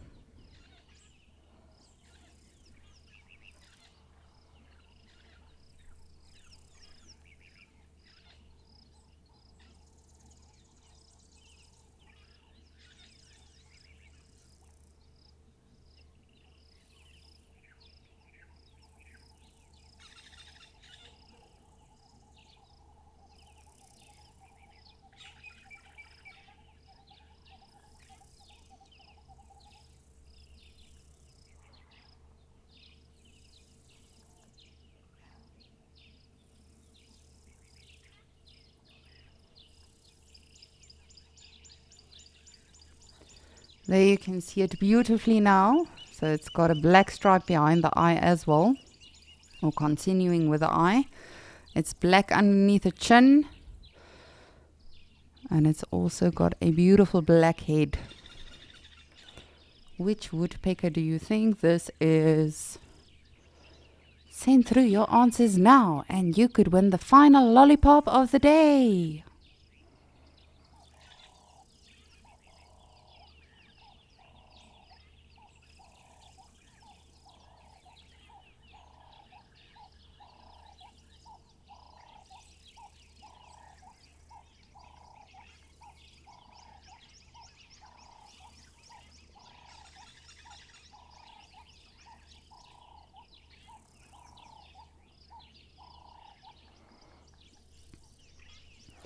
Tammy, you would like to know what does their diet consist of?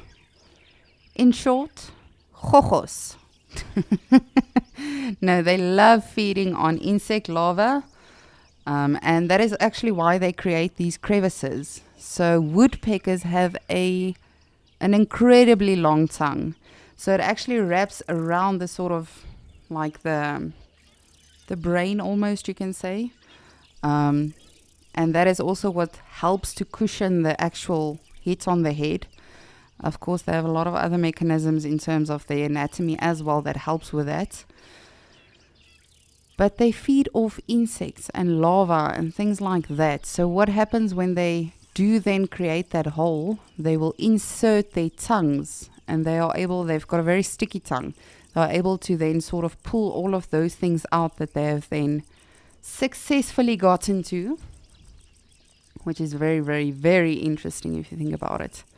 But they can also eat like lizards and things like that. But for the most part, this is what they do. And I've unfortunately been fortunate to see a dead woodpecker. Picker. And yes, when you see that tongue, if you can, and if you are not squirmish and things, definitely go research, the woodpecker anatomy and some footage of them. It's very, very interesting. I remember the one we saw on the ground because unfortunately it had flown into a window at the lodge. And by the time we found it, it was unfortunately already dead. But the tongue was sticking out and we actually measured the tongue just from the tip of the actual bill to how far it was extended. And that was still not all the way. And I think, if I'm not mistaken, it was something like 2 or 3 centimeters, which again, it doesn't sound like a lot, but believe me, that's truly impressive for such a small bird. So that is what they feed on, Tammy. But let me know, which woodpecker do you think this is? And is it a male? Is it a female?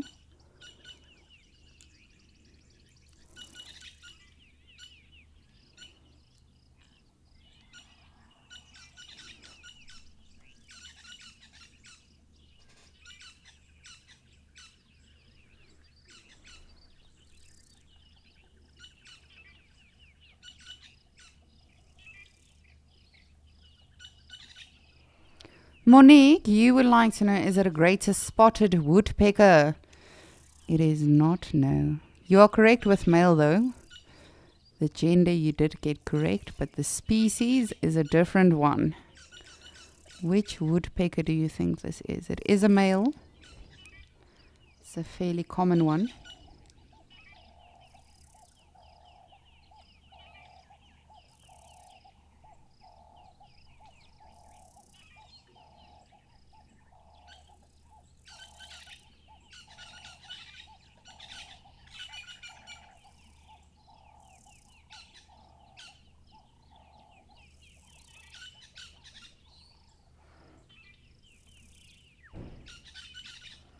Oh gosh, I actually have to correct myself now. It is not a male, it is a female. I apologize.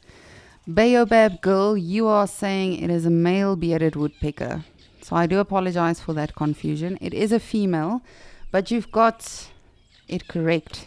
It is a bearded woodpecker. Fairly common species. I do apologize, that was my mix-up. And I find particularly, I remember when I was studying field guiding, particularly with the woodpeckers, oh my gosh. Because my one mentor was phenomenal when it came to trees and birds. And I don't know, he found some joy in always trying to catch us out with the woodpeckers specifically. So this is in fact a female bearded woodpecker. And as I say, you'll see often, I'm sure you've seen on many of the safaris, when we are looking at a tree in specific, there's a lot of holes in them. And a lot of the times those are in fact created by the woodpeckers, even by the barbets sometimes. But that brown-headed parrot that we saw earlier on, their nest is most probably in a natural crevice in the tree, or it could actually be originally have been created by a woodpecker. Just phenomenal, hey? That bird can do that and not get a headache. I just have to turn my head a few degrees too much and then I get a headache.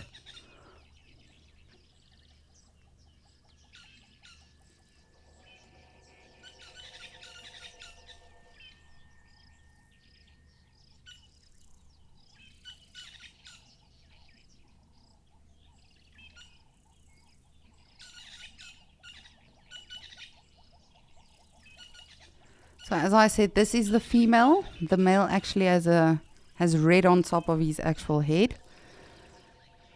And again, with a lot of species, particularly in birds, the males will have more brighter plumage or more impressive colors, and that is of course to attract and impress the lady. But that was absolutely wonderful. It's always so interesting seeing them.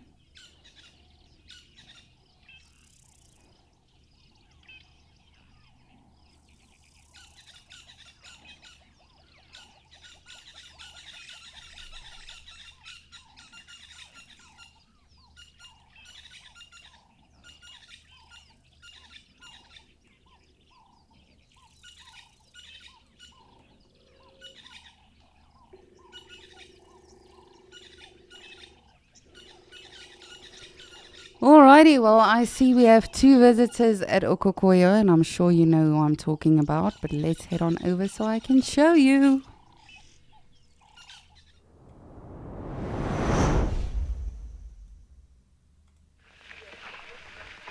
Look who finally came before the end of Escape to Nature. Aren't you guys just sweet? Look at him creating a path or clearing a path. Just phenomenal. And again, a reminder, speaking of phenomenal things and the things that we get to see animals do, if you have any videos or any footage of some incredible wildlife sightings, it does not just have to be African animals. It really can be anything. Whether it's old or new, we would love for you to share them with us. So please do go check that out on our website and just click on Content Creator. And we would love to see what you have experienced. I always find it so fascinating when I chat to fellow enthusiasts, just to hear what excites them and what have they seen in their lifetime and on safari. But definitely go check that out. Of course, you can win some prizes, earn money, and see your name in the credits. Oh, but this really never gets old. And yes, it is our 2 males that we have been seeing quite frequently again, which I have no complaints about, if I'm being perfectly honest.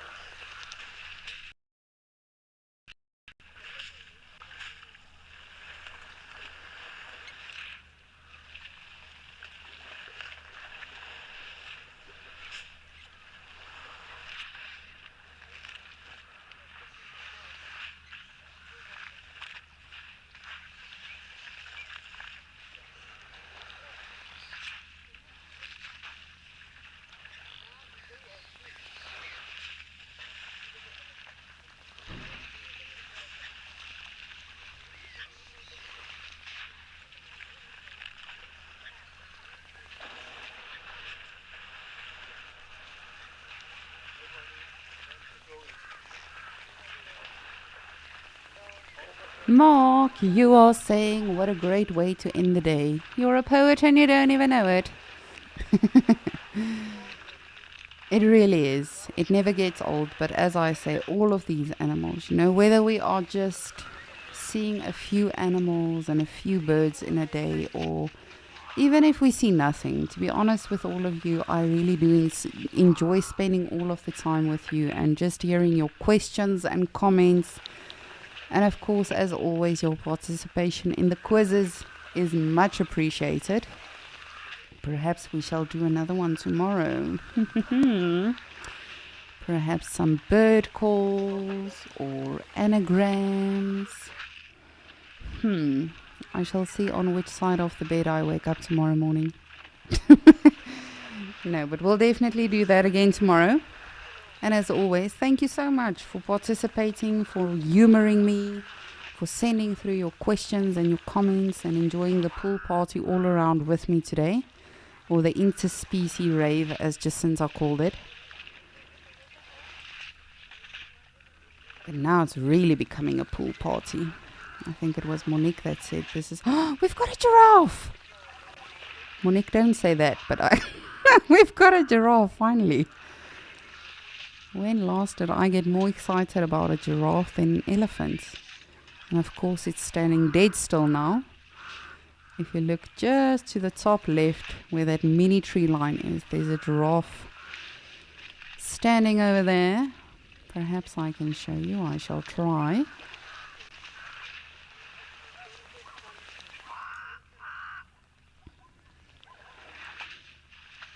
It's very well camouflaged, but I promise it's there. But it's really been a wonderful day. We've had some great discussions, some good laughs as always, and we have been blessed with a bonus amazing animal sightings that we've also gotten to witness. But I hope you'll join us again tomorrow. I shall be back tomorrow, same time, same place. Looking forward to your questions, your comments and everything. But definitely do stay tuned after this if you want to have some more time with just some nature therapy. And then of course 3:30 p.m. Central African time, we'll have Sunset Safari. And I really do hope you'll join us for that. Hopefully we'll have a few more good discussions. And I really, I'm a naturalist, but I can promise you, even I learn something new every single day from the naturalists.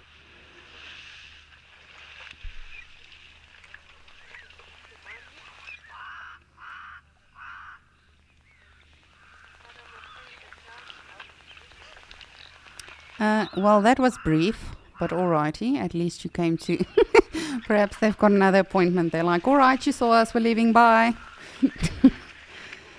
But again, thank you for a wonderful day. Thank you for all of your questions and comments. And do join us again tomorrow. I will be back, and I'm looking forward to spending some more time with you tomorrow on Escape to Nature.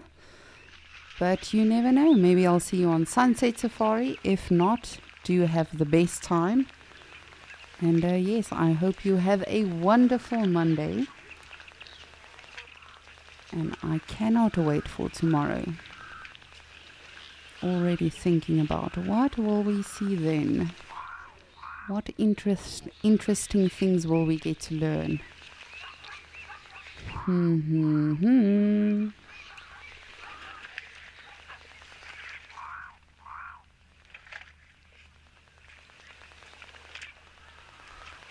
Oh, look at that. They heard me throwing a tantrum. They're like, oh, let's just stick around until she says we are off air. What a treat. I predicted it. I did not expect it this late, but at least they did come to say goodbye.